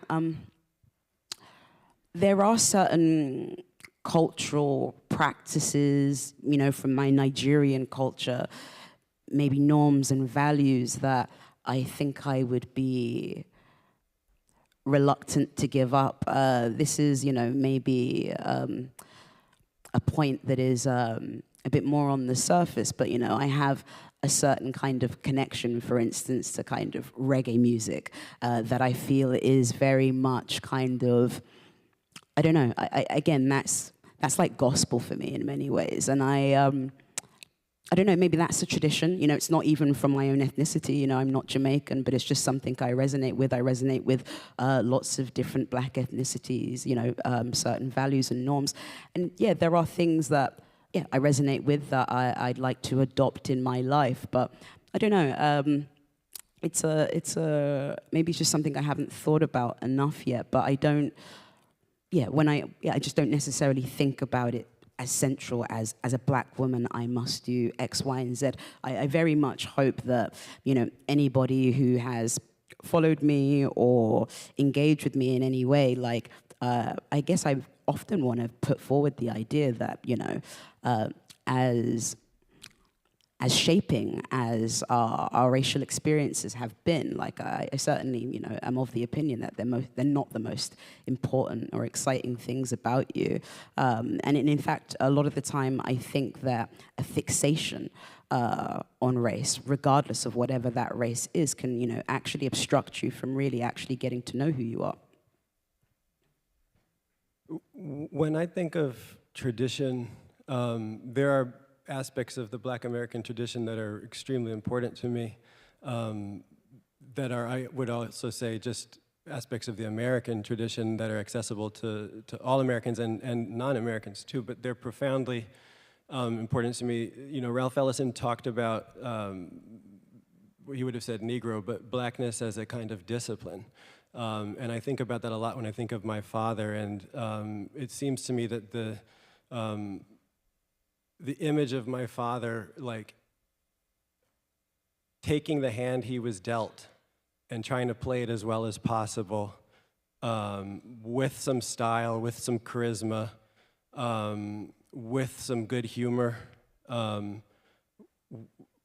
that is fundamentally, quintessentially a Black American experience, but it's also a human experience. Albert Murray writes about that being Hemingway's image of the matador facing the bull, and it's the human condition. It's the jazz man improvising on stage, making order out of chaos and facing, the thing that we're all facing, which is, imminent death. And I think that there's been a black tradition that really has contributed something to the human condition with this discipline, this way of facing life's hardship and its joys. But I'm a contemporary American from the East Coast of the United States. I feel really a part of the secular Jewish tradition too. That has shaped me enormously. And as an East Coast American, white Anglo-Saxon Protestant traditions are very much a part of my fundamental character and personality. These are things that I don't think can be teased out on the basis of the epidermis or distant generations of ancestry in some other land. The place that shaped me, it mingles the traditions of the Jew, the Puerto Rican, the white Anglo-Saxon Protestant, and the African American, the Black American, which is himself a person that contains oftentimes all of those ethnicities and backgrounds within him. So there's a way of being rooted in tradition, but also recognizing that we all have access to many traditions and participate in many traditions, even though your claim to Jewishness might be more obvious than mine. I think that I also consider myself in that way, to be a secular Jew in some ways. Yeah, and maybe, thinking about what you said there, maybe that is the way, in response to that question that came up earlier in, how this, I think, it was a gentleman sat on that side, and he was saying that he got to college and then suddenly found himself, being a lot more cosmopolitan-minded and even a liberal. And I think it is, you sort of, I don't know if I would use the word transcend, but at least, your conceptualization of your identity very much expands once you realize truly how much of other cultures you're actually influenced by and how much other cultures have played into shaping who you are today. And you recognize that it's not always the group, or the race that you grew up in, or the people that are around you. It's so many different things from film and TV and music and the people that are in your neighborhood. All of those people, to some degree, just as much as my blackness, let's say, have a part in Aisha today. I mean, when we saw each other a few weeks ago in London, and whenever I'm in the UK, I mean, I feel as an American that there are many aspects of British tradition that feel to me as though those are my traditions too. And I feel this in many places, and I think there are some aspects of personality that are relevant here. I think some people are much more. Everywhere I visit on vacation, I see myself moving there. And, there are some people that are like that, and they're like, I get that. And other people are like, no, I want to go home. I only want to be home. But that's just something that you're not even in control of, I feel like. That's the joke in my family. Wherever we are, I want to buy a house there. Last question I'll ask, and then we'll open it up, is turn it around. Are there traditions? I think one of the challenges of this conference, in my view, right, and it's something that has already come up, is how do we make cosmopolitan not a shallow thing, right? How do we deepen it? And one question is, what's the flag of cosmopolitanism? What's the tradition? What are the rituals of being a cosmopolitan? Both of you live in major European metropoles, and I think I'll ask, do you identify as a cosmopolitan? And what are rituals or traditions of cosmopolitanism that connect you to a history, to a group, to a people that are meaningful for you as a cosmopolitan, if you are one? Yeah, again, it probably wouldn't have been the language that I would have used until today, because, once you invited me to this and I started thinking about it a lot more. But yeah, I would say that I'm a cosmopolitan.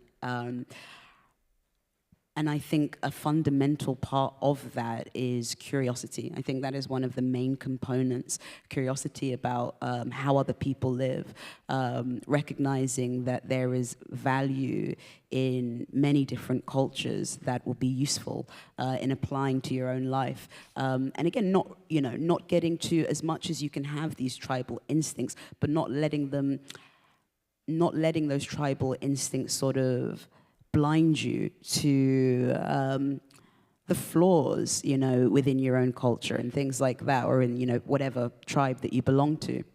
So I think curiosity is a major part of it, an openness, you know, travel, even if that's locally, you know, that doesn't have to be, you know, international, but, you know, just going to different parts of England, you know, can be really eye-opening. So yeah, those are the ones that come to mind. Maybe when Thomas speaks, you know, it'll spark some more. I really agree with what you're saying. I think the way that cosmopolitanism is not superficial is its capacity for self-critique, for not just looking around and saying, it's so crazy because it's actually like the people that look just like me and worship just like me and speak the language I speak, they're right about everything. It's like, that's actually quite a shallow way of approaching the world. Like, it just so happens that everybody who believes the thing I believe happens to have found the truth. This capacity for self-critique and for recognizing value all over the place, and accepting truth wherever it's found, I think is quite profound and deep. I also think, you know, the word cosmopolitanism gets a bad rap for a variety of reasons, but oftentimes it is perceived as being having to do with money or being elitist, whereas, you know, salt of the earth, hardworking, backbone of America type of people, or in the UK there's a similar type of British person, that those people are somehow, you know, they're not elite and they're more pure, and therefore less superficial. But I think actually you can be extraordinarily cosmopolitan just by opening books. And my father, you know, he traveled in his youth and in his middle age, but at some point he just stopped traveling and didn't want to ever get on a plane again. He's one of the most cosmopolitan people I know, though, and it's because he lives surrounded by books, and he continuously engages other minds, other times, other places. And for me, it doesn't require even really $1. It really just requires that curiosity that Aisha is talking about. And so that's what I think really makes it not be a trivial kind of international monoculture. Give me my flat white or my cappuccino in any city with the same soundtrack playing. It's actually something much more profound than that. And I was just thinking that it's kind of ironic that the person I said that made me kind of feel cosmopolitan was Dostoevsky, because he was exactly the opposite of that. He lived briefly in Germany and came home and thought the Russian was the true soul, and that everything else was you know,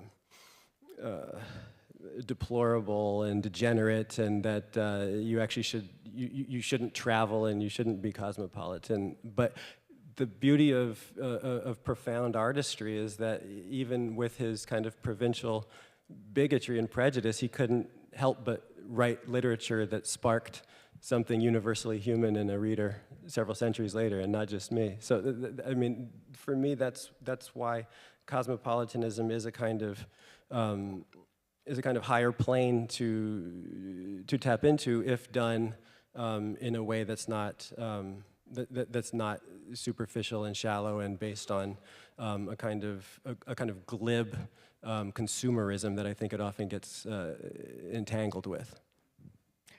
I love what you guys said about traveling and books, and it reminds me that the person who really gives us, I mean, cosmopolitanism as a word goes back to the Stoics, to Diogenes. But the person who really, I think, made cosmopolitan the word for us is Immanuel Kant, who wrote the history of the world with a cosmopolitan intent, and who's famous for never having left his hometown of Königsberg. And Arendt, in her reading of Kant, argues that for Kant, thinking is to let your mind go wandering. And to think is to think from the perspective of others, and to judge, you need to put yourself into the public, not actually in the public, but to think how you would be encountering people of all different viewpoints and perspectives in public, and listen to those arguments that you make in their voice for you in your head. And that, in many ways, may be a model of cosmopolitanism, letting your mind go wandering. we could go on, but I want to give you guys a chance to wander into the conversation. Are there questions or thoughts? Yes, all the way in the back there at the top.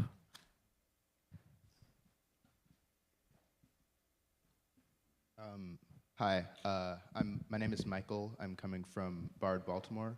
And I wanted to ask you if you believe that exploring cosmopolitanism is a wholly individual experience to like pick and choose, to like go around these different cultures and explore them and to find your own sort of personal tradition and individual beliefs, or do you believe that there is a way in which it can be done as a sort of collective endeavor in sort of like, if you believe like that can be done through like the education system of like introducing different cultures to like schools, or, you know, introducing different languages or foods or dishes or cultural experiences, holidays, all sorts of things, exchange programs to like schools or other areas, or do you believe that is a wholly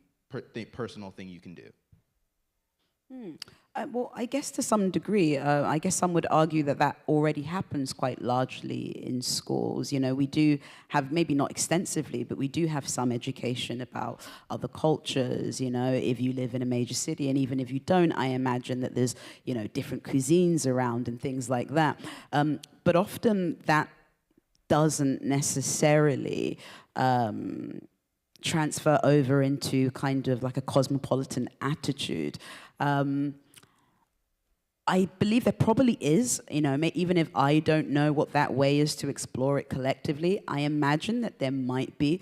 But like with most things, you know, I think, you know, a lot of things that are maybe deeply long-lasting and transformative, I think often is a personal exploration, especially because curiosity, again, it's very hard to kind of,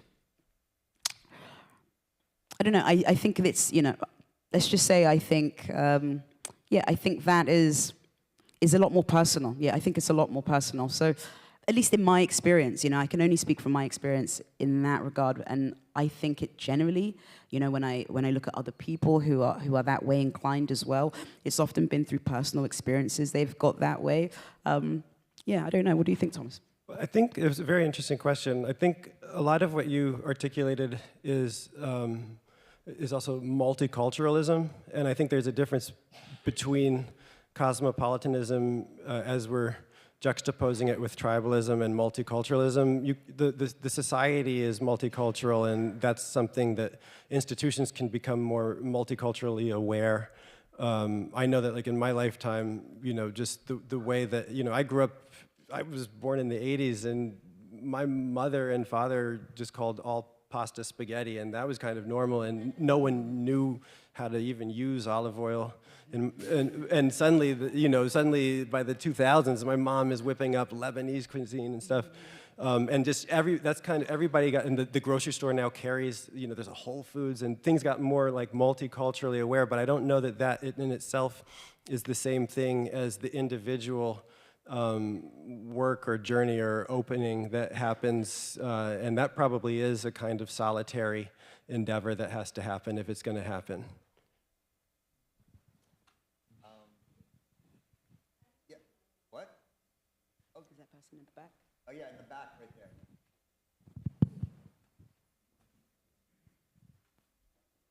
Hello. Thank you guys for speaking about your racial eliminativism. I'm curious about, you know, the talk seems very individualistic. A lot of the things I hear, it feels like very self-work, travel. Not everyone can afford this sort of life. When we're thinking about race in a world in which there are racial ideologies and structures, laws, and things are supporting these ideologies, how do you suggest we engage with that when we're speaking about things from a very personal, individualistic kind of way? Well, I quite explicitly said that it's not just about, you know, consumerism and spending money on travel, but the kind of journey you can make through books and through learning, which costs really the price of a library card. I really meant that. That wasn't just like a comment in passing. I really think that that's actually more important sometimes than splurging on a plane ticket. But yeah, I do think that there's a kind of individualism here, and race eliminationism is a term I hadn't heard before, but I would probably call myself something close to a race abolitionist. I think that, you know, these kinds of structures that you're referring to were put in place by very harmful fictions that both create and feed off of the kind of abstract color categories that we slot ourselves and each other into. So, you know, you're not going to fix society by making individual choices, but you only have one life, and you have to live your life on your own terms.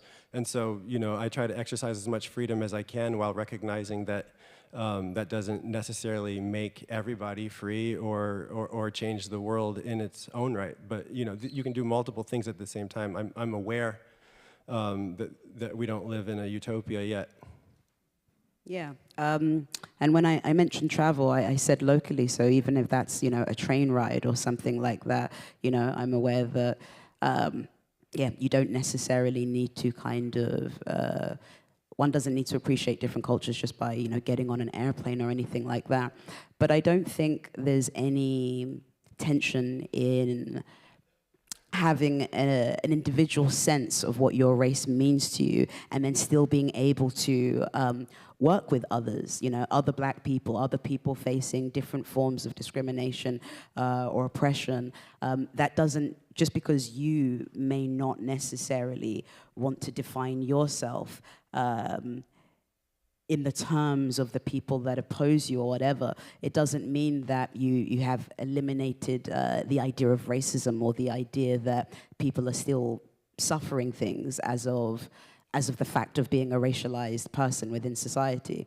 Yeah, I don't see the two as in conflict, personally. There's two people right in the middle here, right next to each other. Maybe they can both ask a question.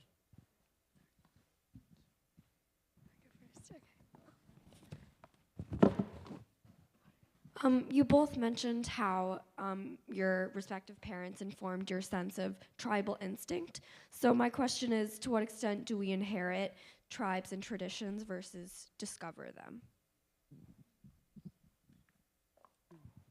I think we, and for better or worse, we inherit so much of our worldview. It's very difficult to undo the kind of shortcuts that you inherit from your parents and your community and your collective and your tribe. I mean, in fact, I don't think that every generation, every human being can create themselves from the ground up. That requires too much, and much of what we inherit, you know, is really worth holding on to, actually. There's so much tradition that actually shouldn't necessarily be completely reconstructed or thrown out. But I do think that we do inherit biases that oftentimes would benefit from some scrutiny, and we might scrutinize them and then decide that they're worth holding on to. But, you know, I was raised, for example, you mentioned our parents. I was raised by a very cosmopolitan black father who suffered very much under American racism. On the one hand, he told me that race is not real, but he also told me that I was going to be a black boy in America no matter what, because I had no choice in the matter. And so he did pass on to me a kind of racialized tribal way of thinking, even against his will, but one that I still felt I was liberated from by subjecting it to scrutiny as I updated my black experience based on the fact that I grew up in a very different time period than he did, and that I had some options that he didn't. And so I found that some ways of thinking were no longer necessarily the most valuable to me. I didn't find the logic of the plantation that dictated to me that you know, you must define yourself in the racist terms that the slave owners would have defined you in. I didn't find that was any longer as valuable for me as maybe it was necessarily valuable to him in the past. So I think that we can always negotiate with some of the tribal inheritances that were bequeathed. Yeah, I didn't think that, until Thomas started speaking, I didn't think that I had inherited much of maybe my tribal instincts from my parents. But one thing that I do think about is whenever I'm listening to podcasts of maybe British people speaking to Americans, often when they refer to Britain, they'll often say, my country. And I realize whenever I hear that, when people say my country, or let's say England is playing a football game, and they might say we won or we lost or something like that. And I often notice I don't always feel, or that language isn't my own. Like I often wouldn't say, I wouldn't refer to Britain, although it's the only country I've ever lived in, as my country. I'd probably just say, you know, back in Britain. And yeah, I never use quite inclusive language. I don't use the we very often, let's say. And that might actually come from my upbringing and, you know, my mum telling me over and over again, although I was born in Britain and that's where she wanted me to be, you're not British, you're Nigerian. You know, because she felt that, you know, British had its own set of values and customs that were maybe incompatible with the way that she was trying to raise me. And so maybe, yeah, there's some residual aspect of that lingers on in the way that I don't conceptualize myself. Well, I do think of myself as British, but I'm not necessarily so comfortable with that language, or at least it doesn't come naturally to me. So yeah, I do think we inherit a big part of, you know, our family's sort of tribal instincts. But as Thomas said, yeah, I think we're free to kind of wrestle with that and see what makes sense, and if anything is just kind of tradition for tradition's sake, but isn't necessarily very well thought out. In an earlier session today, we talked a little bit about the extreme right wing in America, and you brought up the point of curiosity. I guess my question to that would be, how do we make people more curious? How do we make people kind of want to be open-minded if they're so kind of caught up in this tribe?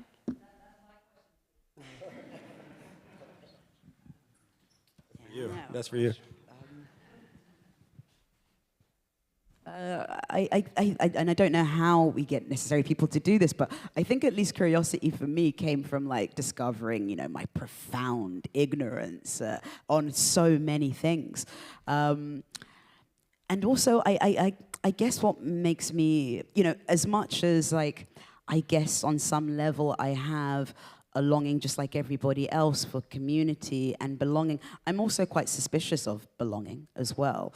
And I also think that there is something in belonging a lot of the time that can, again, blind you, shield you, or make you unwilling to address a lot of things internally that need to be sort of challenged.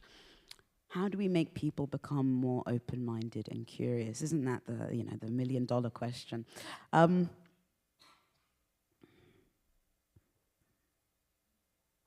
Yeah, I don't know. I think it maybe takes being honest about, you know, everything that you don't know, your own ignorance. I think that's a big one. And recognizing that acknowledging your own ignorance doesn't make you stupid. It makes you honest.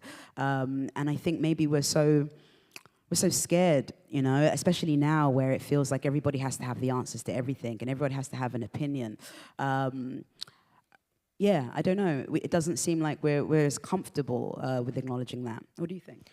I'm not sure that you can make somebody be more curious. Now that I'm a parent, I just see so much. I don't mean to actually be fatalist this way. I believe that effort is always justified, but so much is so intrinsic. People are really born with their personalities, and I just think some people will not be curious. You might be able to expose people. I think it's always worthwhile to engage. I don't think people should be dismissed, especially if people are respectful.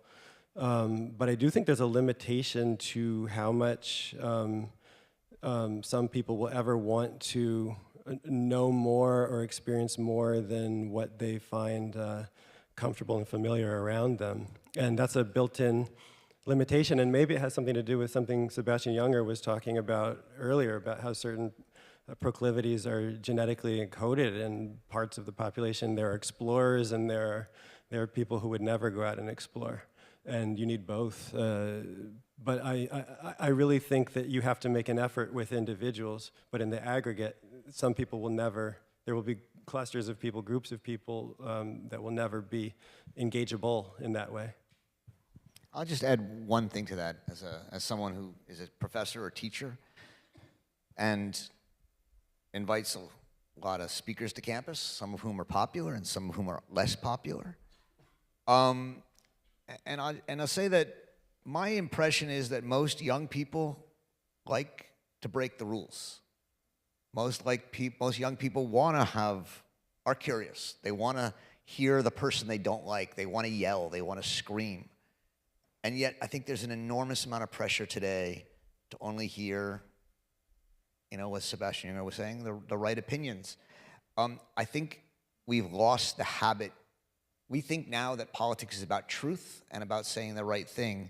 We've lost the habit of actually understanding that politics is about plurality and opinions and differences, and that there's something fun about yelling and screaming at each other and then hugging and going and doing it again next week. And I think that can be taught. I think it's a muscle. And part of what I think we try and do at a liberal arts college is exercise that muscle when we're doing well. In the back there, Mander, in that green vest.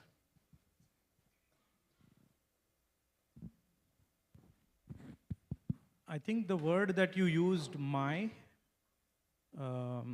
that becomes the place where we take responsibility for whatever belongs to me. My house, my kids, my country. So if we can ask ourselves every day, what belongs to me? Who belongs to me? And as that circle widens, you will see that you will be easily able to transport yourself from a quote-unquote cosmopolitan life to being part of every tribe as well.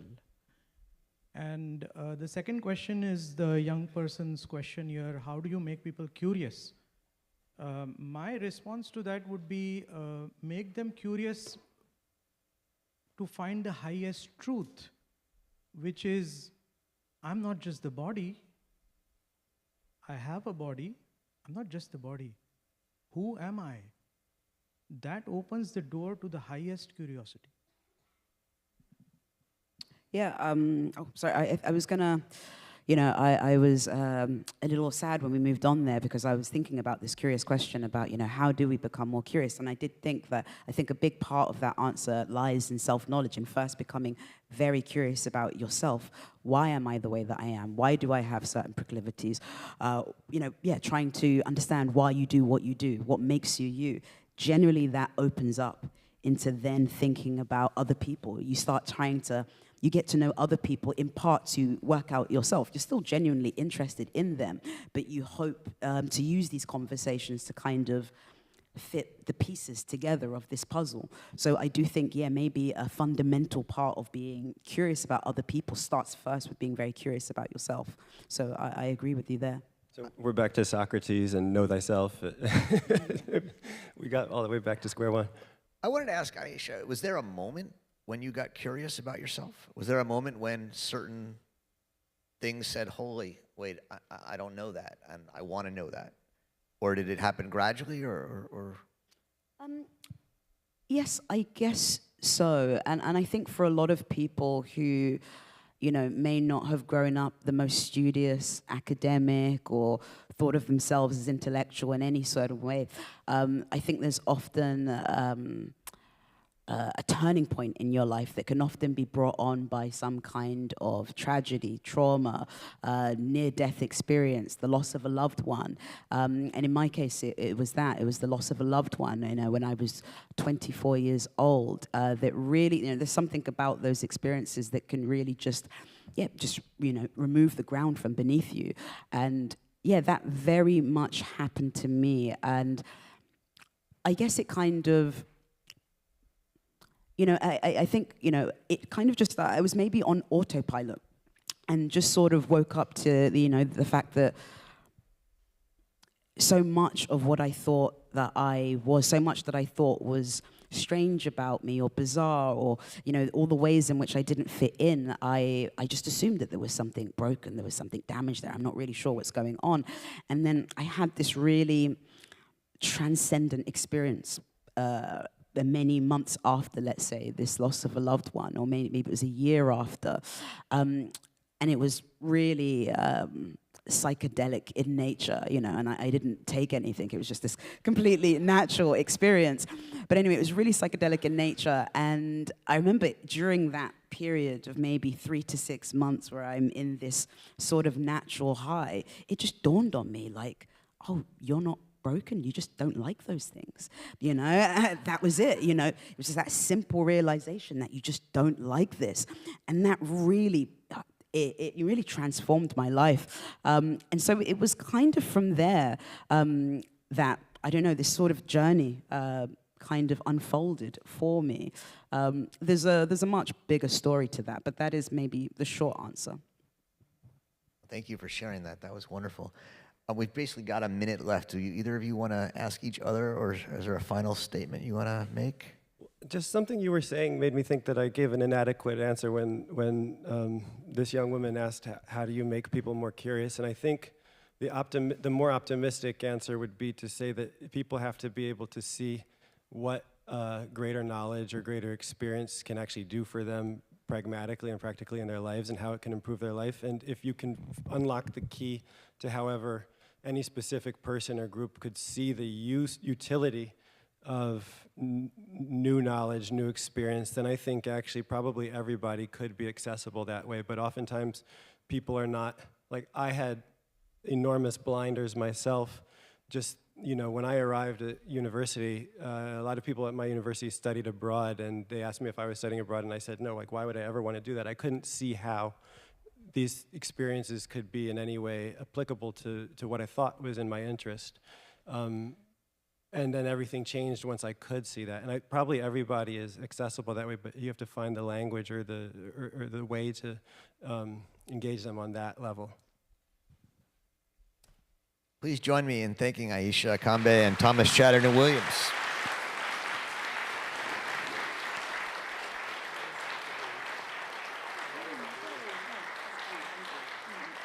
So let me now invite up Niobe Way and Seth Halverson, who will be moderating the talk instead of Jacob Berta. Niobe and Seth.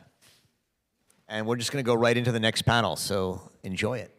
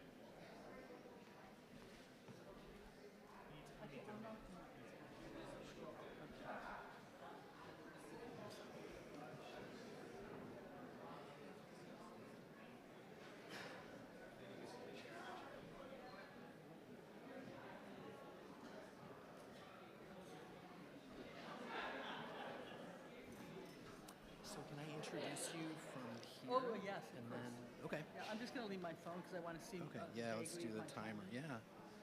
Actually, you know, no.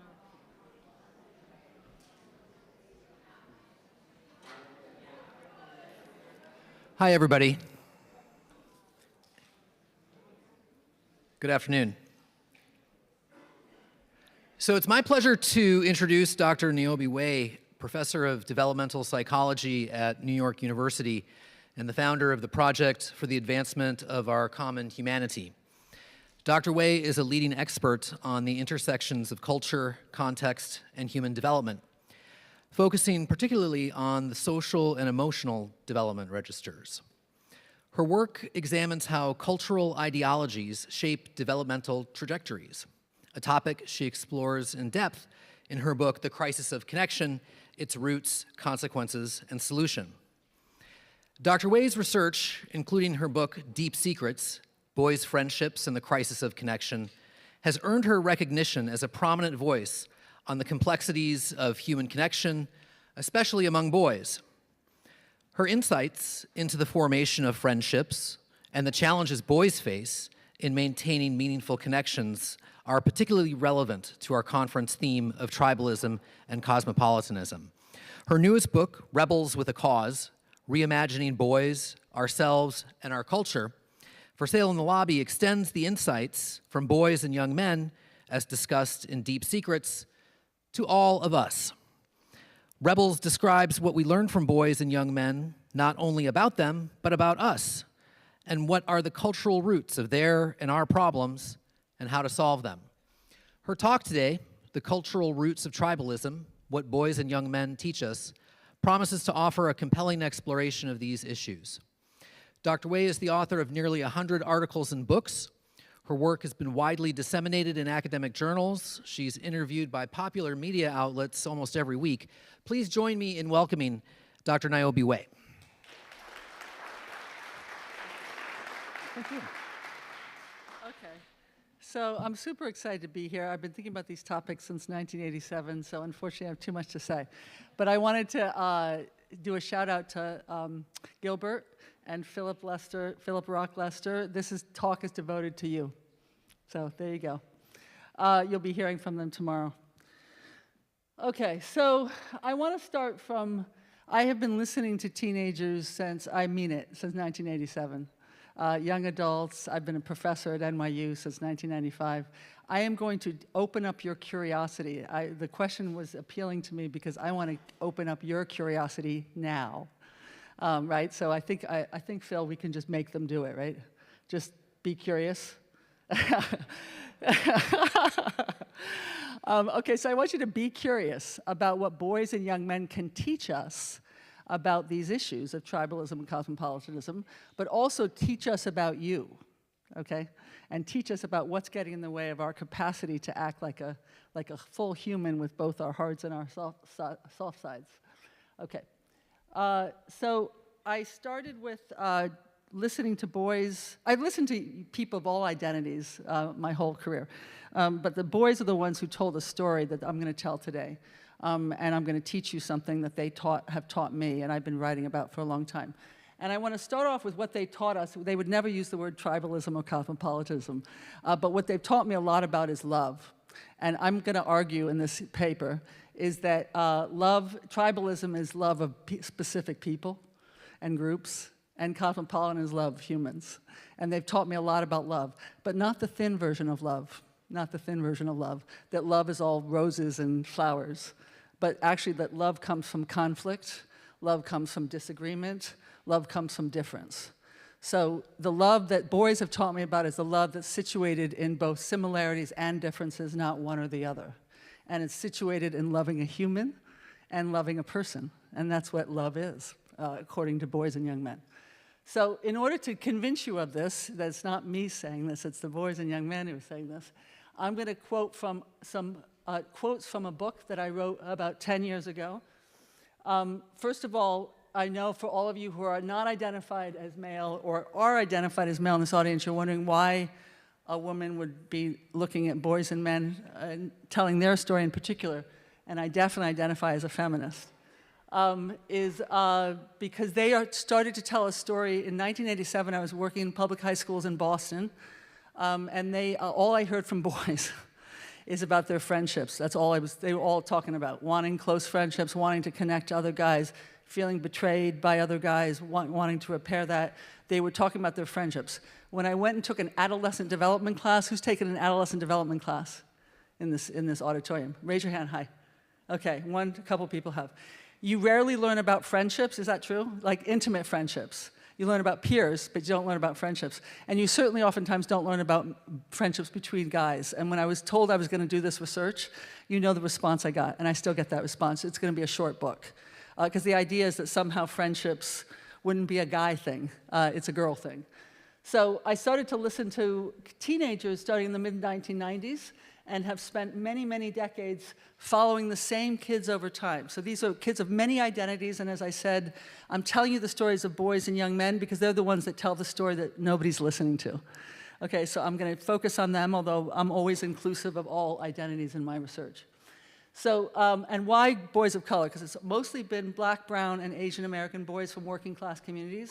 And that really comes from, in order to hear the thick story, I'm going to call it a thick story rather than a thin story, you oftentimes have to listen to people on the fringes of power. Because the more they're in the center of power, the thinner their story is. So when you actually listen to young people, especially young people, on the fringes of power, you hear a thicker story about the issues that we care about today. Okay. It was turned into a documentary movie called The Masculine. Has anyone seen this movie? It's a documentary about American masculinity. It was also turned into an Oscar-nominated movie, Close. It was Oscar-nominated last year. So the findings resonated with an entire world, which is pretty cool. But it really is telling a human story that's happening around the world. So now why don't we focus on what the story is? Okay. So let me, I have to walk around on a total pace. Can you hear me if I walk around? Should I carry it? Pull it out. How can you, your hands are shaking, you have to pull something out, okay. Okay, whoops, I didn't want to do that. Okay, so let me just describe my studies. So my studies are, we go into public high schools, we've been doing this since '87. Okay, everybody can hear me, right? And we basically ask everybody in the school if they want to be part of the study that we're going to be focusing on. We usually don't use words like social-emotional development. We say we want to know your opinion about a lot of things, about who you are, who you like, what you, I mean, we make it broad. And then all the kids that have parental consent forms, which usually they sign their own parental consent form, I'm sure, they never say that though. So we get like 90% of kids participating in our studies. And then we follow them every year for at least 4 or 5 years. So I'm interested in, as a developmental psychologist, in how, and for all you teenagers in the room, how your narrative changes as you get older, and how that's a reflection of the culture in which you live. So that's my research question. So listening to boys and young men from about 12 to 13, the same kids until they're 18 or 19, okay? So it's the same kids talking over time. Every year, interviewing them, and it's a huge team of NYU students doing the interviews, okay? So our teams are about 25 people doing the interviews. To sum up, and this is a huge body of work with thousands of young people, but I'm gonna sum it up. 4 themes that are relevant to tribalism and cosmopolitanism. The one is that boys are very, very clear, especially EAs, early adolescence. At 12, 13, 14, they are very, very super clear that they want an intimate friendship, that that's where their desires are with other guys in particular, that they want that connection, they want that understanding, they want to be able to say things without being laughed at in their vulnerability. They want that, and they say it, and you'll hear them say it. Then they very explicitly link their friendships with their mental health. If I didn't have, you'll hear it. If I didn't have these friendships, I would go wacko, I'd want to kill myself, all these things that are actually happening now. And the boys predict it when they're 12 or 13, that this will cause them problems if they don't have the relationships that they're yearning for, especially with other guys. Then MLA is not the Modern Language Association, that's middle to late adolescence. And that's starting at about 15, 16, 17, you start to hear a different narrative. You start to hear a covering over, it doesn't matter, whatever, I'm fine, it's good, it's all good, my favorite masculine phrase, it's all good. But then ultimately showing a sort of they're struggling to find the friendships that they want, okay? So you're starting to hear what I call the crisis of connection. Between boys in particular, where they're not finding the friends that they're really yearning for, or if they had them, they never had them, or they had them and now they're feeling the distance from them. And you'll hear that again. And then I'm going to talk a lot about today, they also expose the cultural ideologies that get in the way of connection. And I'll talk about what I mean by cultural ideologies. Okay, so now we're going to do a little experiment. Okay, are you ready? I'm going to read a bunch of quotes to show you these themes. I want all those who identify as male, okay? You can be whatever identities you carry with you today, who identify as male. I want you to listen with a cosmopolitan framework, okay? I want you to listen with a love of humans framework. So all who, Roger, you too, I want you to be thinking about, your, oh boy, I need to, okay, a little sip of water. Getting major dry mouth. Okay. Okay. For all you who are non-gender conforming or female identified, okay, non-gender conforming or female identified, I want you to be thinking tribalism, your tribalism side, your love of your group when you hear the quotes, okay? So, you get what I'm doing. I'm doing the opposite. So, tribalism for those who don't identify as male, and cosmopolitan for those who do, okay? So when I listen, sometimes people even shut their eyes, because I want you to really hear the narratives. These are boys speaking, okay? And you have to bear with me while I quote them, because it's obviously not my voice, so it's always a little funny to have the old lady saying the quotes. Okay, so theme number 1. I'm going to have to read this because I don't have my notes with me. This is a 13, 14-year-old kid. All the names I ever use, by the way, are always pseudonyms. I never use real names. So Nick says here, I asked him about his best friend, and he says, he's 14. My best friend and I love each other. That's it. You have this thing that is deep, so deep it's within you. You can't explain it. It's just a thing that you know that that person is that person, and that is all that should be important in our friendship. I guess in life, sometimes how two people can really, really understand each other and really have a trust, respect, and love for each other. It just happens. It's human nature. Okay? So anybody any of the young people, I'm just going to talk about young people for a second. Any thoughts quickly? Any thoughts in that row? What does it make you think of? What does it make you think of? You were nodding. Go ahead. What does it make you think of to hear that quote? Do you connect to it? You don't connect to it? What? You do connect to it. Okay, okay. You gave the right answer. Thank you very much. Okay. So what's interesting to hear is that he calls it human nature. 4 years later, he no longer calls it human nature. He calls something else human nature. Okay, but at 14, he calls this human nature the love for another human, in this case, another guy. Okay, I'll go through this quicker, Seth, because we'll never get to our questions. Okay, this is still the first theme, the desire for intimate friendships. And these are all different kids. I've got 2 best friends, Willie and Brian. Like sometimes when me and Willie argue, me and Brian are real close. Then when me and Brian are not doing so good, me and Willie are real close. It's like circles of love. Sometimes we're all close. My ideal best friend is a close, close friend who I could say anything to, because sometimes you need to spill your heart out to somebody, and if there's nobody there, then you're going to keep it inside. Then you'll have anger. So you need somebody to talk to always.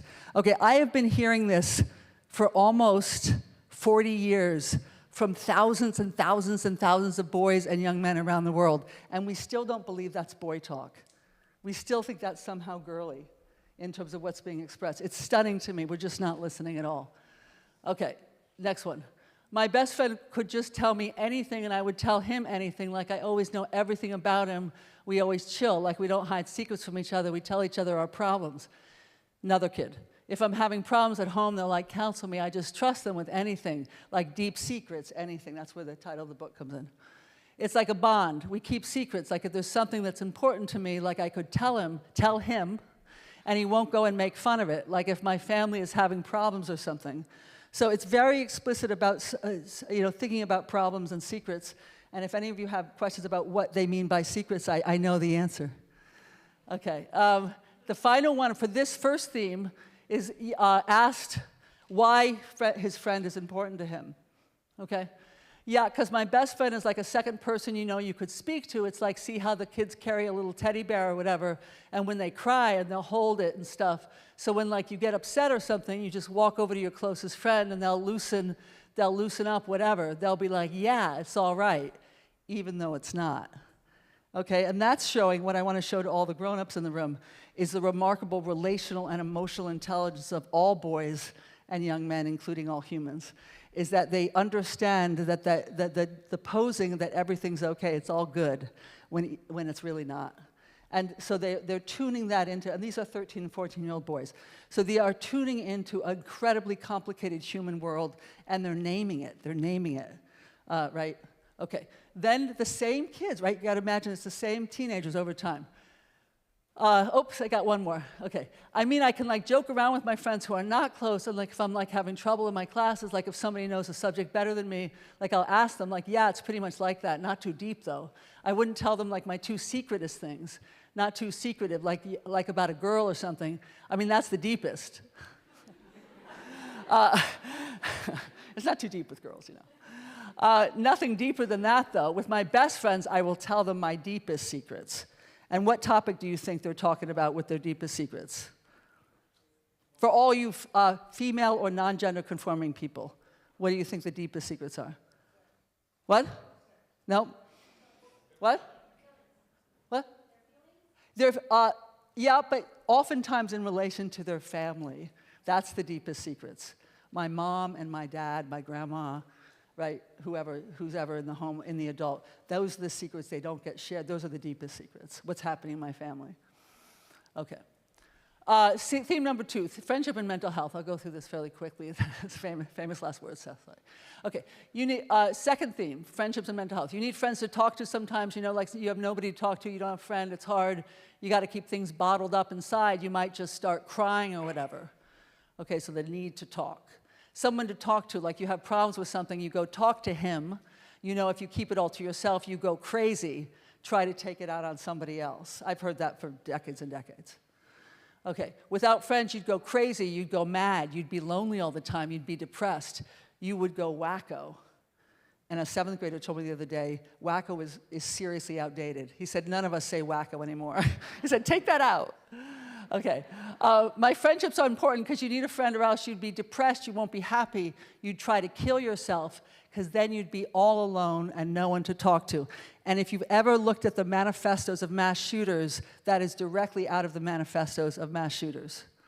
Okay, I'm not doing a pity party for the mass shooters. I'm saying they are telling us directly in their manifestos, right? That they are feeling like you would try to kill yourself and then you'd be all alone and no one to talk to. They feel like they have no one to talk to and no one cares, okay?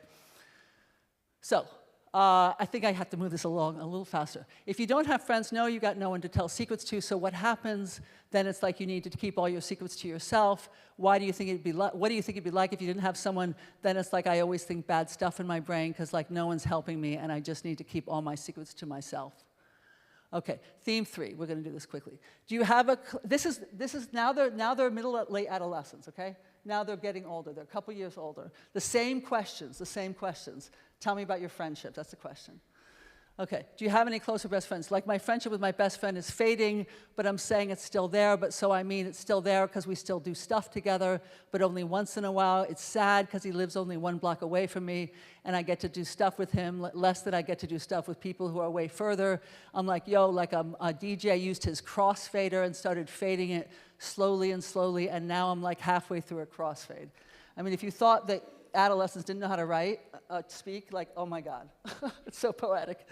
Okay, we used to be like close as far as always being around each other. Now it's just we're apart, like as far like if I need them, they'll still be there. If they need me, I'll be there. But as far as like always being together, we're not as close as we were before. I've been hearing that for decades. Okay, we're gonna skip ahead. Okay, actually, do I really want to do this? Yeah, I'll read the first one. Do you have a close or best friend this year? Not really. I think myself, the friend I had, I lost it. That was the only person that I could trust, and we talked about everything. When I was down, he used to help me feel better. The same I did to him, so I feel pretty lonely and sometimes depressed because I think it will never be the same, you know. I think when you have a real friend and you lost it, I don't think you find another one like him. I tried to look for a person, you know, but it's not that easy. And I heard this across race, across class, across ethnicity. I've heard this in China, I've heard this in India, I've heard this all around the world, but I'm still gonna blame it on American culture. And you can ask me about it, but it's definitely American culture. Okay, then the roots of the crisis of connection, 3 quotes just to give you the sense of what I'm gonna talk about. I'm gonna call it boy culture, boy in quotations, because it's not a real boy, it's a stereotype of a boy. I don't need to express my feelings. This is when they're 17, 16. I don't need to express my feelings anymore. I am mature. I am a man. So the equation of feelings with being immature, okay? So maturity and manhood are confounded. In a culture that confounds maturity and manhood in a stereotypic way, we're going to have problems. It might be nice to be a girl because then you wouldn't have to be emotionless. That should give all adults in the room the chills, right? And then no homo, although it's now considered passé, apparently the new homophobic phrase is pause. But anyways, no homo, sorry, I know this, I have insiders. No homo, and me and my friends hang out still, but no homo. Which means basically they didn't say that early adolescence, they say it late adolescence. They equate friendships with sexuality, okay? That's what the culture does. Is same-sex friendships for boys and men are seen as a gay thing rather than just a human thing. Okay, so that's essentially my findings. I talk about a crisis of connection. My newest book breaks it out into, I realize that they're not just telling a story about them, they're telling a story about all of us, right? In the ways we're privileging thinking over feeling, we feminize feeling, masculinize thinking. Thinking and feeling is a human thing, it's not a gendered thing. So when you think, you feel, when you feel, you think. We've split it and put it into a binary and a hierarchy to speak in academic talk, but it's powerful when you think we've done that. I'll repeat it again. We have put thinking as a masculine quality and feeling as a feminine quality when all humans think and feel. Okay, so we got a problem here. Okay, because we've gendered something that is human and a human need and a human capacity. Okay, so it creates a crisis of connection, the culture-nature clash. I can talk about what I mean by that in a second. The consequences is everything you see in this room and everywhere around the world, in my classrooms, definitely at NYU, depression, loneliness, suicide, and violence. Okay? And then the solutions is, I'm going to be really simplistic for a second because we had that gorgeous talk before me. It's listening with curiosity to each other. It's opening up our minds to actually what we can break out of the stereotypes that we hold of each other and hold of ourselves. And that is the root of, that's the tool of resistance, is in the curiosity. Okay. I'm not going to talk, wrote a book about it, that's my new book. This is my ultimate cosmopolitan think and do tank called the Project for the Advancement of Our Common Humanity, where it's all about love, but not thin love, but thick love. And then finally, my questions, I'm not going to read them, I think we don't have time and I want to get into a conversation. These were all my questions I came up with listening to all these gorgeous talks today. It made me think about all these questions. And one of them, I guess I want to have you think about, the first one is what is the opposite of tribalism and what is the opposite of cosmopolitanism? Carol Gilligan says the opposite of patriarchy is democracy. Okay, so I want you to be thinking about, if you think about tribalism, what's in your head the opposite of it? Because I think we're misguided here in these conversations around tribalism and cosmopolitanism. Okay, I'm not gonna read it. Do you agree, Seth? Because I think, how much time do we have? We've got 36 minutes. Okay, we do. Okay, so we're going to stick to questions from Seth. Thank you to all my students and wonderful people I work with. Check my books, checks out on the front thing, and we are going to now go to Seth's question. Thank you very much, everybody. Should I put this on? Yeah. Test. Yeah. Can everybody hear me? Yeah, hi. Seth Halverson, thank you.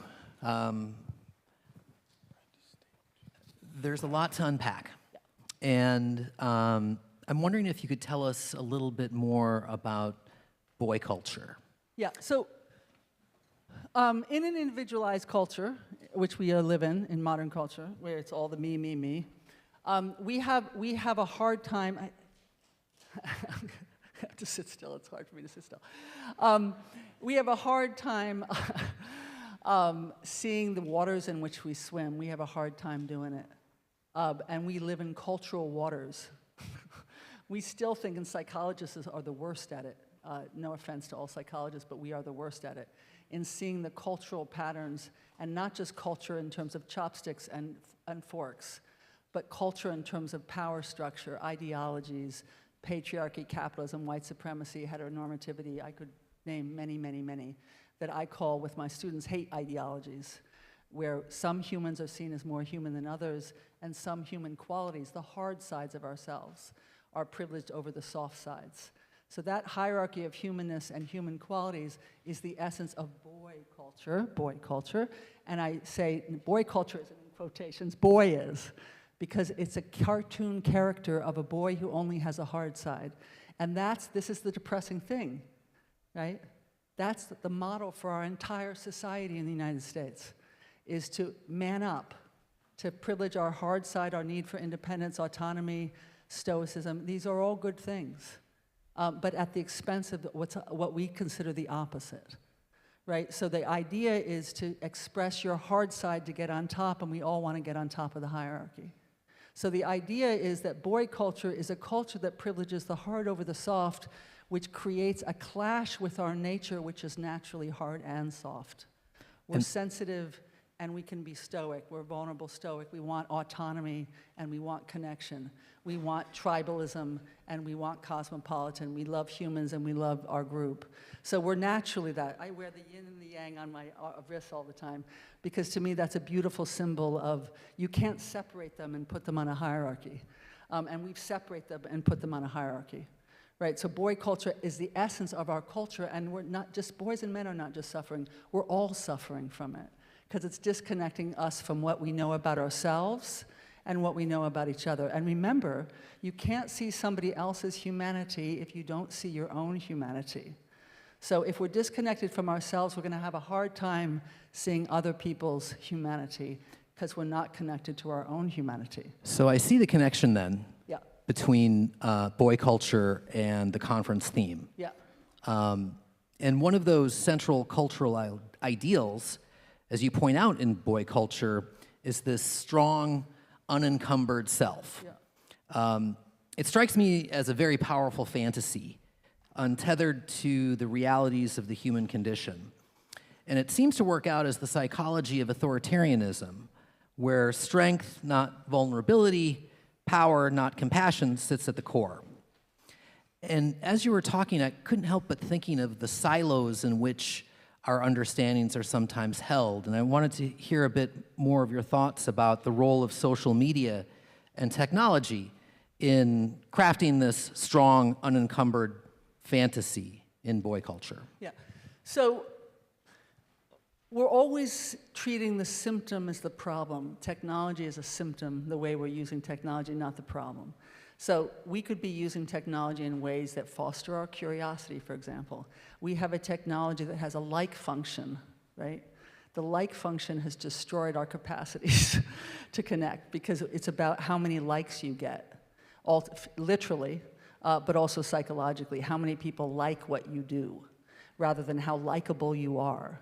So the idea is technology has just reinforced, right, a boy culture, that it's about counting how many friends do you have and how many likes do you have. So that's boy culture, right, because it's about numbers over words, quantity over quality.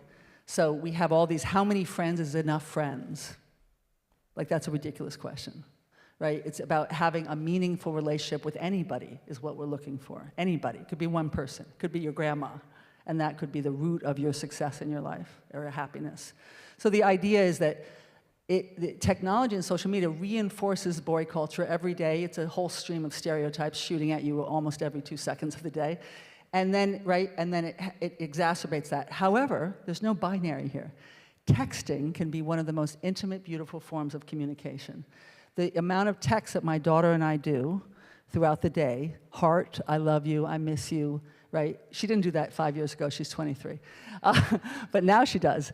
And I see her do it with her girlfriends and with her guy friends and with her non-gender conforming friends.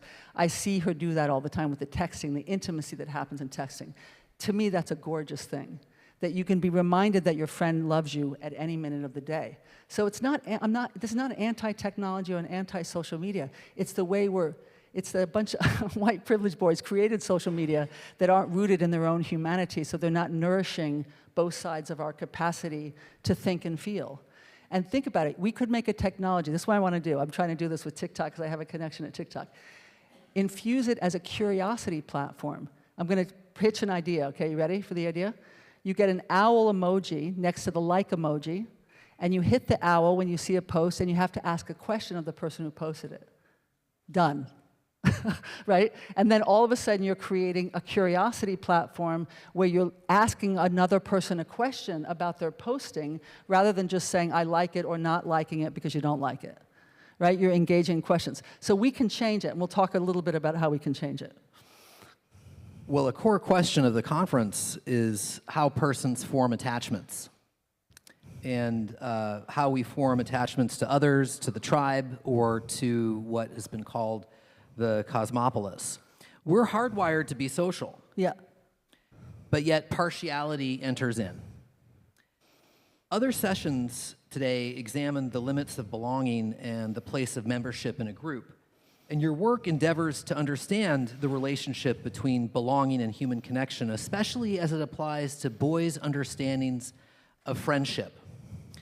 In friendship, the group could just be two. Yeah. Friendship is bounded. It is a partial relation. And there are many types of friends.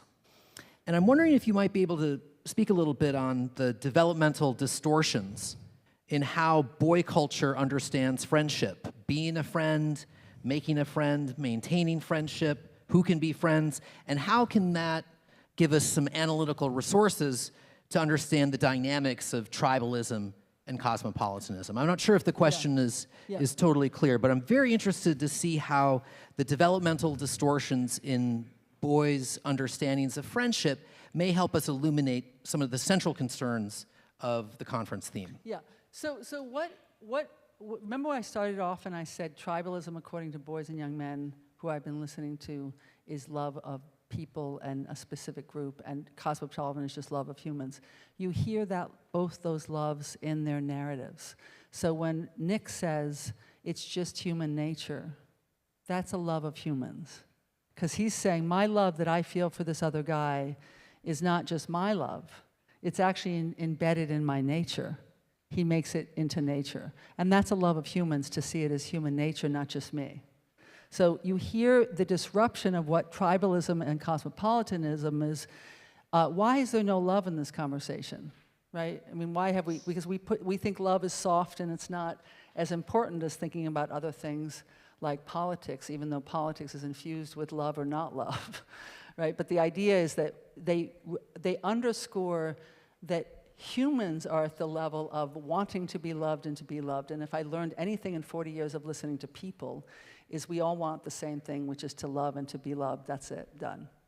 And so if we think about, that's our goals as grown-ups trying to nourish young people, is to make sure that they feel loved and to give love, then everything has to shift. How we do technology, how we teach, how we, et cetera. And not, again, I want to underscore, this is not a let's all hold hands article, right? It's not a weird let's all hold hands. There's no kumbaya. Right, right. This is about saying the way we love each other is recognizing what gets in the way of love. And what gets in the way of love is an ideology. Remember I said that's the boy culture, the hierarchy of humanness and human qualities makes us not love each other. Our culture makes us clashes with our nature. And if a culture clashes with our nature, we should not be surprised that people are suffering, because our culture is not nourishing our social nature. It's not nourishing, it's not valuing our skills, our sensitivity skills. How many people who identify, actually I'm gonna say everybody, I want you to raise your hand, how many people have been called overly sensitive? Okay, thank you very much. Okay, I'm gonna give you real news, especially for teenagers and young adults. There's no such thing as being overly sensitive. There's no such thing. You're sensitive, you're human, that's what it means to be human. To be sensitive, right, you're sensitive. And your sensitivity, this all the students in the room, is your superpower. That's what allows you to have close relationships.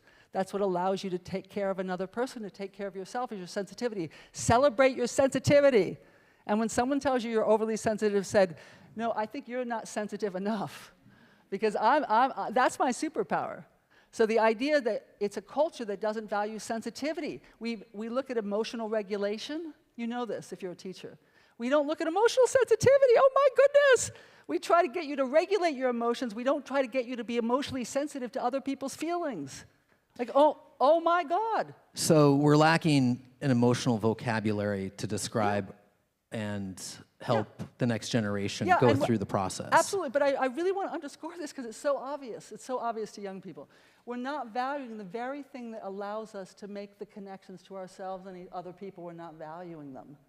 And so when we ask why we're in so much trouble, which we are, it's because we're not valuing those natural human skills that you see in a 5-year-old. The natural 5-year-old curiosity, the natural 5-year-old sensitivity. Mommy, are you yelling at me because your mommy yelled at you? That's a 5-year-old question. Another 5-year-old question. Mommy, why do you smile when you're feeling sad? Why do you fake an emotion? Those are natural human questions.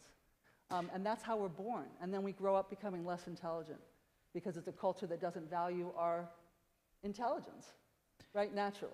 So in a recent paper, you say, situating child development in an ideological context and studying resistance and accommodation raises pivotal questions for the study of development and thriving in this regard.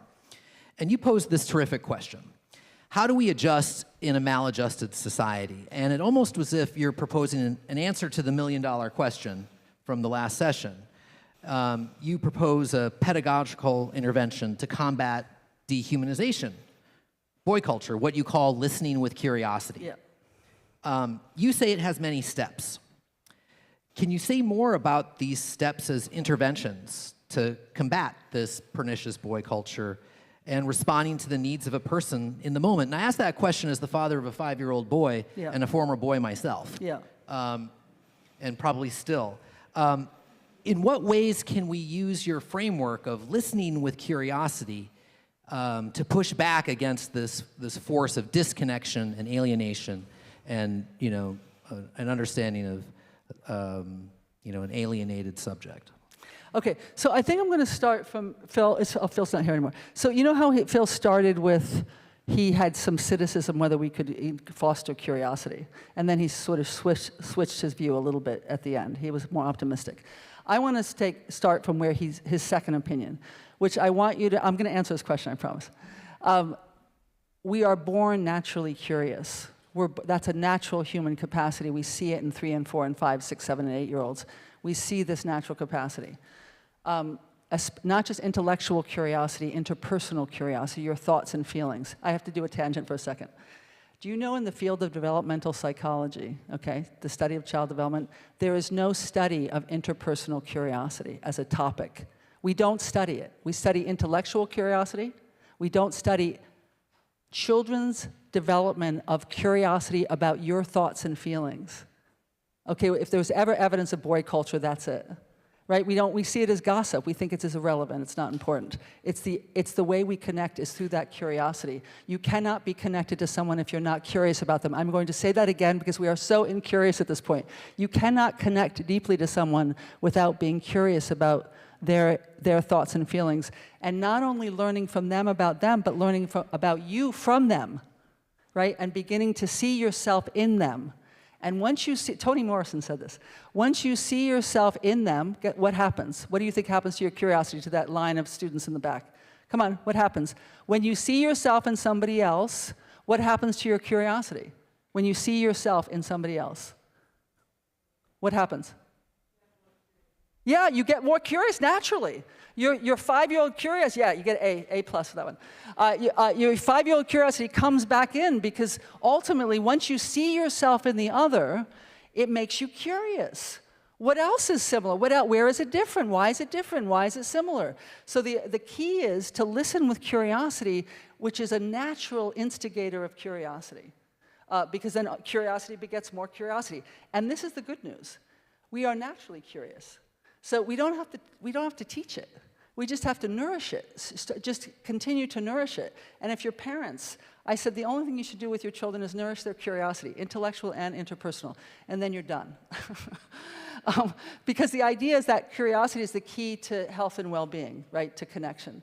The thing we're doing in schools, and you can write me about it, we've been doing something called the Listening Project for 10 years in public schools actually around the world at this point, and we're starting to do it in all different places. We're making a documentary film. It'll come out in the spring called The Listening Project. We've been teaching 5th, 6th, 7th, 8th, 9th, 10th, and high school students a practice. There's 9 practices of listening with curiosity. We've been teaching them. It's around a curriculum. They do radical things with their skills. It's an amazing project. It transforms everybody's lives, including the teachers.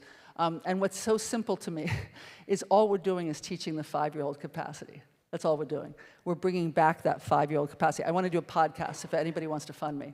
I want to do a podcast called How to Act Like a 5-Year-Old, right? To basically bring us back to that natural sense of wonder that we were born with about each other, which then can lead to a more cosmopolitanism and also tribalism in a positive sense of a love of certain people.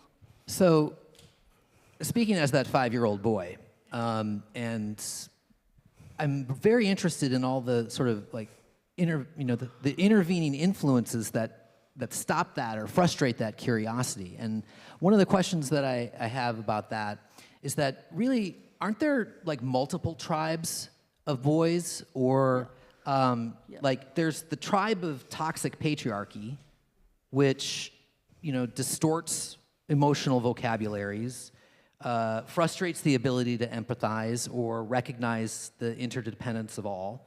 And then there's this tribe of boys that you're kind of talking about that's nascent in early stages of development. Do persons start out as cosmopolitans and then end up as tribalists? Yeah. Does one retreat? Does one take over? Yeah. Are you at 8 a.m. Partial to your group, and then at 8:30 perhaps able to see the common humanity and the shared horizons? Yeah. No, at 8:45, not 8:30. Okay, so the argument I am making based on the data, based on listening to young people, is that we are naturally cosmopolitan and naturally tribalists, right?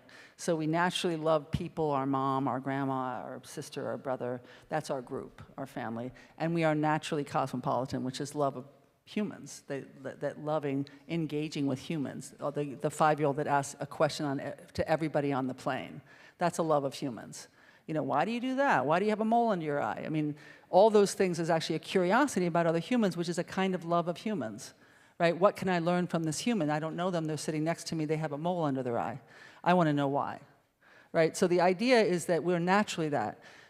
We grow up in a culture that does a thin cosmopolitan and thin tribalism. So, we do a fake tribalism because it's not real love. It's oftentimes toxic love or thin love. Of loving your group, but it's premised on hating other people, which I would question as real love. Or it's a cosmopolitan love of all humans, but that's thin because you don't really love all humans, you just mostly love your own group. So the idea is that it's a thin version of it, but we're naturally a thick version of it. So again, the solution, you know where I'm going here. So the solution has to always be, if we're naturally, thick tribalists and thick cosmopolitanists, it's to nurture the thick version of that. What does it mean to love humans? It doesn't just mean that I love you regardless of what you think. It's that actually, I teach in Abu Dhabi, I teach in the Middle East. There's lots of differences of opinion in that classroom. So it's not that the students love each other, because they totally disagree. But they love each other, because they're totally fascinated as a group why you could believe that you need to have your brother with you every time you travel, or your father, and you think that's sexist. And they actually have discussions about their different viewpoints, and they don't end up agreeing, but they end up seeing each other's experiences, and then a kind of love gets created, even in disagreement, even in total disagreement, right? But a sense of love. So, and you could nurture that in the classroom, you can nurture that at home. It's easy to do because it's natural. It's natural to how we come out into the world. Okay. So we should honor those forces of curiosity. Yeah, definitely, definitely. And we have some time to open up the curiosity, floor for yes, come on. Its exercise. This person over.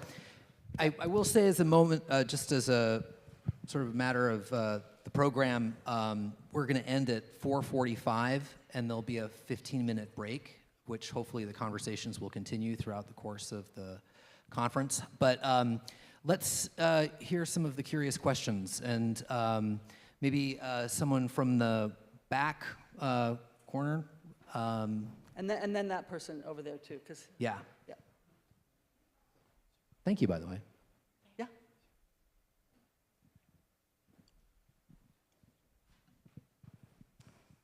Hi, thank you for that.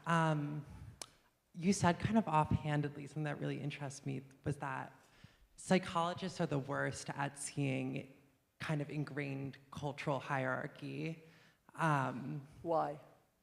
Well, that your okay, question? my question is, do you Yeah. feel like, I know Yeah. you're more on the clinical side than Yeah. the Oh, therapeutic okay. side, Yeah. but does that have anything to do with kind of psychology moving away from psychoanalysis and towards kind of like CBT and a more individualized method that kind of believes in an individual ability to overcome social issues in a kind of diagnostic attitude that becomes, I feel like, essentialist, and that's kind of a Totally. Yeah. Yeah. And so I just kind of wanted to Yeah. hear you expand on why you said that Yeah. and your thoughts on kind of discussions around propensity and genealogical and biological propensity today. Yeah. I mean, you actually said it more beautifully than I could have said it. So what you just said is just accurate. So in a culture that doesn't see itself, we get trapped into these delusions that it's all about the individual, and even the way we divide up our fields, sociology versus psychology versus anthropology, which is supposed to be culture.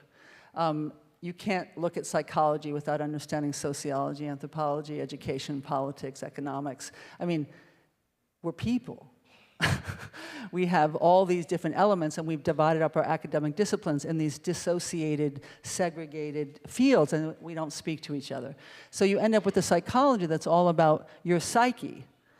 But what is your psyche? What is your psyche? Your psyche is a reflection not only of what you brought into the world naturally. Of course, I believe in natural things. I've been using the word constantly. But it's deeply shaped by your context, including the power structure within your culture. And the fact that psychologists continue, in my field, developmental, continue to define culture as somehow chopsticks and forks, meaning how you eat or what you eat or your belief in the family or not the family, and not actually that you happen to be in your identity on the bottom of the hierarchy of humanness is going to affect your psyche. You get what I'm saying? So you got to look at power structure to understand psychology. And the reason I would say psychology doesn't do that is because it sees itself as psychology, which is supposed to be about the individual. I have the critique of sociology. Where's the individual in sociology? There's no individual in there. I have it true with political science, right? Where's the individual in that? Where's the psyche of the individual embedded in a system where they're on the bottom of the hierarchy and everybody hates them, right? So even a tribalism from someone's on the bottom is different than a tribalism from someone on the top. It's different, right? It's different because it's from a different position of power. So it's a little bit of a ramble onto your answer, but you get what I'm saying. The labeling is definitely, I love therapy. Most of my students are in therapy. My daughter's in therapy. She loves her therapist. It can't just be therapy, though. Or the therapy has to be more inclusive of friends, of family, I mean all those things. And it has to also be in addition to therapy, so that we're seeing the person as a relational being, not just as a, someone who needs help internally, and will get it just through, having good therapists. Someone else, please. Maybe someone from... Can we get this person? Yeah. Right there, in the front? Yeah. All right, well, you want to borrow mine?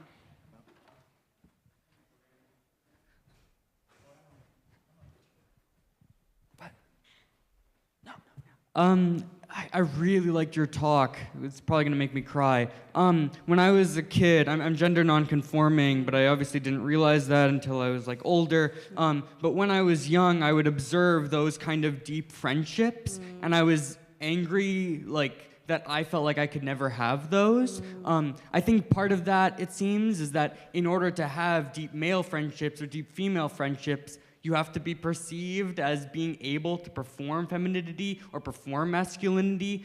The issue, of course, is, though, that to perform masculinity, you have to be unemotional and things like that. So how do we deal with that paradox? How can we see each other in others while what we see in each other is our inability to perform emotions and be emotional?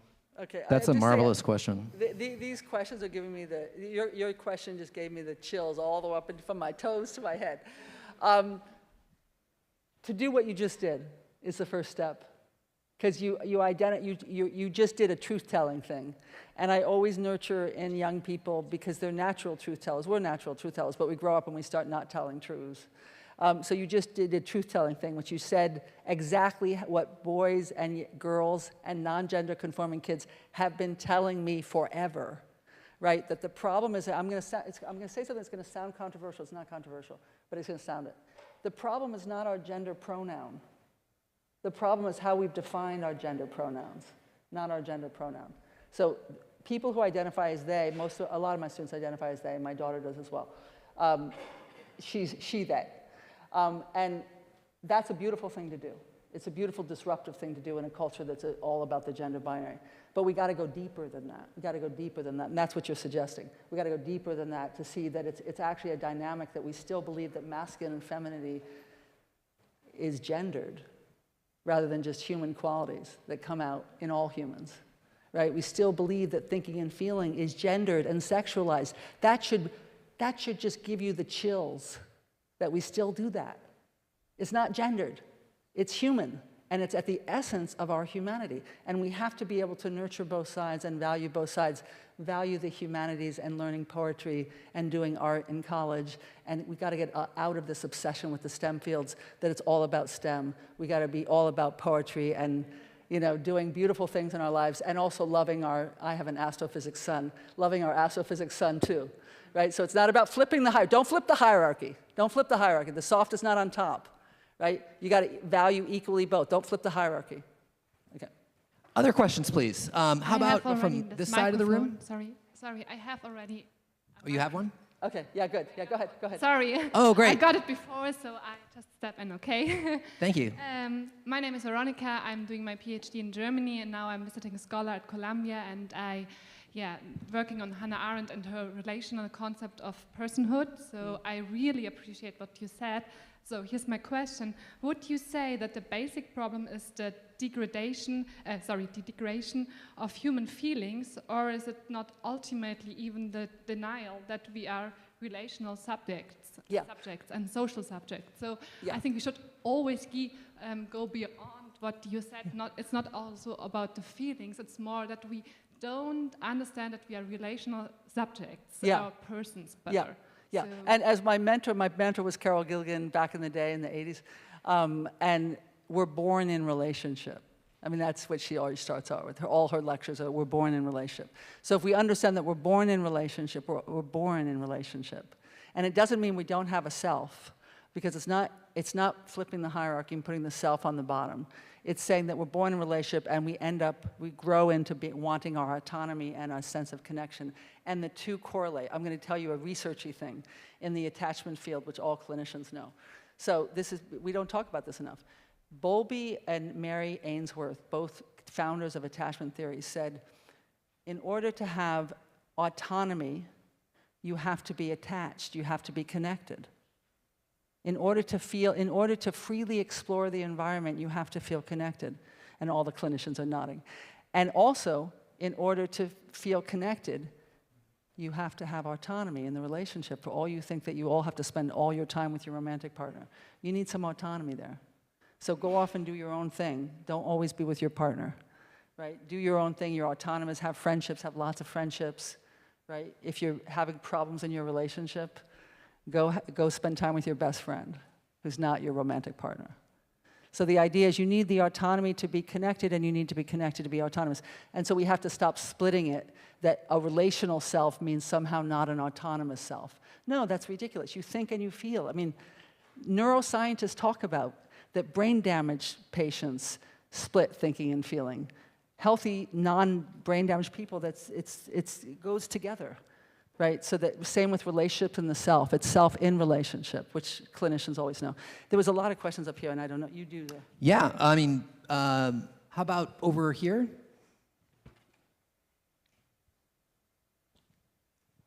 I think there's also one in the back too. Yeah. Hi, I'm Madeline. I'm from the Dalton School. Thank you for this, first of all. I wanted to go back to something that you said earlier about how even though you hear a lot of the same things coming from boys all over the world, you'd still pin boy culture, or what I've always known as toxic masculinity, on American culture. Yeah, good. Can you talk more about that, please? Thank you, yeah. So I don't like the phrase toxic masculinity, and I'll tell you why. The problem is not masculinity, right? It's a culture that is premised on valuing the hard sides of ourselves over the soft sides of ourselves. The minute you say it's about masculinity, you're buying into that actually hard is masculine. It ain't masculine.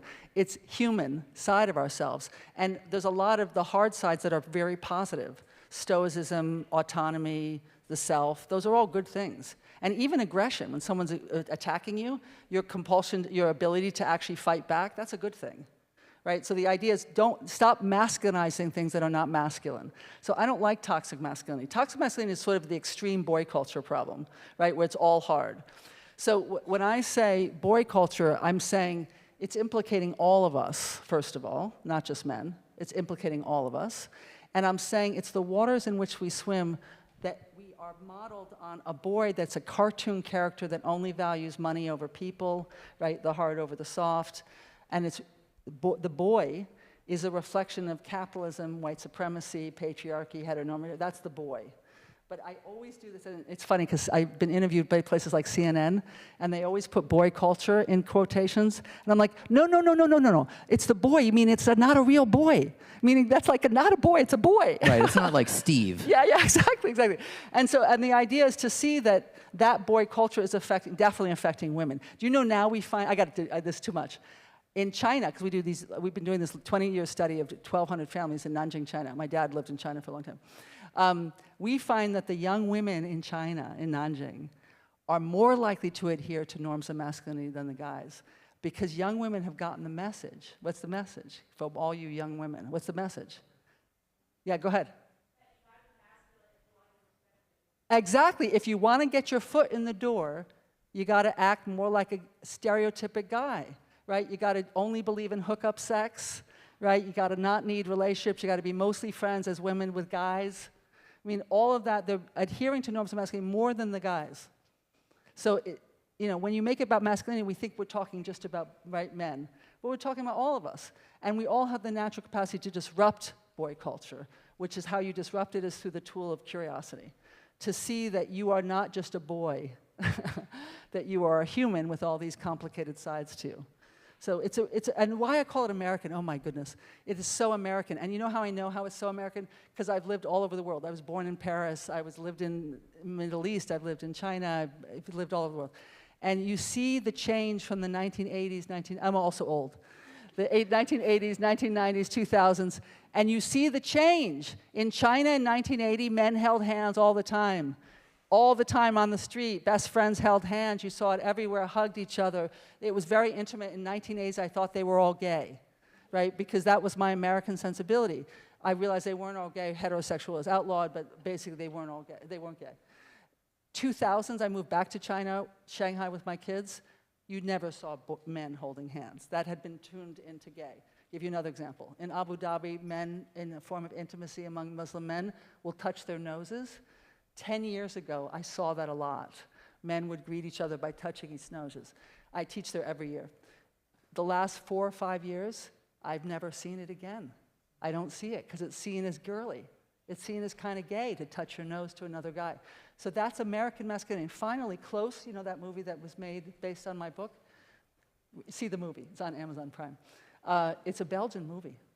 And the Belgian filmmaker said, I read Deep Secrets. It's all about American boys. And he said, and I saw myself, and I saw all my male peers in Belgium. And it won 110 awards around the world, right? So it's speaking to people around the world, but it's American, it's the American hyper-masculinity, right? The hyper-hardness. We are such a brutal, hard culture, right? I mean, look at our healthcare system, right? We're a mean, nasty culture. But the good news is that we're naturally actually hard and soft, so we can resist the culture, as one 17-year-old girl from Ethiopia said, we can fight our culture, are you ready? With our nature. She said that. She said, 16 years old, she said, we can fight our culture with our nature.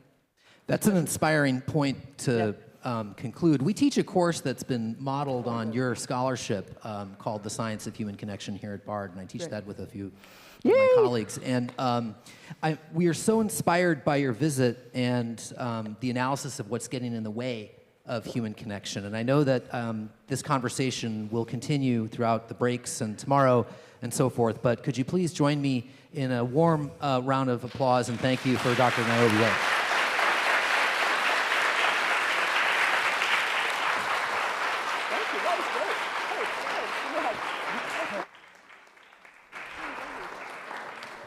We're going to just have a quick 5 or 10 minute break, and then we're going to come back for Lindsay Stonebridge's talk at 5 o'clock. Thanks very much. Sorry.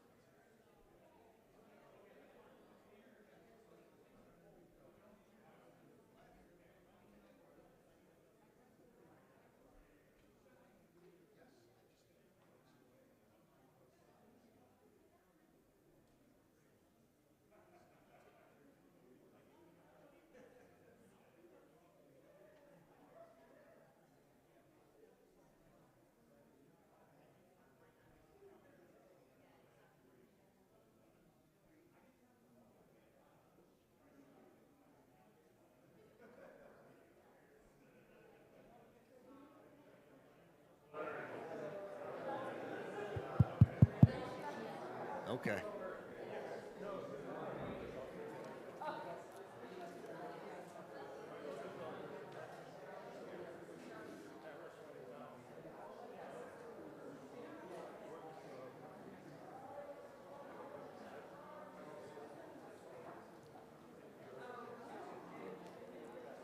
So as people are coming in, I'm just going to make a couple announcements before our next speaker. Is this on? Yeah.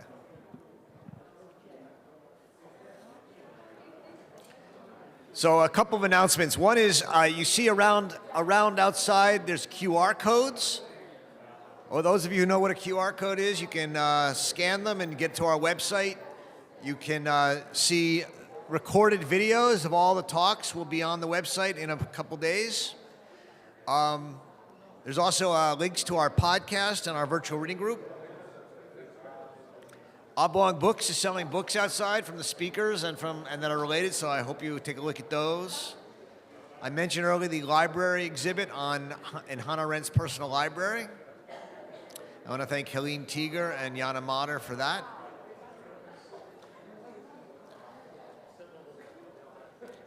After the conference, you'll all get, if you scan the QR code in your program, you'll get a survey. And we really encourage you to fill out that survey because it will help us make this conference even better. A lot of the things that we do at the conference now, the breakout groups and try and have more engagement comes from things we heard about in the survey. So scan the QR code for the survey in your program or on the poster, or look for our email we send you, and please do take that survey. After our next speaker at about 5:45, maybe 5:50, because we'll go a couple minutes late, we're going to have a wine and cheese reception outside. We hope you'll stick around for that and talk to the speakers, talk to each other. And then tomorrow we start at 9:30. So today we started at 10. Remember, tomorrow we start at 9:30. And it runs through 3 o'clock. We look forward to seeing you tomorrow. But we have one last panel and speaker for today. And so I'm going to invite up Professor of German at Bard, Jana Schmidt, and Lindsay Stonebridge for the last speaker. Thank you very much, and I'll see you at the wine and cheese reception. I hope you had a great day today. Thanks very much.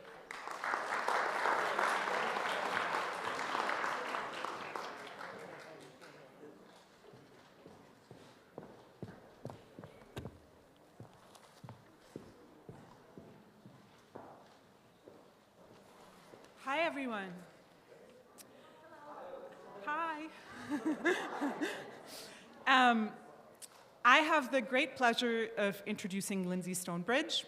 Lindsay Stonebridge is a prolific writer, a critic, and a professor of humanities and human rights at the University of Birmingham in the UK. She's also a vocal critic and a journalist in the public sphere. And, of course, an Arendt scholar, a scholar on the work of Hannah Arendt. She's written about human rights, about the judicial imagination, but also about poetry and literature and what Hannah Arendt has to say about those subjects.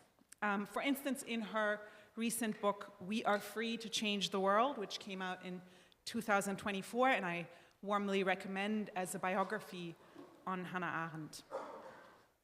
I think that what characterizes Lindsay Stonebridge's work is that the sense of being a scholar, not in Arendt's sense of a professional thinker, but as someone who seeks out and creates a space of appearance, who seeks public venues and who nourishes public debate. I'm very, very much looking forward to her talk, and I'm also looking forward greatly to her latest book, which apparently she just told me is a book on old women. So enjoy.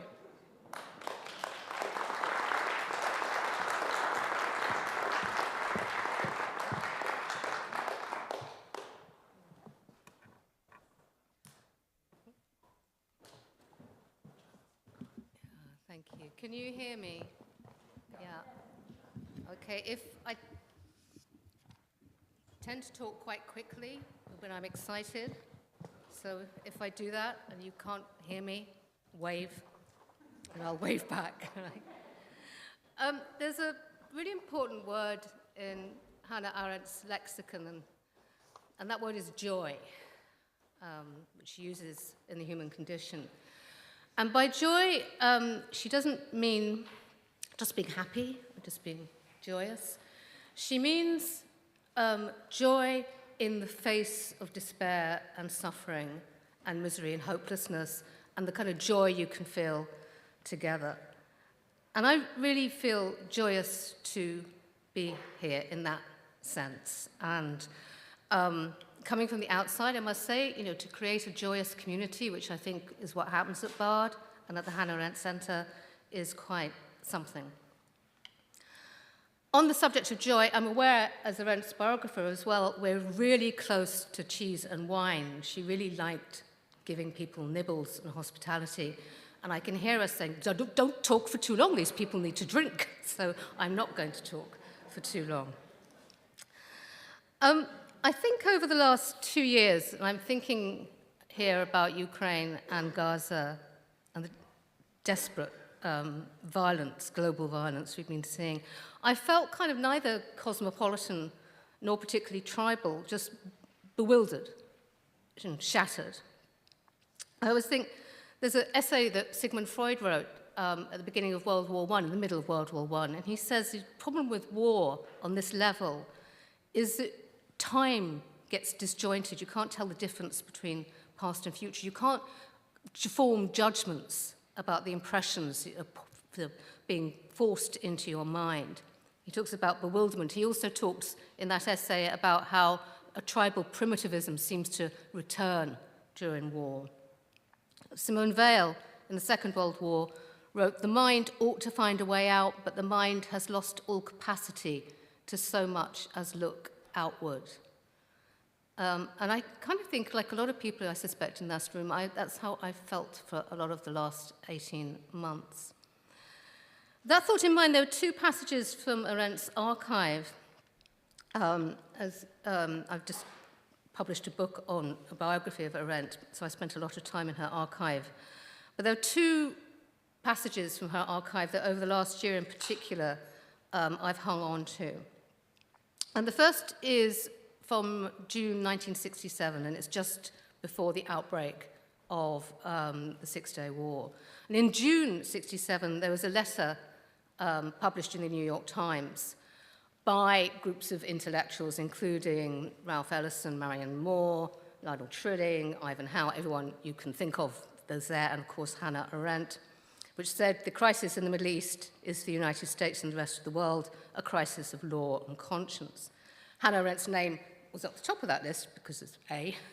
And several weeks later, she was asked to join an association called the American Professors for Peace in the Middle East. And she said, yes, certainly, of course. She's an American professor and she wanted peace in the Middle East.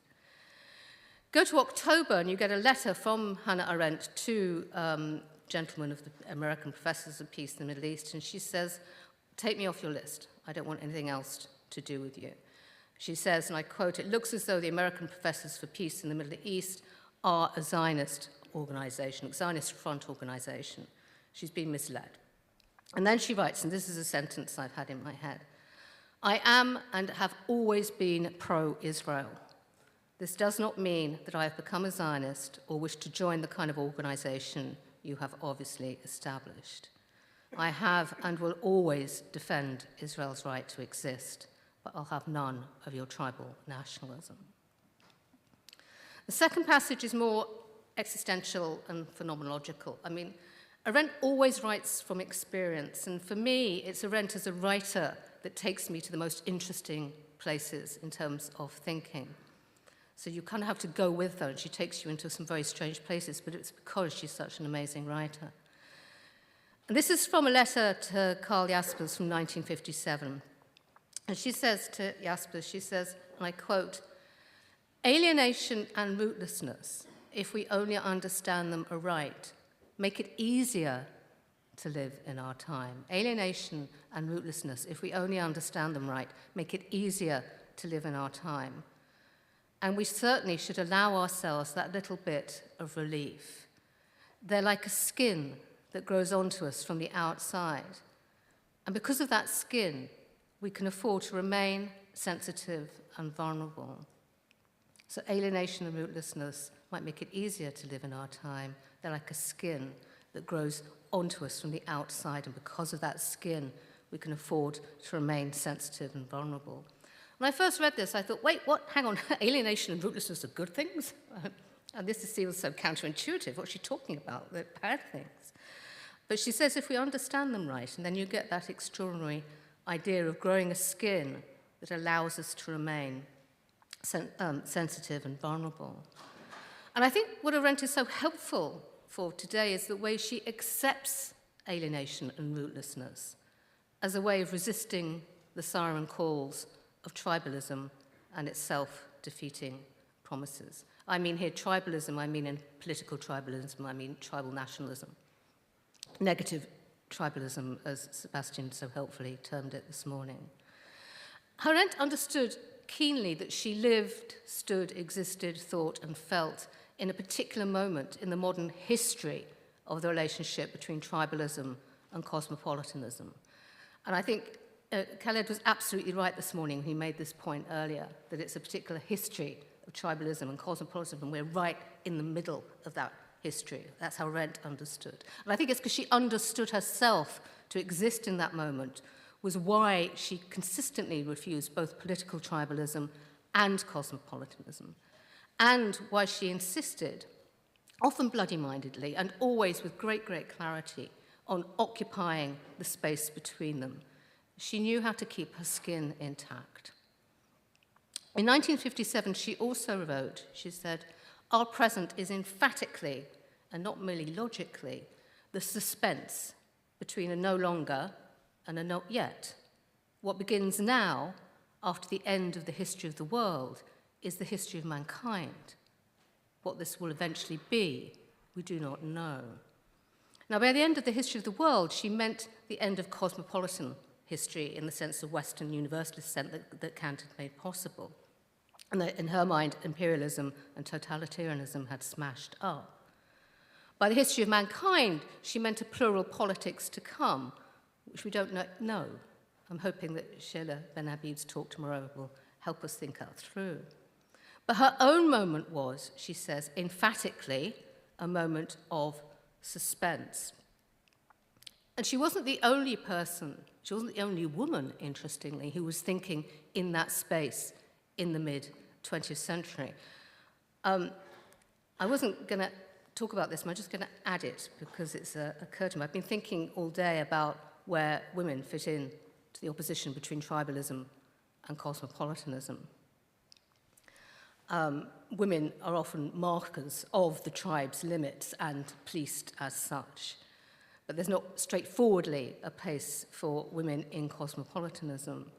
And Arendt was not the only woman thinker to occupy that middle space. I was thinking a lot today also of Simone Weil, the French mystic and philosopher contemporary of Arendt, who wrote just before her death a book called The Need for Roots. She wrote it during the war. She actually wrote it as part of de Gaulle's Free French movement.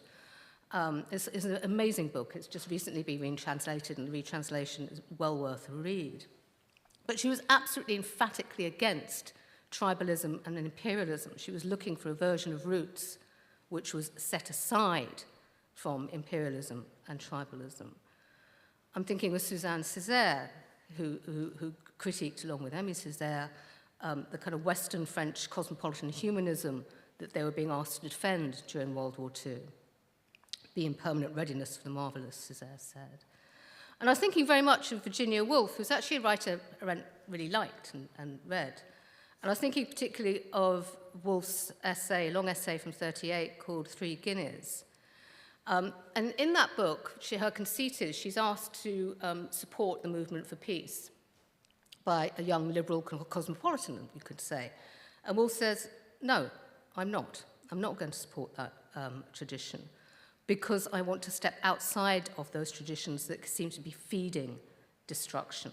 So it's a beautiful essay, and it reads very, very contemporarily today, partly because it's about pacifism, partly because it's about feminism. And she's also very famous for that quote, which you hear a lot. She says, "As a woman, I have no country. My country is the whole world." That quote used to really irritate me because as a white, upper-class English woman writing in 1938, her kind of country was the whole world. So I thought, yeah, well, okay, Virginia.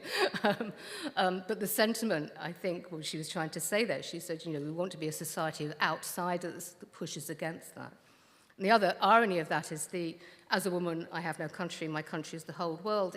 In the first United Nations Conference on Women and Human Rights in Beijing, I can't remember that, I think it's 1981, that as a woman I have no country was used on all the Merck, so it was on mugs and things like that, so all these women carrying around Virginia Woolf. And I kind of wonder where a lot of women in the world think they've gone with that. And I think it's a really urgent question when misogyny is so much part of contemporary political tribalism, but it's really unremarked. It's just in your face at the moment. It's just there, and no one's talking about it. It's happening in front of our eyes. So I think you could put a whole list of other thinkers along with Arendt who occupy a historical break or suspense or pause between tribalism and cosmopolitanism. And I think the question for now, which is the brilliant question posed by this conference, is are we still in that moment of suspense? Or are we witnessing the end of a certain kind of cosmopolitanism? And if we're looking at the end of a certain kind of cosmopolitanism, what does it look like? How can we live in it without giving in to the forces of political tribalism? And above all, and this is Arendt's question, how can we keep ourselves sensitive and vulnerable? I'm sure a lot of you had this feeling, because I know a lot of very serious Arendt readers in the room, but reading Arendt over the last couple of years has felt like walking on ice that might crack open at any moment. You know you're looking into the deep black of the past, but there's a feeling that you might be plunged back into that past at any moment. Particularly bewildering, to use Freud's phrase, has been the return of tribal nationalism or negative tribalism. And what I really value about Arendt is the way she saw that kind of tribalism for what it was: self-defeating, destructive, a political and historical cheat. Tribalism, modern tribal nationalism, she said, promises a return to roots, but in reality it thrives on conditions of rootlessness. Tribalism is a kind of cheap glue, binding the fearful, lonely, and atomized together. But the thing to know is that the glue is a fix, not a foundation. And in the case of 20th century Europe, that turned out to be a bodge job of tremendous proportions, wrecking, in Arendt's now famous account, the European nation-state itself.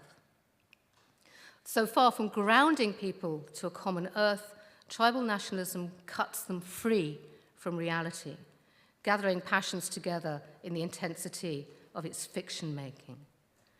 You either belong or you don't, goes the tribalist story.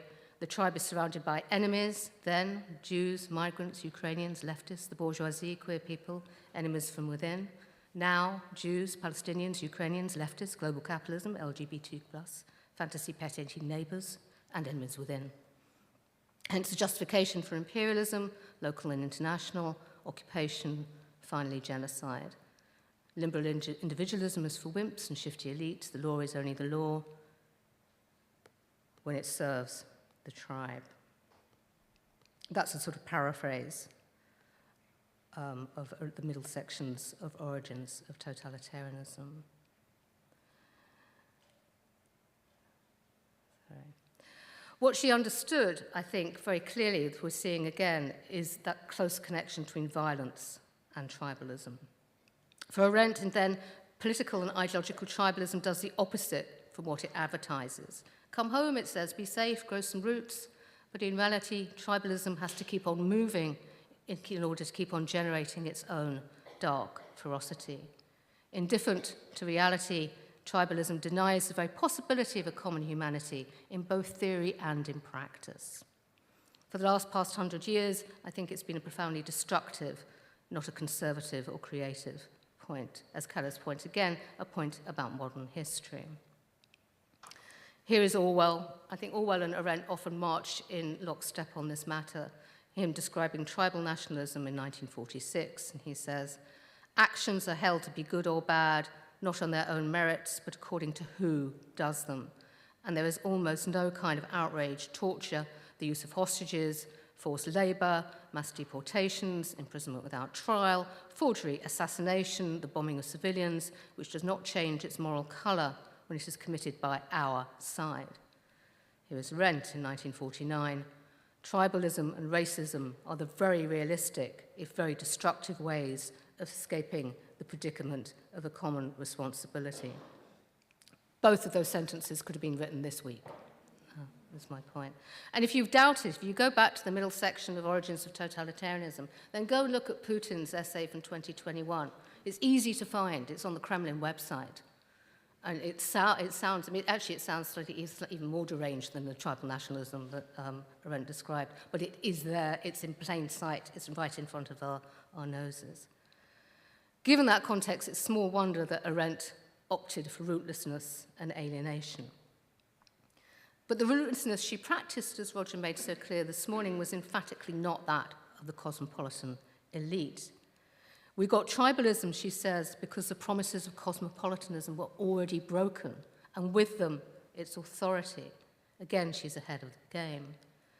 It was Kant, wasn't it, who argued that the dream of universal rights crashed with the brutal hypocrisies of colonialism. Notice it's Kant himself who said that. He didn't need anyone else to point it out. The point that Thomas was making earlier is that one of the cosmopolitan traditions is self-criticism. That's where it comes from. One of the key principles of cosmopolitanism was, a violation of right on one place of the earth is felt by all, and Kant's point was you can't do that when you're violating the rights of black and brown people in other places of the world. It's self-critique. Arendt took Kant's point one stage further. She says the tragedy was, and I quote, was when Europe began in all earnest to prescribe its laws to other continents, coinciding in the moment that Europe had already lost its own belief in them.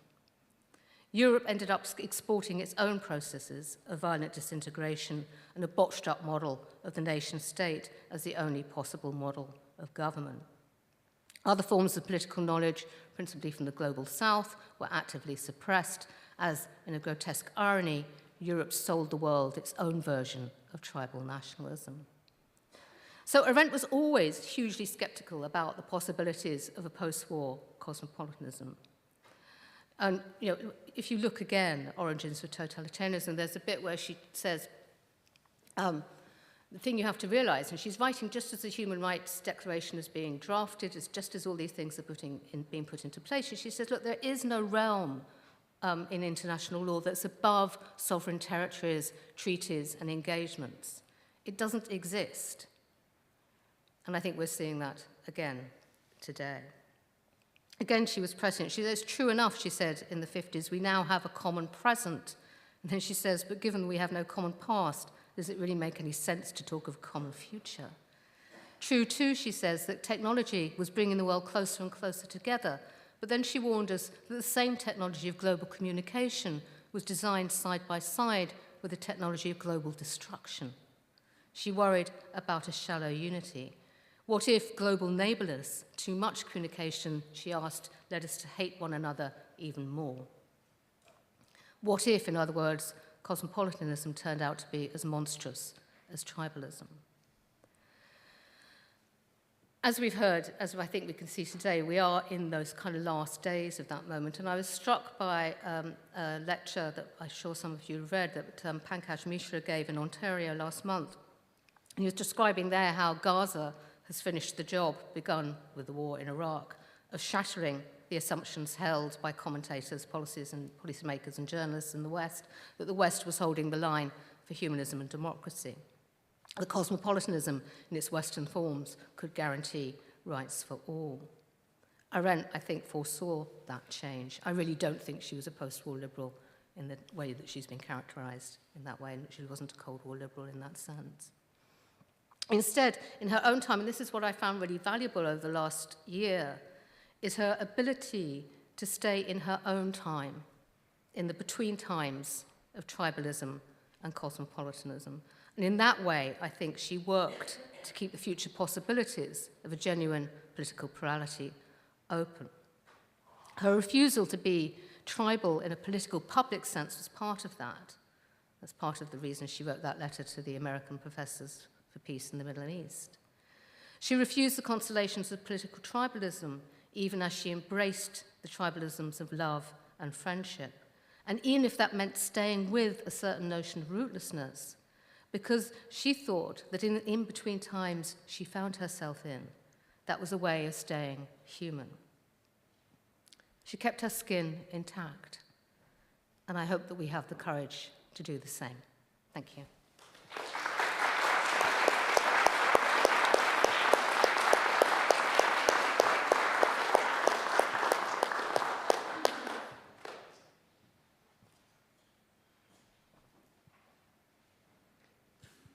Hi. Hi. Does this work? Yes, great. So we're going to have a mini conversation now, and then welcome questions from the audience.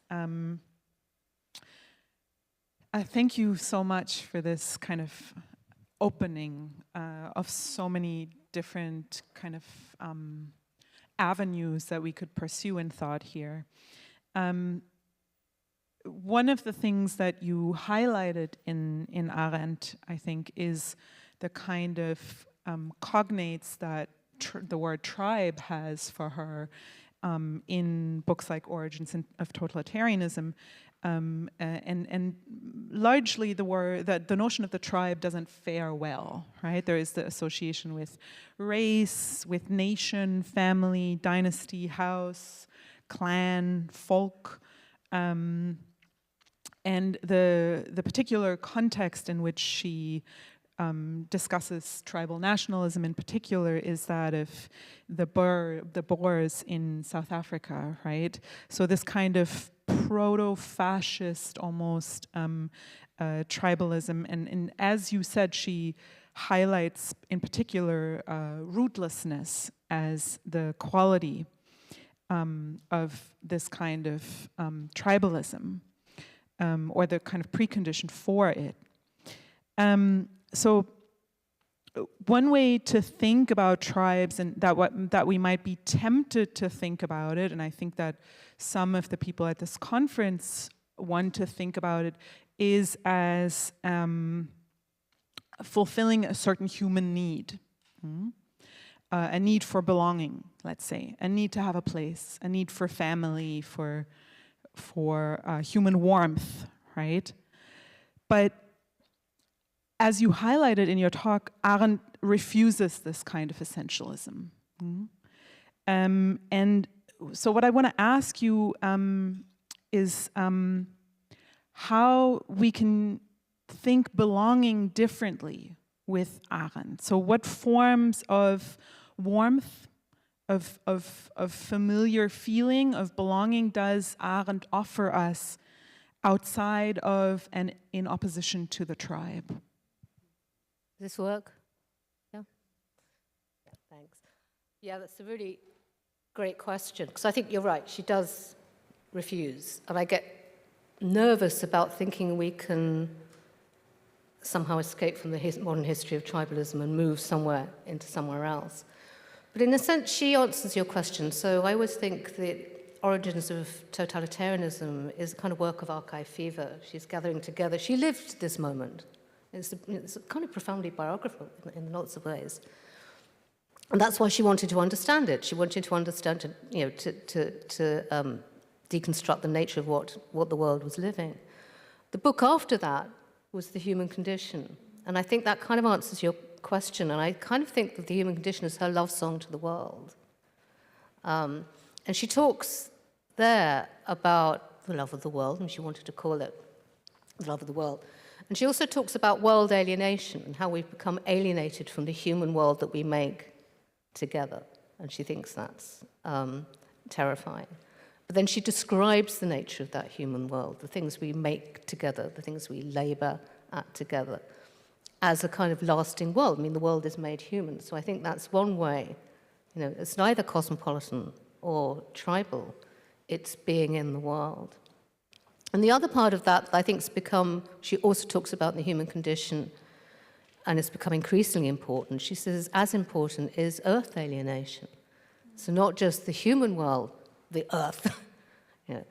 And there's the beautiful bit at the beginning of The Human Condition where she describes Sputnik going around the world, and she says, why would you want to escape the world? This is mad. I always think of that passage. She's watching Sputnik go up and saying, everyone's thinking, not actually being really pleased about this. Part of the reason that people weren't pleased in New York is because the Soviets had got there first. They might have been happier about it had it been the Americans who got there first. But she said there's almost like a sense of relief that we can now leave the planet. And every time Elon Musk says, colonize Mars, I think of the opening to The Human Condition, of that kind of, why do you want to escape either the human world that we've made together or the life world, which is again a world of difference and distinction that we can be in. So I think her kind of rootedness, because she did believe in rootedness, came in The Human Condition. There was a sort of ambivalence or there were different valences attached to the word rootedness and uprootedness in your talk, right? So it sort of, it required us to almost think of rootedness and uprootedness in the same kind of breath. Can you say more about how Arendt thinks, basically, because this is not just specific to the word rootedness and uprootedness, right? This is a feature of her thought that you highlight beautifully in your book, too. Mm. Yeah, she's going to refuse us the easy option of either. So if you look at what she says about tribal nationalism, it's selling a dream of roots, but it thrives off uprootedness. But it also produces it, because it keeps on having to, otherwise it has got no power. And you're quite right, she does this, she kind of unroots us as readers and thinkers. Just when you think you've got somewhere with the rent, and then you write it down in your book, and then you go and edit it and you read something else, you think that was completely wrong. She saw me coming. Actually, Virginia Woolf does this for me too as well. Just as you think, you got it. You're thrown into a different thought pattern. And I think what she'd call that was probably, it's a kind of restlessness and thinking. So as she says in The Life of the Mind, she quotes Plato, it's that kind of sense of thinking she has is like the dream of a man who dreams overnight that he's solved the problem of everything. Then he wakes up in the morning and realizes it was just a dream. And he has to start all over again. It's that kind of restlessness and refusal to get to a place, which is an ethical position.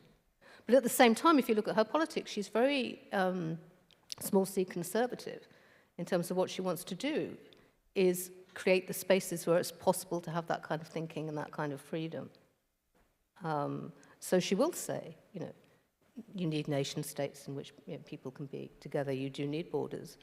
You need laws. You need things that allow certain types of freedom, but precisely in order so that you can have the restlessness and refusal that she identifies with freedom. I was very glad that you brought up the topic of genocide. So there's I recently I read a book by a new book by Anna Byrne on the concept of genocide. And I think it deserves a much larger audience, and it sort of, as I was reading it, it formed a question in my head that I think is very relevant to this conversation on tribalism. So Byrne basically argues that the confusion of democracy with the genos, with the tribe in modern nation states, causes the very aporia that gives rise to the tribal, and in fact gives rise to genocidal thinking. So she contends that because democracies lack a principle of time themselves, they borrow that principle from the structure of generational time to make up for the absence. And that this leads to a kind of double speak, where on the one hand, democracies disavow genos thinking and genocide, while also continuing to cherish the forms of genos life, so things like the nation, right? And I think what she shows in that book, and what you also mentioned, a point in your talk, was that the tribal isn't democracy's other. It's not the sort of exotic other of democracy or of cosmopolitanism, but at the heart of its current form. Anne O'Byrne is led to ask the question, what will it take to envision an anti-genocidal democracy by this? And the question that I want to ask you in a sort of adapted version is, how do we think about the problem of continuity in democracy? How do we imagine democracies to survive? How do we create lasting bonds and institutions? And how do we imagine community democratically? I wish I could answer those questions. I was just going back to the genocide. Well, I'm trying to give myself time to think. In The Promise of Politics, Arendt really likes Homer. When October the 7th happened, I was reading a new translation of the Iliad, and I've forgotten her name, but it's a brilliant translation into English, and she's translated it, the name will come to me, into iambic pentameter. So if you're an English speaker, it suddenly all sounds very compelling and brilliant and familiar, and it became so very quickly, and I could not read the book anymore. I just had to put it down because it was too much. And I was reminded, I went back to Arendt in Promise of Politics, when she talks about Homer and talks about the way that what Homer's doing in the Iliad. The great thing about the Iliad is you don't know who the baddie or the goodie is. You don't know which side he's on. Okay, so she said it's the first kind of remark of history. And she said what he's doing in that poem is putting the vanquished back where they've been annihilated. And then she says, the thing about annihilation is that you don't just annihilate a people, you've annihilated part of the world.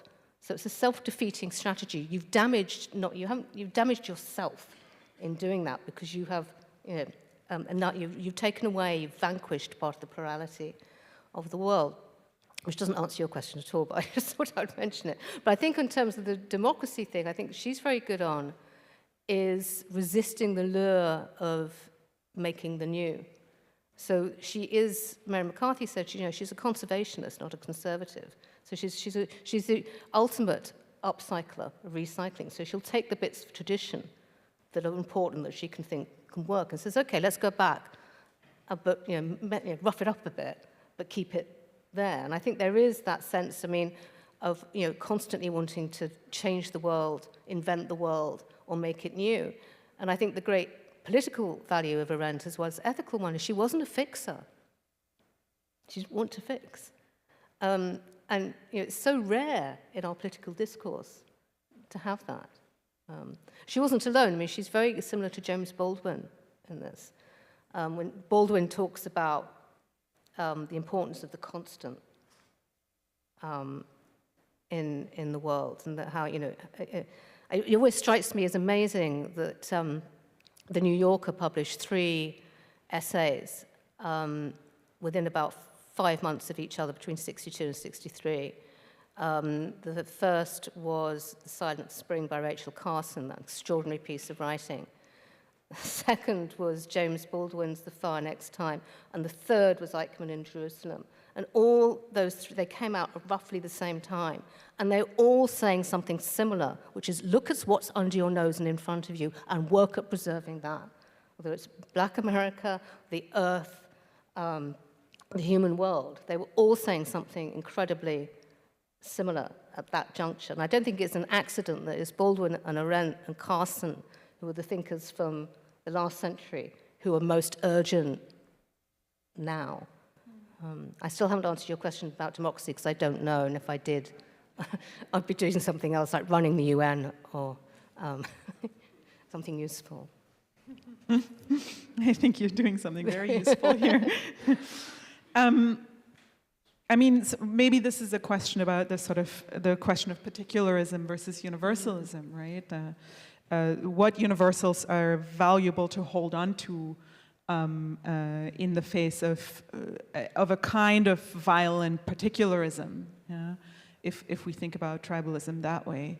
But I want to open the discussion for questions from the audience. So please feel free to raise your hand. Yeah, in the middle there with the white t-shirt.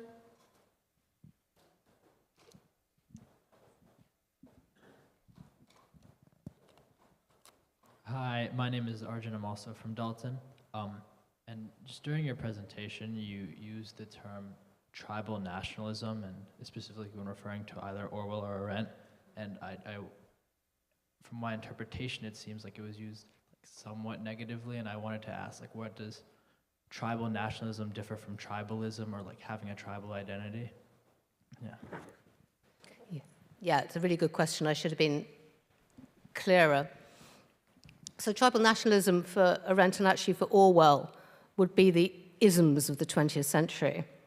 So Nazism, communism, nationalism in a kind of crude sense. Orwell would add Zionism. Any kind of structure of belief that puts the believers and the adherents of that tribe ahead of everyone else. And Orwell makes a very good point. He says actually that kind of nationalism and tribalism is never about roots or identity, it's about power. Whereas, when Orwell talks about patriotism, Roger cited it this morning, or we want to talk about other forms of communitarianism or a kind of structure, maybe that's not about power. So tribal nationalism emerged in the 20th century to kind of fill, Arendt says it emerged to fill the gap that was opening up between, especially in Europe, when you had the creation of new identities after World War I through the kind of pretty arbitrary imposition of new nation states. You had rootlessness, you had massive unemployment, you had massive cynicism and disaffection with political elites. You had massive financial crises. Struck me if this sounds familiar. And a kind of tribal nationalism was created in order to bind people together with an increasingly centralized and alienating state. But it was a kind of fix. It was offering them roots. It's almost like people have been uprooted, and then someone comes along and says, I can give you some new roots. But actually, it's a con. It's not the roots that came, it's not the roots that were torn up by the Industrial Revolution or by imperialism or by versions of capitalism. I guess the question also implies, what tribe are we speaking about here, right? Why aren't we speaking about tribes as in indigenous tribes, archaic tribes, historical tribes, continuing tribes of people outside of this framework of the kind of invention of the tribe through a certain brand of nationalism. Is that a question for you? Yeah, I think it is, because it's also that moment where Kant says, but Arendt says it more clearly, and Jasper said it too, is at the moment one version of modern tribalism, going back to Colette's point, this is modern stuff, suppressed other forms of political knowledge or other ways of being a tribe, or just doing the business of being a political community together. Doesn't necessarily have to be along lines of the conventional nation state. There are many more forms. We don't even, we've only begun to listen to other forms of political knowledge and creation and organization.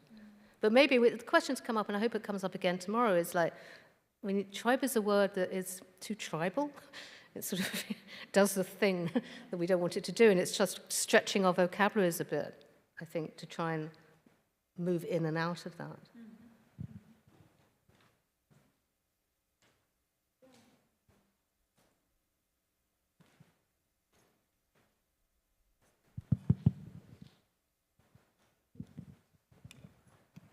Thank you.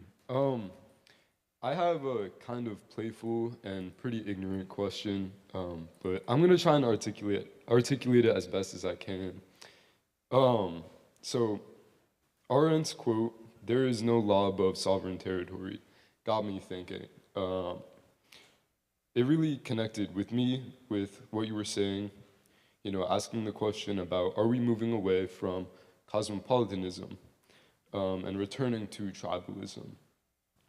Right now we have somewhat of a cosmopolitanism structure with international law And, a lot of people say it's heavily enforced, whether rightfully or wrongfully so, by the United States. They haven't signed the ICC, but the US is criminally involved in the ICC. So I'm wondering, is our moving away from cosmopolitanism, is it because of a corruption of power?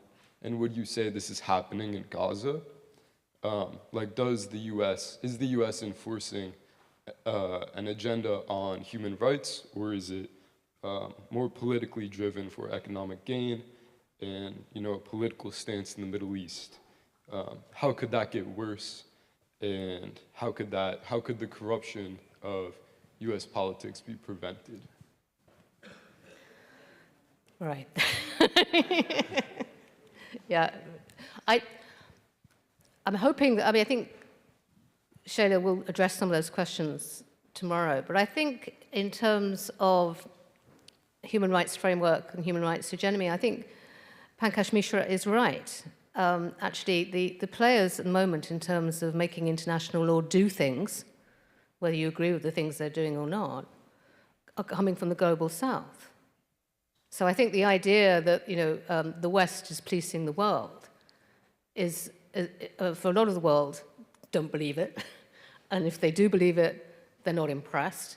And a lot of the rest of the world are beginning to police the world. And so I think that's a really fundamental change that Europe, as well as America, have not caught up with yet. Which might make you think, well, great, so it shows that the human rights framework was the right one, and here we go. But implicit in your question is that all these things are always around power. So what we're seeing is a power shift.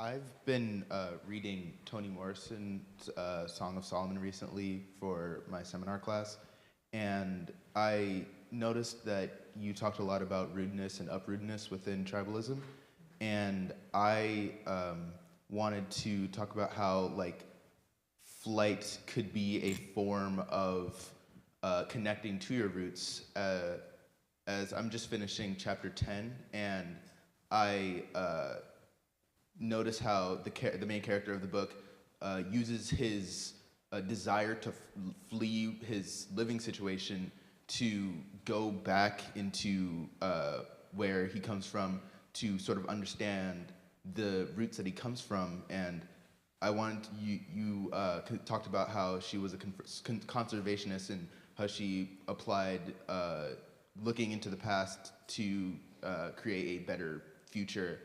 I wanted you to talk about how sort of progression and change can be a way of connecting to your past.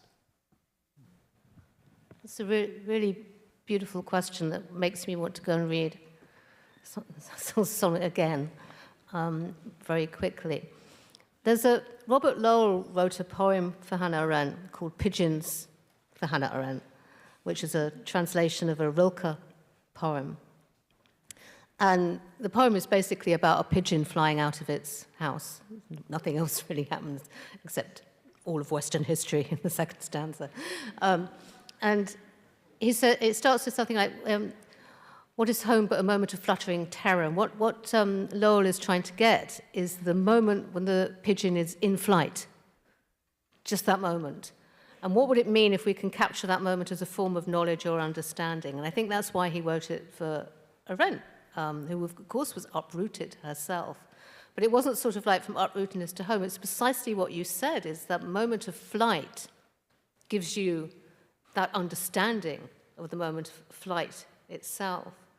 And the other thing I always like about that poem is I always think Arendt's very good at having pigeon eyes. You know, the way that pigeons have to sort of go like that, and look at both things from both directions.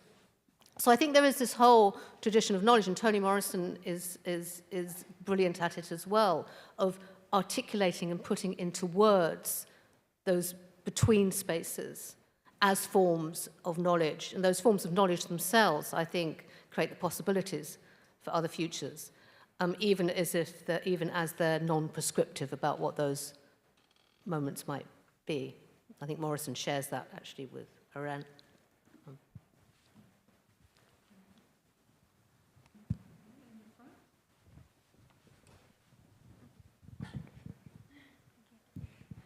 Hi. So you mentioned earlier in your talk Simone Weil, who I really admire, and it got me thinking about the role of religion in like a healthy tribalism that we could imagine. And like I'm 21, and like all of my friends are atheists, basically. And so among my generation, religion is not super popular. And I'm wondering, like, if there's something that my generation could learn from a religious point of view. I guess I'm bringing this up because Simone Weil was a Jew, but was also really influenced by Catholicism. And I myself am also really influenced by Christian thought. And I'm wondering, like, if there's something there with religion and young people, and if that's an avenue towards like a healthy tribalism that incorporates a kind of cosmopolitanism, or like a way of accepting humans in all their forms. Yeah, it's a very good question. I think Weil, like Arendt in a way, Weil would not officially join the church because she didn't trust imperial Rome or big structures. And just as Arendt would refuse kind of public forms of identification, although I think she was a person of private, strong faith. Actually, over the Eichmann controversy, there was a moment of absolute scandal where one of the things that was rumored to happen was that Arendt had secretly converted to Catholicism, and that was the source of all. But I think where Weil and I think Arendt would agree with her on this, and maybe we'll get to your question, it goes back to something that Sebastian was saying this morning as well. Weil's faith came from what she thought was a quality of attention to the world. I mean, they both love Spinoza for this too. Quality of deep attention to the world. And I think and so that might be a moment of faith, it might just be an ethical moment, but it's a moment of attention. And when Sebastian was describing the imperialism or the harvesting of attention by social media, by big, powerful companies that are robbing us of the capacity to have attention. That's what they're doing. They're monetizing attention, and they're destroying our capacity for it. It might not be faith, but it might be, the places you can nurture attention in faith, in prayer, or in reading, or in class, or in education, or doing some maths. They always thought you would teach everyone maths because it trains you up for good attention. Maths and poetry, two things we need. So in some ways, yes, but I would be very cautious about religion, for that, at what point does a religion, so Weil says the great disappointment with Catholicism was imperial, it suddenly became an imperialism of its own. It rejected imperial Rome, and then the Catholic Church enacted its same form of imperialism. She also quite scandalously for the time, criticized Judaism under the same principle, less great side of but I think the two together, Weil and Arendt, at this moment in time, are a very good place to be.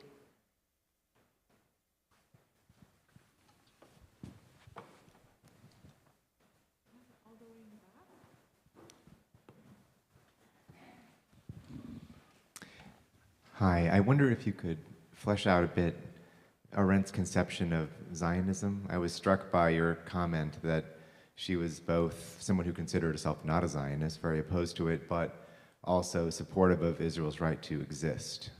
I believe there are some Zionisms in the ether today that are just of that bare variety, without the religious or other roots that just say that Israel has a right to exist.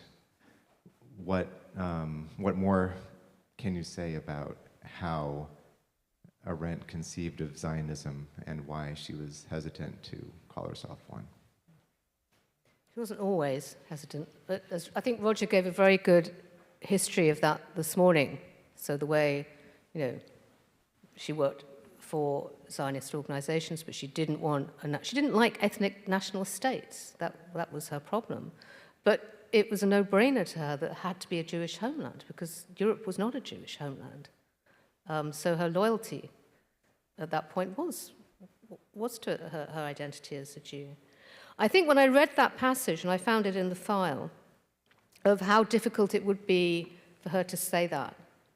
It wouldn't be difficult for Arendt, because she just said exactly what she wanted, but how difficult it would be for people to hear that today. And I did actually try this out with some students in Birmingham. I read that quote, and they got quite grumpy about it. She said, well, she can't support the right of Israel to exist and not be a Zionist. I said, yes, she can. I said, well, you support the right of the United Nations, United Kingdom to exist, but you're not a Brexiteer.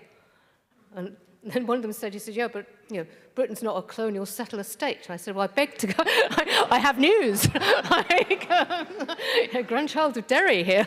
And I mean, so the simple to answer your question is why people can't hear it is a kind of normalized anti-Semitism that is creeping in, where people cannot hear why those two propositions might not be a contradiction.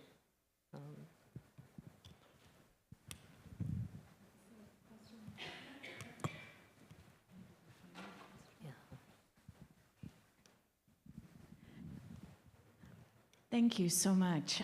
Coming to the end of the day now, it occurs to me that in the first part of the day, we heard quite a bit about loyalty, and now in the second part of the day, we've heard more about love.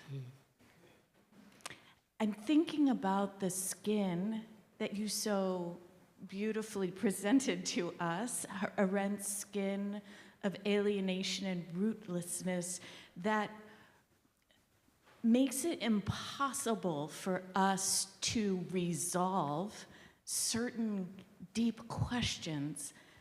I'm also thinking about skin in relationship to the earlier wonderful presentation on development and feeling, because the skin is a feeling place, right? Even with that alienation and rootlessness.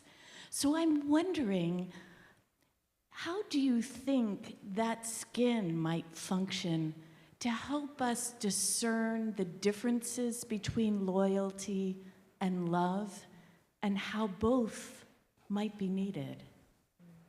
I think you put it so beautifully yourself, actually. But I was struck because you have to be careful with skin. I was thinking of Ionesco's play, The Rhinoceros, which is an anti-fascist parable, written actually at the same time when Arendt was writing that sentence. And in the play, it's a kind of parable about watch it because you're a fascist in your midst. And suddenly in this village, they start to notice that people are turning into rhinoceroses, and they're turning into really thick-skinned people. So the skin has grown too thick. So they've become brutal, and there's only one guy left. But what I like about the skin is the capacity to be touched. And going back to love, what Arendt's always trying to do is keep the pre-political conditions for plurality open. And her account of love, I think, does this so beautifully, because on the one hand, love is complete singularity. No one's loved like we two have loved, and that whole thing about never tell anyone about your love, because if you do, you'll spoil it all. It's an absolute privacy. And then she says, but that's what binds us together, because we all think we're unique in love. We're all together in love. It's that wonderful double between singularity and particularity, but it's in the name of love. And she never wanted politics to be in the name of love, because she thought it would be disastrous. Because once you start deciding who you should love and who you shouldn't. But the absolute singularity of love that makes us one in common. And I was struck with the last presentation about that too. And I'm really pleased if we started off with sort of harder politics, if we're ending the day with love. I think that's a good thing. Yeah. You had a question, right? Yeah.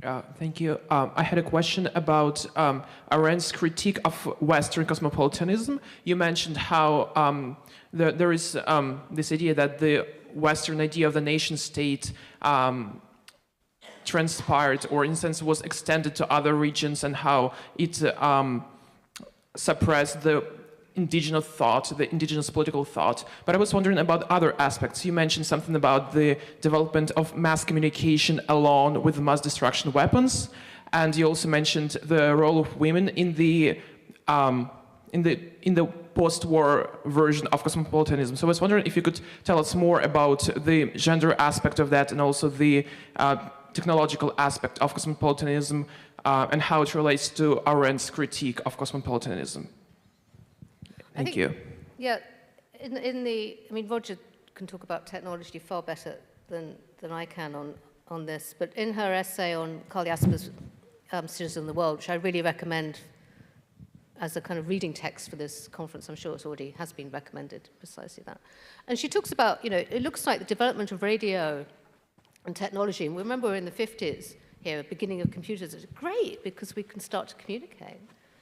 But then she says it's the same technology that's bringing us nuclear war. It's the same technology that's alienating us from the world, because it has the capacity for reason to become scientized and technologized. So, it's a double-edged thing. And we've really seen that with the internet. You remember those days, oh, maybe you don't, I do, when the internet first happened and there was this great joy. Was it Hillary Clinton? Like, here comes everyone and you better watch out because now here comes democracy. And it was, yeah, not what we imagined, not what we really wanted, thank you very much. Everybody should go back a bit.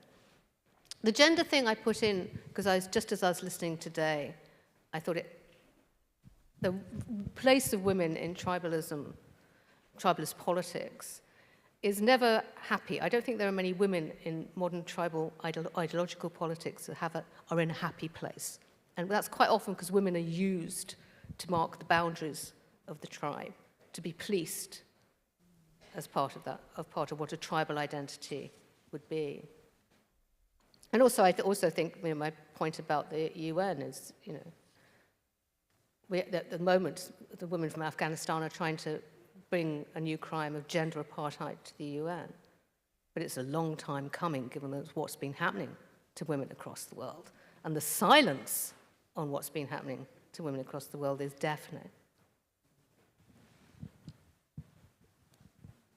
I think love would have been a nicer ending.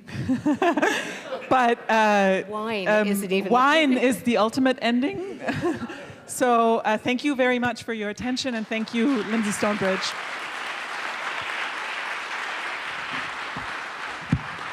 Just a quick announcement. So there is wine and cheese outside.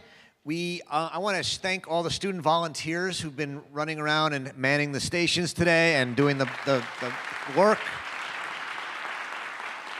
And also the team at the Arendt Center and all the people at Bard College who've helped make this happen. Thank you very much. We start to get tomorrow at 9:30, and I look forward to seeing you there. We have a great day planned tomorrow, so we'll see you at 9:30 tomorrow morning. Thanks very much.